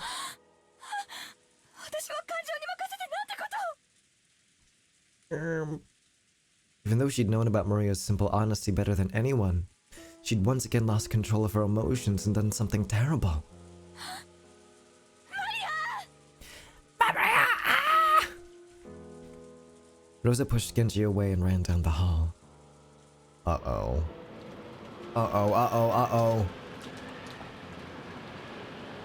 The outside really looked like a typhoon and the rain was pouring down spectacularly. Maybe because of some aspect of the terrain, the winds weren't typhoon class, so an umbrella wouldn't be torn out of one's hands. Even so, it certainly was a windy rain. There was no time to admire the roses being drenched. I'm getting pretty worried about Maria. You don't think she's still rebelliously searching for that rose alone, do ya? I wonder.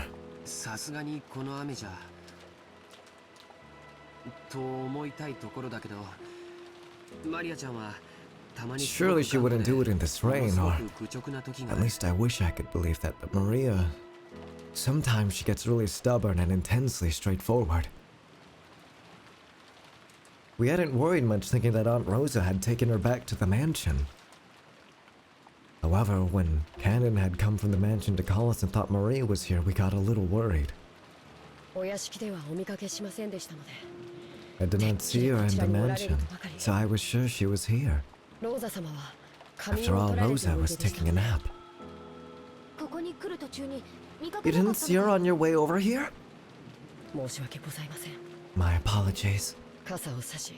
I opened up my umbrella and ran as fast as I could, so I did not pay much attention. If he had cut through the rose garden, taking the shortest line between the mansion and the guest house, then he would have just barely missed the place where Maria had been looking for her rose. And it was raining this hard too. It certainly would have been possible for Ken to fail to notice her. Instead of arguing around here, it'd be faster to just check it out directly. Hey, Aniki, why don't we race over there? Oh, do you think you can beat me now that you've been growing for 6 years? Is he secretly ripped under his tux? Is he secretly ripped? He like fucking tears his trousers off and like his calves are like fucking like super muscular or some shit. Go! George, Aniki and I flew out into the rain. Jessica and Cannon followed us.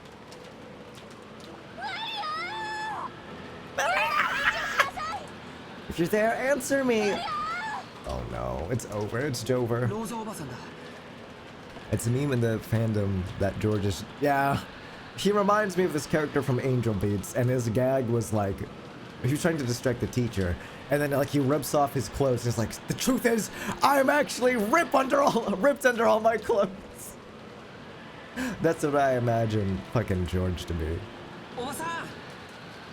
Aunt Rosa! When George Aniki called back, Aunt Rosa jumped at him and grabbed onto him. We don't know!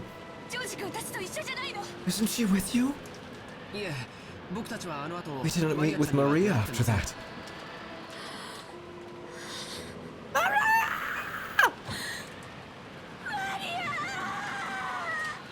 6 years ago, Maria was 3 years old. She was a cute and pure kid who just accepted whatever anyone said.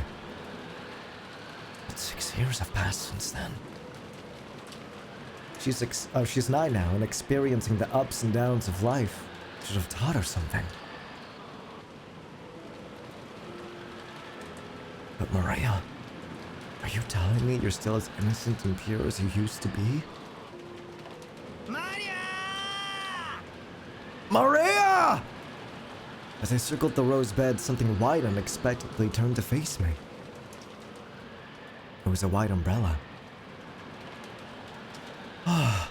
Oh my god.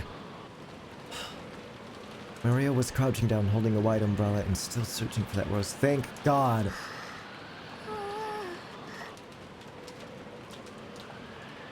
Her face, which had turned bright red from crying her eyes out, was dirtied with water and mud.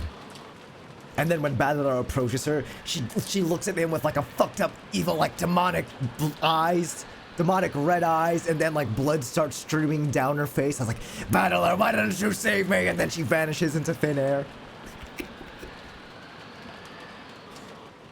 Her face, which had turned bright red from crying her eyes out, was dirtied with water and mud. It was a pitiful sight. Maria, you're still looking?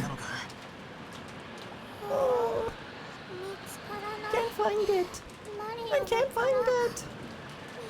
My rose. Maria had probably been here since the rain started pouring down. Her shoulders were freezing. She looked tired to the bone, but fortunately, since she was holding an umbrella, she wasn't completely soaked. The umbrella probably came from the handbag Maria always carried around. Thank goodness. Seriously, thank goodness. Thank goodness, you found her.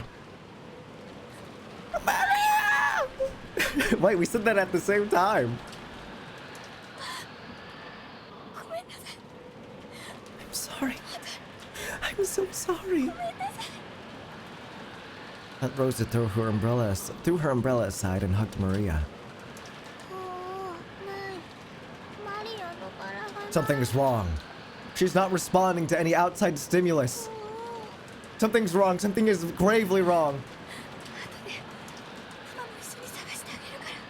I'll look for it with you later, okay? Let's just put it on hold for today. Okay?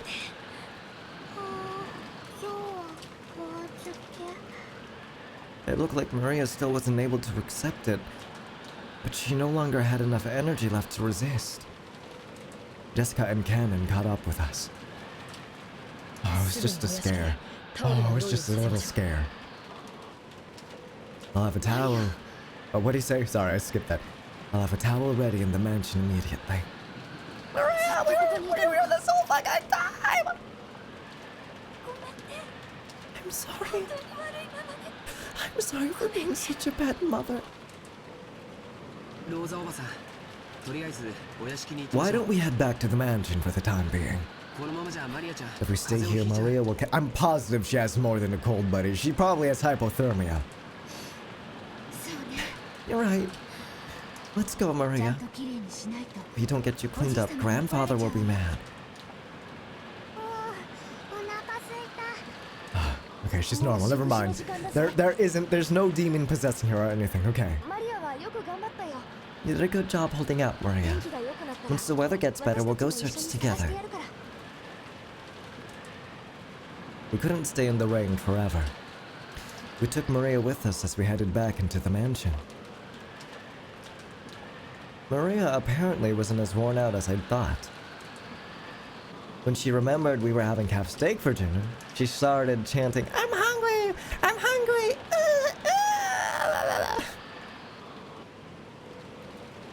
Aunt Rosa didn't chide Maria for saying, "Ooh, ooh." She had an umbrella on her. Maria sure is good at packing the right stuff.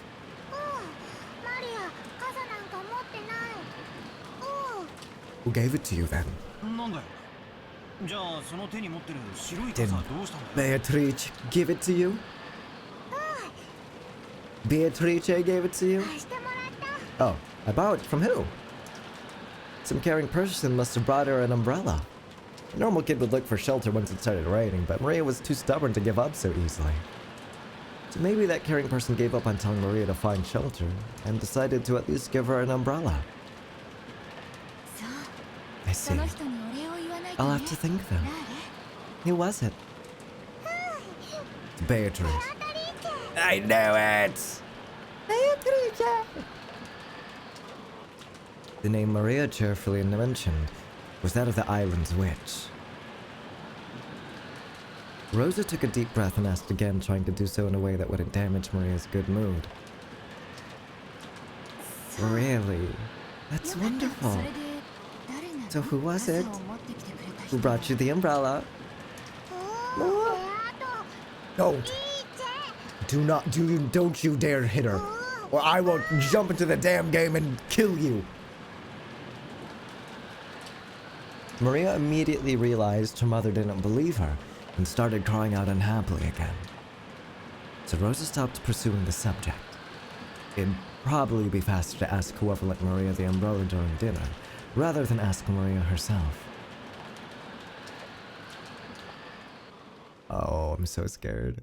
Let's go. The banquet, the banquet. Oh! They onto the chair! At least join us for dinner, Father. It won't be a family conference otherwise. Along with the dull pounding on the door, the sound of Krause's entreaty could be heard.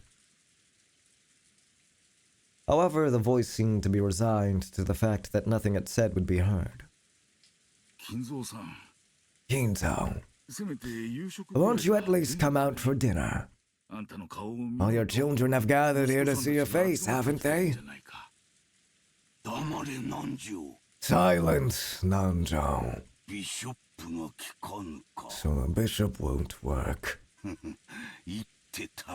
One move too short. Apparently, Kinzo was completely focused on the final battle of his long-lasting chess match with Nanjo. Kinzo's brow was wrinkled as he continued to glare at the game board through his spectacles. Krause's voice didn't reach his ear. Kinzo. I'm hungry myself. Why don't we go down and eat?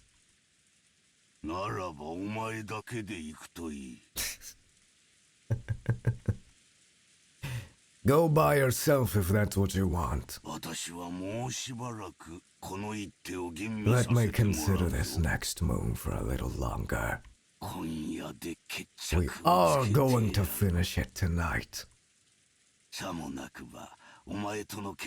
Otherwise, it's doubtful we'll finish before the world ends. Nanjo rose from his seat, hoping this would prompt Kinzo to do the same, but Kinzo's eyes never left the chessboard. He knew well that Kinzo always displayed a blind concentration when it came to chess, but he'd never seen Kinzo concentrate as hard as this. It was almost as though Kinzo was telling the truth, and there'd never be another chance for them to continue their contest if they didn't finish tonight. It seemed that no matter how obstinately he called out to Kinzo, it wouldn't reach the latter's heart. Nanjo gave up and headed to the door that Krause was still banging on. The door to the study opened. Krause was taken aback, thinking that, nope, sorry. However, it was Nanjo who appeared, and Krause let out a sigh of relief. Nanjo-sensei. Nanjo. His father... Nope. I'm sorry I couldn't be of service. Right now this room is Kinzo's whole world. Nanjo shook his head with a completely defeated expression. Krause raised his fist once more and banged on the door, shouting, Father, open the fuck up now! We're heading down now, but please join us any time you feel like it. All of your children are waiting for you. His voice was very loud, and he was making a racket pounding on the door. There was no way it wouldn't reach Kinzo's ears. Well, it certainly was reaching him, but he ignored it anyway. However, unlike the time he'd been called down for... Yeah, that's right. Unlike the time he'd been called down for lunch, he didn't fly into a rage. By now, Kinzo was calm, almost as though he had taken on a philosophical view and turned himself over to fate. Neither dinner nor the faces of my children interest me in the slightest. I'll only be there if Beatrice is resurrected, or if I am chosen as a sacrifice for the king. The demon's fillet has already started spinning. What meaning does dinner have at this point? as though the painfully loud banging on the door completely failed to enter his hearing. Kinzo silently thought about his next chess move, still in his philosophical state. Just as always, Kinzo's figure couldn't be seen anywhere in the dining hall. Kraus, wearing a bitter smile, returned with Nanjo. Father says he's still not feeling well. He truly regrets missing this once-a-year opportunity to sit with his family. Totally believe you, dude.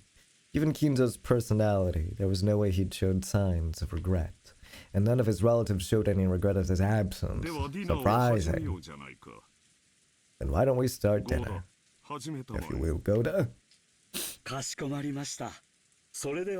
If you'll allow me. His biggest time to shine of the whole year, he nodded with a broad grin. Oh, right. May I ask who lent Maria an umbrella? When Rosa timidly cut through the silence at the dining hall, everyone noticed. An umbrella? What's this about? A short while back, Maria was in the rose garden when it started raining. And she apparently borrowed a white umbrella from someone. I wanted to thank them. It was one of us. After you left, we moved to a different room entirely and had a friendly chat the whole time. That's right. Even after that, the siblings had a real friendly chat. The word friendly fell awkwardly from Hideyoshi's lips. Even those who hadn't been present could tell the conversation hadn't been a pleasant one.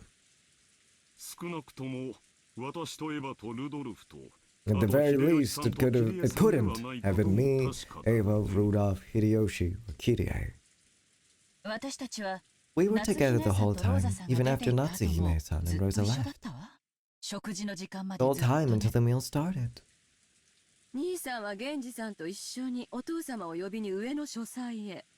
Nisan went up to the study with Genji to call father. At that time, the rest of us went straight to the dining hall. So it wasn't one of us. Oh. I'm doubtful. Couldn't it have been a servant kind enough to lend an umbrella? Was it you, Goda-san? I've been cooking the whole time! It wasn't me! My sincere apologies. Goda looked slightly disappointed about missing this chance to show off. At that time, Shannon and Kumasawa appeared, pushing a serving cart loaded with hors d'oeuvres. Horse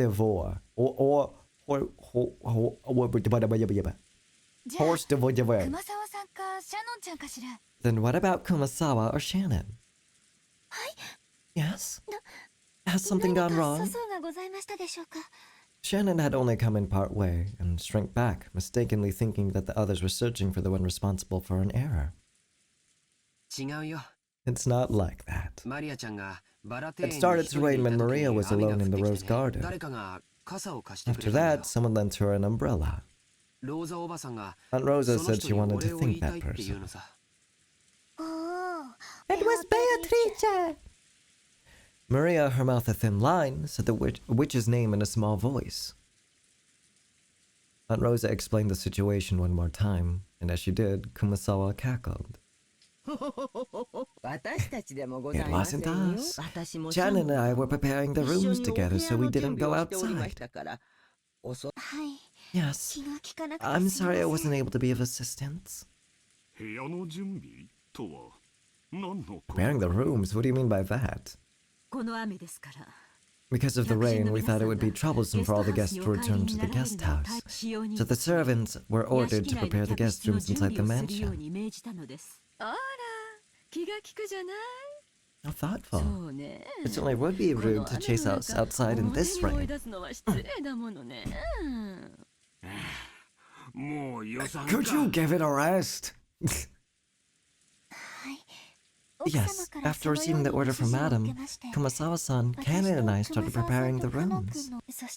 Then it became time for dinner, so Genji ordered Kanen to go to the guest house and summon the children.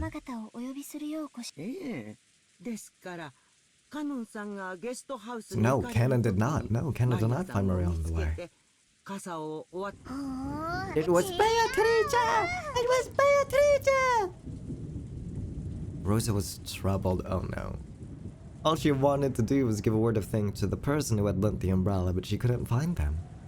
And she thought asking like this with everyone gathered for dinner would work immediately.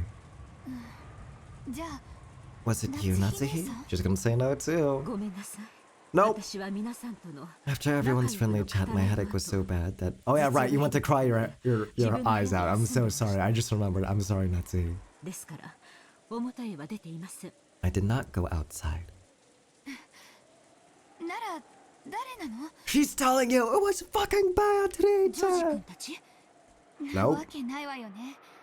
Mm-mm. We were watching TV in the guest house the whole time. We thought Maria had just gone back to the mansion with you. And Ganon came and he asked whether Maria was with us. That's when we realized she wasn't in the mansion. I mean, if it were me, I'd have grabbed her hand and pulled her under a roof before giving her an umbrella. I don't like that. Rosa was completely baffled. One by one, the relatives and the servants denied they had done it, even though it really wasn't something anyone would need to hide. So by process of elimination, the number of remaining candidates wasn't large. Of course, it wasn't me. Right after...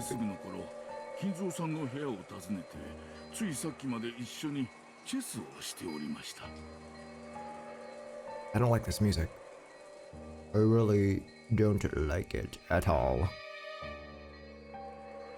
Right after it began raining, I visited Kinzu-san's room and I was playing chess with him until just now. Yeah, we just saw that. It also wasn't Kinzo, obviously. Hey, wait a sec. Isn't this starting to get a bit weird? Who's left?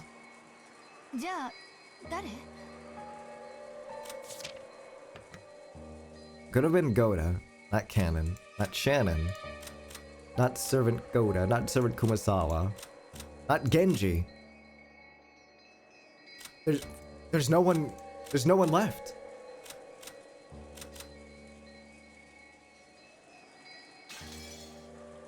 Then who was it? Genji? Wait, don't get me wrong. It's not like I'm searching for some culprits or anything. All I want to do is, as a mother, thank the person who gave Maria an umbrella in the middle of the rain. Giving an umbrella to a girl loitering in the rain was something to be praised, not hidden. Despite that, no one raised their hand. Why not? Everyone started whispering about how strange this was getting. Calm down, Rosa. Why don't we just ask the person who was lent the umbrella? And she keeps saying, Beatrice, Beatrice. And it's because Rosa doesn't fucking believe her. I mean, to be fair, the person in the portrait gave it to me.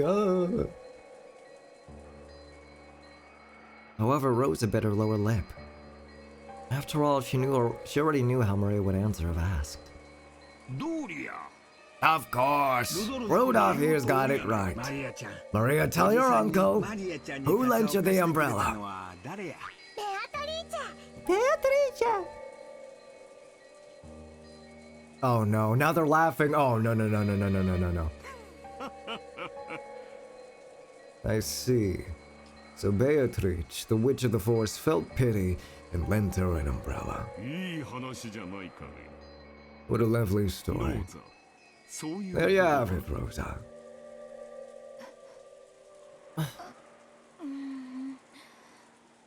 Rosa couldn't believe it. Even though she just wanted to say thanks for the umbrella, why did everything have to be so clouded in smoke? Just like Uncle said! Beatrice, let me borrow it!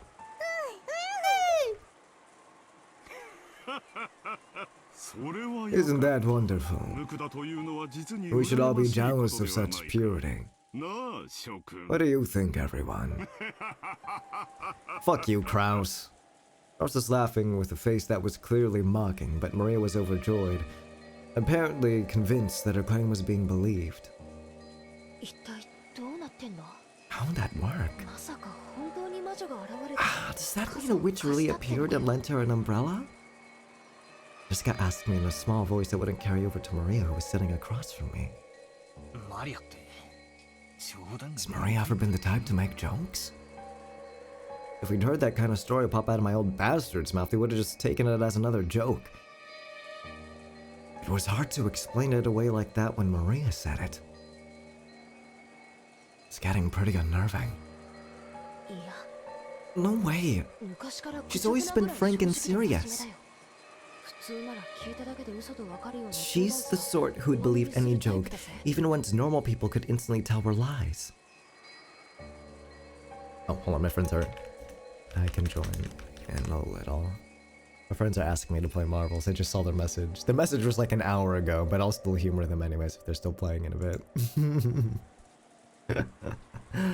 Sorry guys. I'm sort of like playing Umineko right now. My bad. I've never even heard of her cracking a joke. Aunt Rosa probably knew that better than anyone. It appeared that because of this weird situation, she had no idea what was going on anymore. So if Maria says she borrowed an umbrella from Beatrice, that must mean it was really Beatrice? We're talking about Maria here. I can't think of it as some kind of metaphor or joke. What did you just say? So, some kind of what now? Some kind of what or joke? So, what? Hold on, I have to find the metaphor Refantasio OST right now.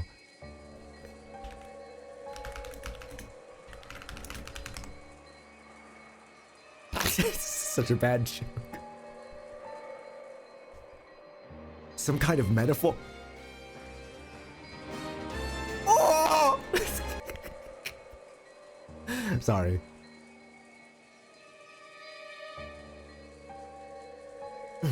Ah, my eyes itchy. Ow, ow, ow, ow, ow.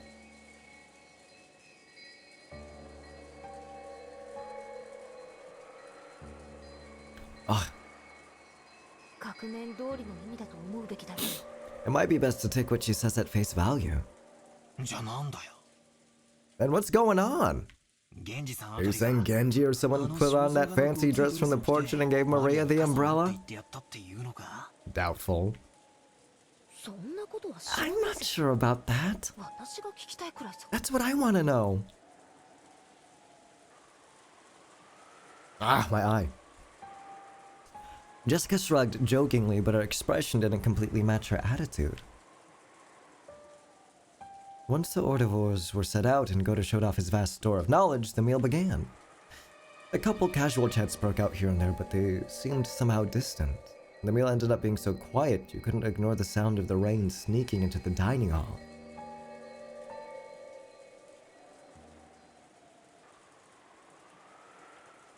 Kumasawa and Shannon, pushing the serving cart, ran into Genji and Cannon on their way to the kitchen.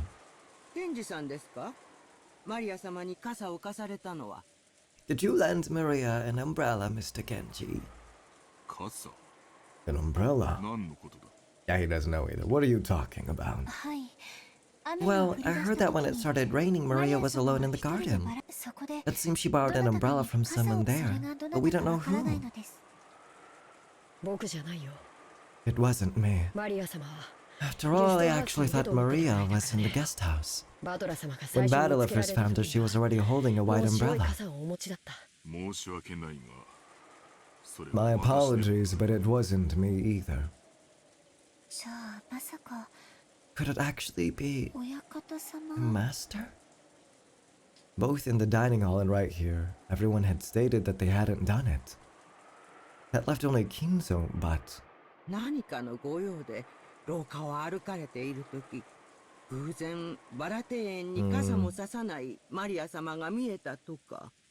No. No, that doesn't sound like him at all. The master isn't particularly fond, of Maria. I agree. I can't imagine that for Maria's sake, he'd go to all the trouble of descending the stairs with an umbrella. How troublesome. Does that mean the one who lent Maria was really Beatrice-sama? Kumasawa-san laughed, just like the relatives in the dining hall who had laughed it off. She couldn't think of any other way to break through the smoke veiling the current situation. Just then the crisp sound of hands clapping twice rang through the hallway. They all turned around at once to see Goda coming out of the dining hall. Okay, everyone, let's ring a dinner. Proper timing while setting the— oh, who gives a fuck? Who gives a shit? Shut up, dude. Right now, we're discussing who done it. Okay?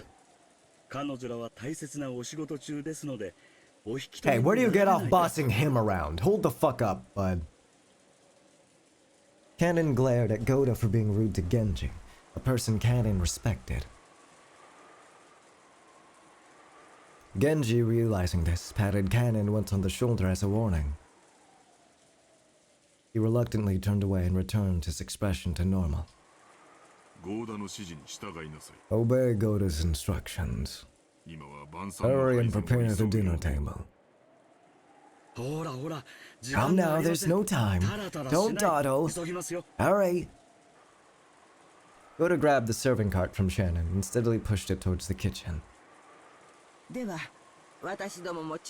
please allow us to return to the kitchen. After all, Goda-san's temper is very short. Please excuse me as well. Kurosawa and Shannon left. Only Genji and Kanon remained.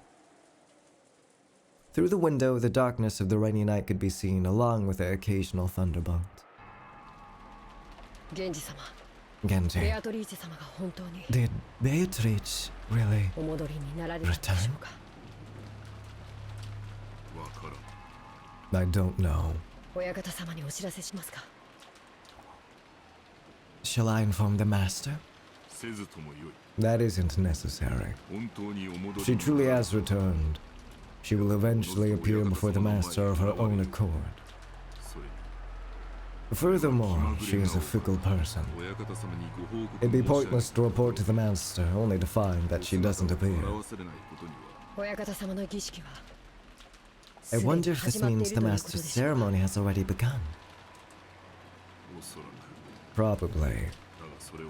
However, that has nothing to do with furniture like us. We must continue to return the favor we received from the master until our final moments. What did he do for them? Yes, that is furniture's duty. The thunder crashed once more. Eek! Except for those instants when lightning lit up the sky, nothing could be seen out the window but the darkness of night. Just as humans rule when the sun is up, those that aren't human rule when the sun is down. The darkness of night that now surrounded Rokkenjima was ruled by another master, not the Ushiromiya family. Did this master take pity on Maria when she was alone, and being pummeled by the rain in the rose garden, lending her an umbrella? Kanon looked at the rose garden's lights, dimly visible beyond the window. The dim lights weren't enough to illuminate the surrounding area. Ow. Oh, my neck! Oh, looking at those lights felt like making eye contact with the witch, and Kanon forced himself to avert his gaze. If he didn't, it felt like his eyes would be absorbed by that light. Can the weather change how people act? You often hear stories about how things like atmospheric pressure can influence people's moods and physical health. For some time now, everyone had been struggling to clear the gloomy atmosphere, but any conversation was quickly cut off, and in the end, the dining hall was simply filled by the sound of the rain. A will stretch. Thanks.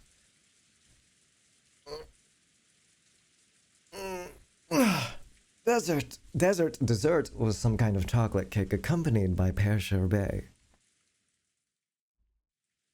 Godo enthusiastically explained I don't give a fuck, blah blah blah blah blah. I quickly forgot the details. The guest of honor grandfather was absent, the weather was horrible, and the identity of the one who'd let Maria an umbrella remained a mystery. When dinner ended, no one felt even a bit refreshed. It was too late now, but I realized painfully that taste wasn't the only part of a meal. The whole atmosphere was also critical. That's true. Yeah. Goda, the supposed conductor of the musical piece called Dinner, did his best to enliven the place, dropping little jokes left and right, but not one of them succeeded. Can we get some tunes going, man? Come on. Let's get some tunes going. Why didn't he start beatboxing or some shit? After taking orders for after-dinner coffee, tea, and orange juice, he left for the kitchen. As soon as he disappeared, Uncle Kraus spoke.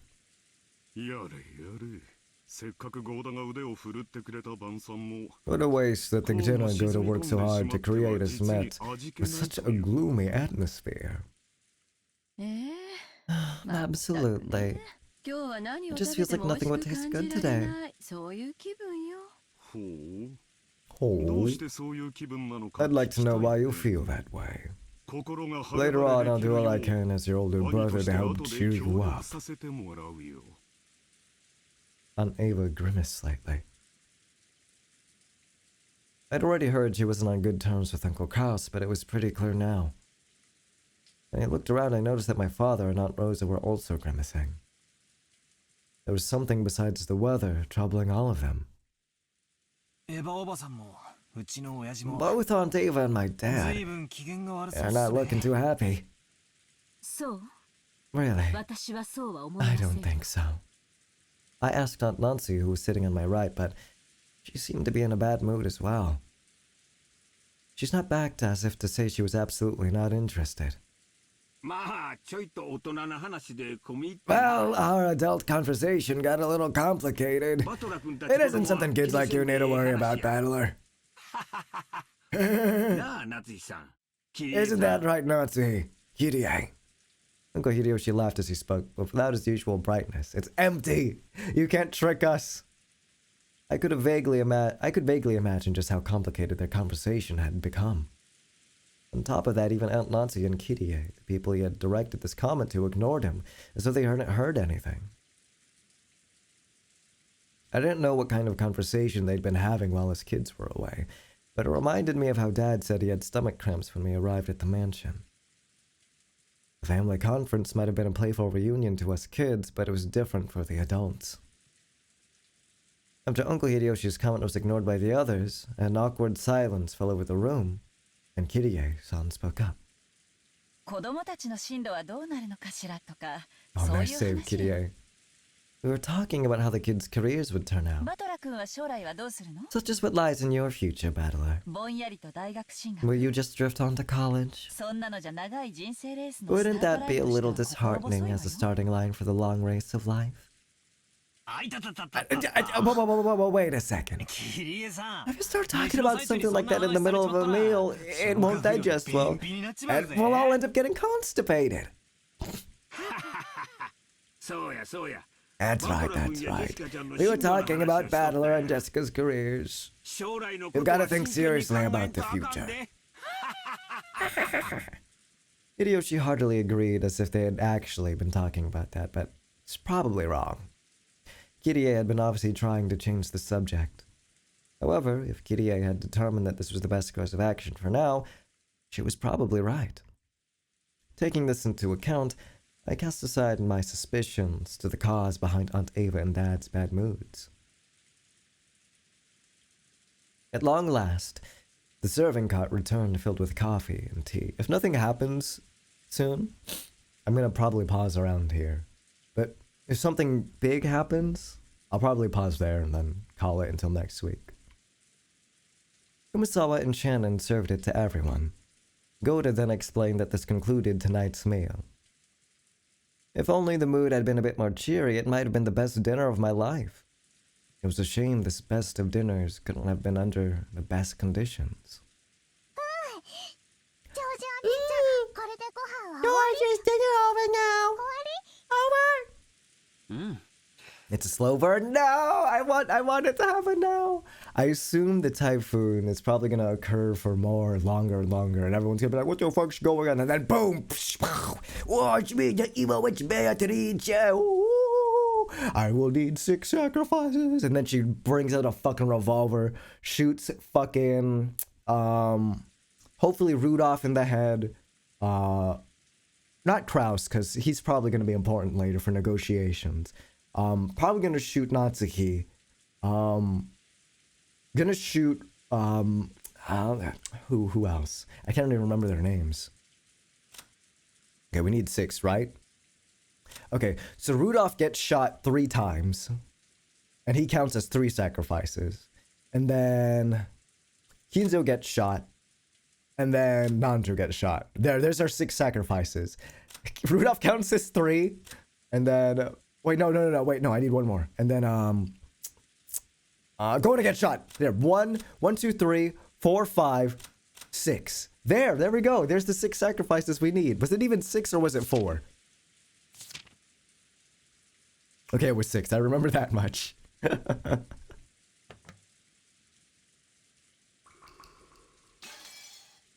With this, dinner is finished.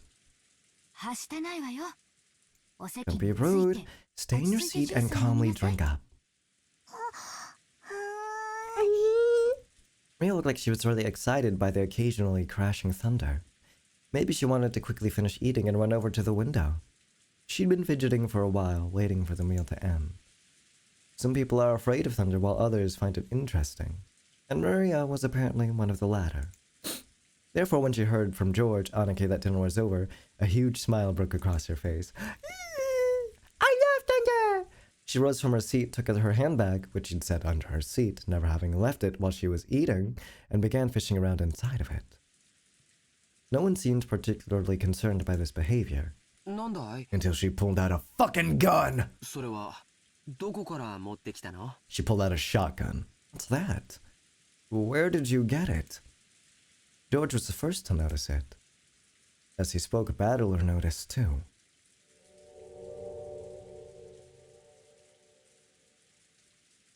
Oh. He saw that Maria was now holding a beautiful Western-style envelope. Was that a sound cue for like, oh, whether you just got a tip? Ooh. No, it isn't. Okay. Just making sure. On the front of the envelope, the Ushiromiya family crest, the one-winged eagle was done in gold leaf. It looks beautiful. Furthermore, the fact it was sealed with dark red wax made it clear that this wasn't something Maria could have brought as a prank. Maria-chan, それは何? Yeah, what is that, Maria? Tell us. It seemed that Natsu had also noticed the strangeness of the envelope Maria was holding. Her voice sounded too serious for someone admonishing a small child, so the relatives around us finally noticed too. What happened, Natsuhi? それ、何? Why do they sound so scared by the envelope? It's just a letter, right? あなた、それをどこで拾ったの? Beatrice also gave it to her? That envelope has Kinzo's. Oh! Oh wait, this has to be from Kinzo? What? Huh? The envelope that Maria held was one of the Ushiromiya family had custom-made envelopes for private use. In other words, it can only mean one thing. This envelope contained a message from Kinzo! What's an envelope like that doing here? Now that's an interesting to come jumping out at us. Hey, no! Hey, it's Maria's, not yours. No way, I want to read it! I was told to read it to everyone! But Uncle Hideyoshi tried to snatch the envelope out from Maria's hands, but she protected it, as though hugging it and didn't let go. That's right, it's yours, Maria.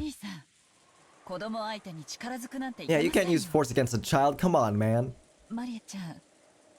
Maria, where did you get this envelope? Oh, so it's not from Kinzo. Shit's happening. Shit's happening. She told me to read it to everyone after the meal was over. I'm the vicious messenger. Messenger? Why is this in like well, not obviously not parentheses, but why is it like that in the lesser than and greater than sign? Almighty Witch of the Island sure likes to mess around. Battlelord tried to joke about it, but no one laughed. I wonder what's written inside it. Maria? Okay, I'll read it. Maria casually opened the envelope. It was sealed only with wax, so she just had to remove the sealing wax to open it. The sealing wax fell onto the desk. Hideyoshi hastily picked it up and stared fixedly at it. He then set it in the center of the table where Natsuhi, Kirie, and Nanjo stared at it. Imprinted in the sealing wax was the one-winged eagle, which was the Ushiromiya family crest, and also Kinzo's personal crest. That does belong to him. Well, no, I guess in this case it belongs to Beatrice. I know it from the letters I've received from Kinzo. Without a doubt, this is his wax seal. Aren't there several things in the mansion that bear this crest? If there was some kind of stamp for wax seals, couldn't someone other than Kinzo have used it?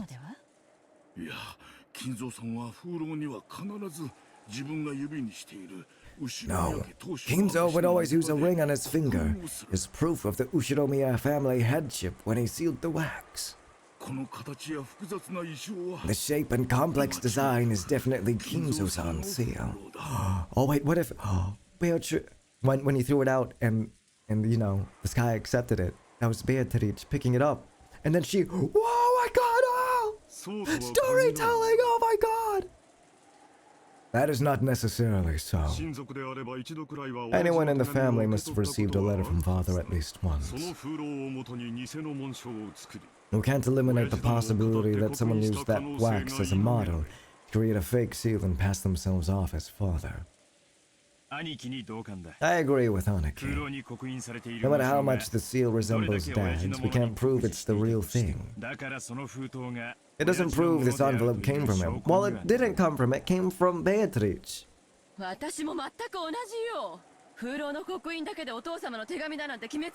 cannot approve of arbitrarily deciding that this letter came from father, based solely on the wax seal. Dr.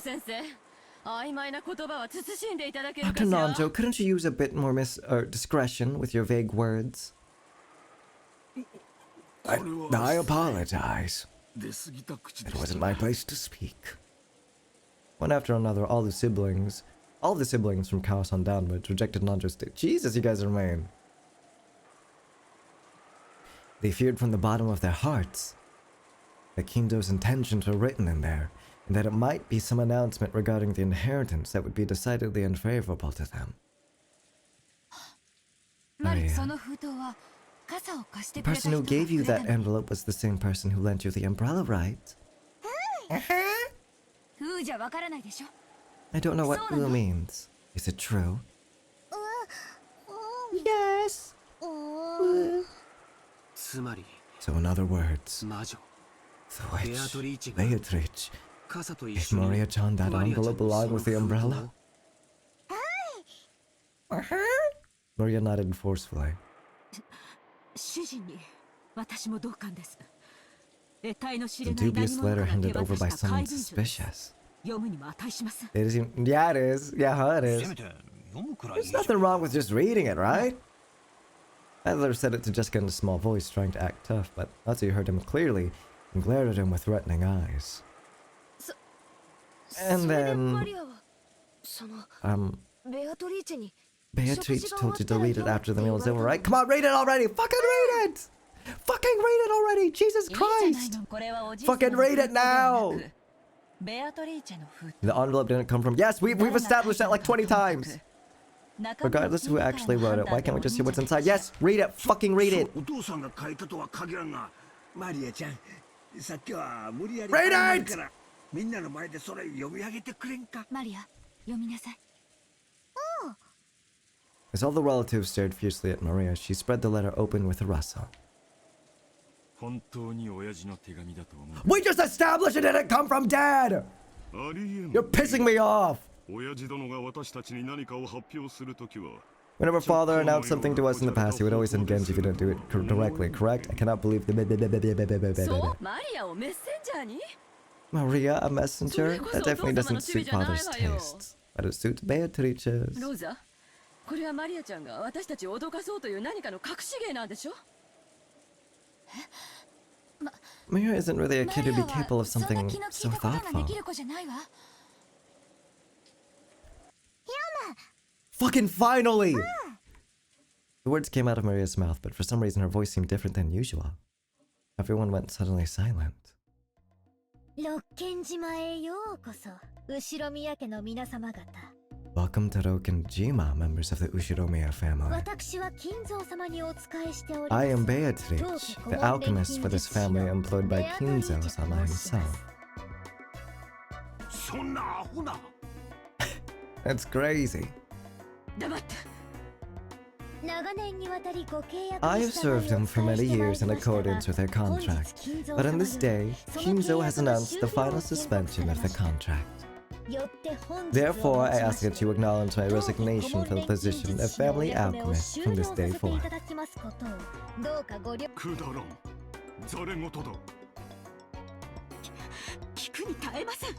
Can't stand to listen to it.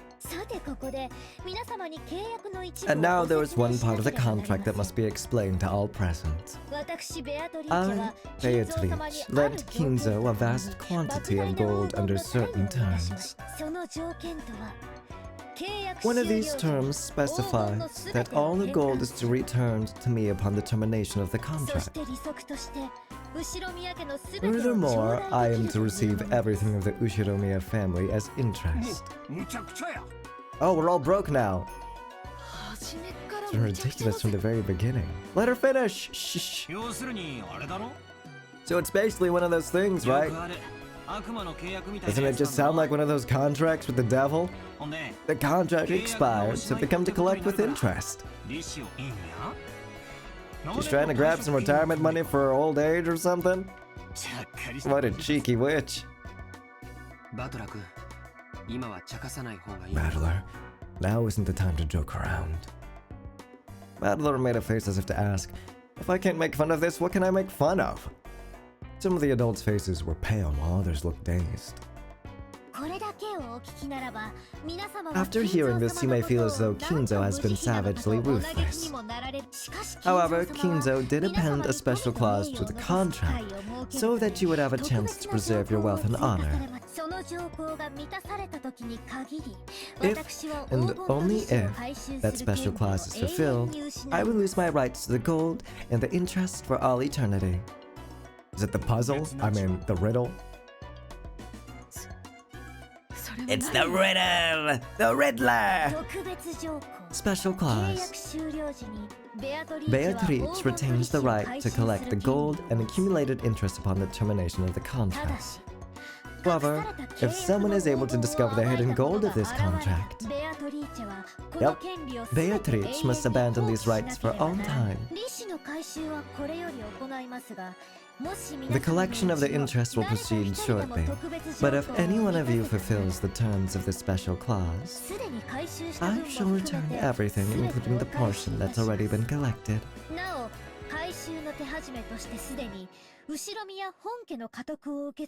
Furthermore, as the first step in this collection of Kinzo's debt, I have taken possession of the Ushiromiya family head's ring, which signifies the passage of the Ushiromiya family headship from one individual to another. I ask that you confirm this for yourselves by examining the imprint on the wax seal.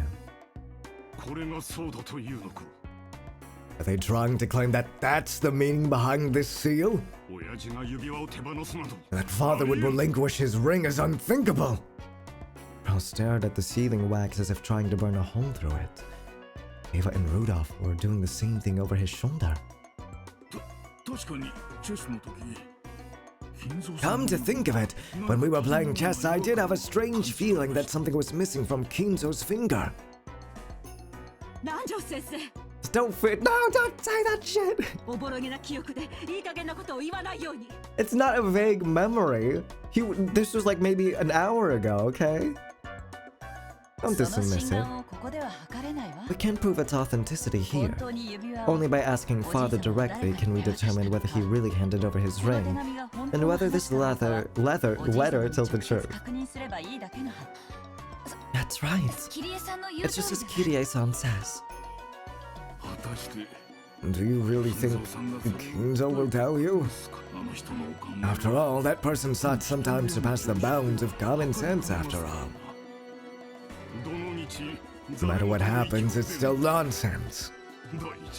In the first place, the illusion of gold itself is one of Father's tricks. I've already heard enough talk of that gold from the rest of you. But this is the witch speaking, right? About how the inheritance and all the assets will be handed over to the one who finds the gold, right? So maybe Beatrice is Father's legal advisor or in charge of his funds.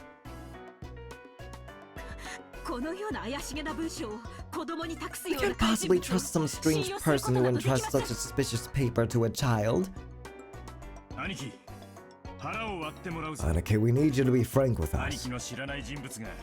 Is it possible Dad's assets are being managed by someone you don't know? That's impossible! As a family head's rep, I control all of Father's assets. It should be impossible for anyone to do as they please with them without me knowing it. Some assets you can control, right? Such assets couldn't possibly exist. But there is such a thing. We don't control the gold! The gold! It does! It's the gold! It's Beatrice's hidden gold! Whoa! Let's keep it simple. In short, Dad had some trusted confidant that Aniki doesn't even know about. Furthermore, this person has always been in charge of watching and managing the gold. Or it could be some eccentric rich person who offered him a loan with rules like a devil's contract. Could it be that this confidant called Beatrice is trying to test which of Kinzo's children is most worthy to be financed by her gold? Kirie's question was one that all the siblings wanted answered. Upon reflection, they realized that Kinzo's strange epitaph had hung in the hall beneath the witch's portrait for quite some time. And while it had long been whispered that whoever solved the puzzle would receive everything, no one had ever clearly stated it. It was just something that everyone had hoped might be true. Right here, right now, the thing that they'd been hoping for had been clearly stated in Beatrice's letter. It clearly specified that everything of the Ushiromiya family would be given to the one who found the gold.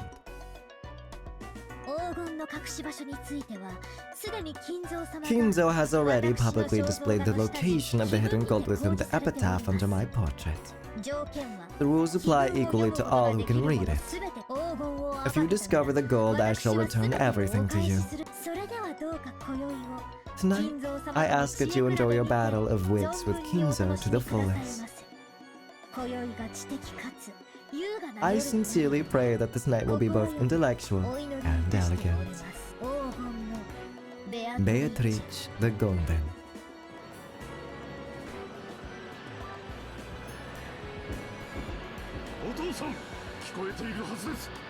Okay, this seems like a good place to stop. Oh, the witch's letter! Oh!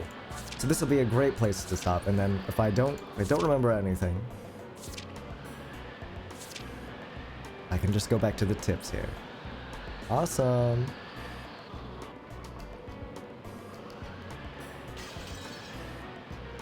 Okay, oh my god, I'm so pooped.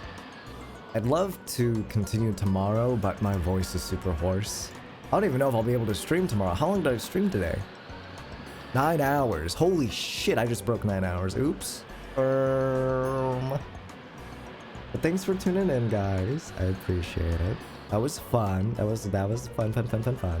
I'm just now getting into like the fucking nitty gritty. The good stuff has just started. And it took 9 plus 3 hours. So it took me 12 hours of reading for me to get to the fun stuff. Not that the initial 12 hours was bad or anything, but oh man.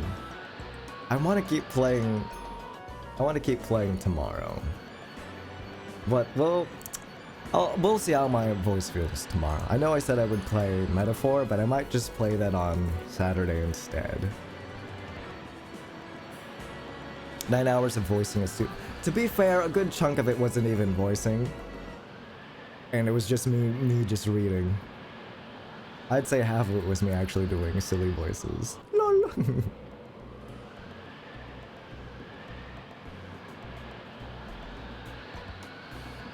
But, oh yeah, I'm so tired.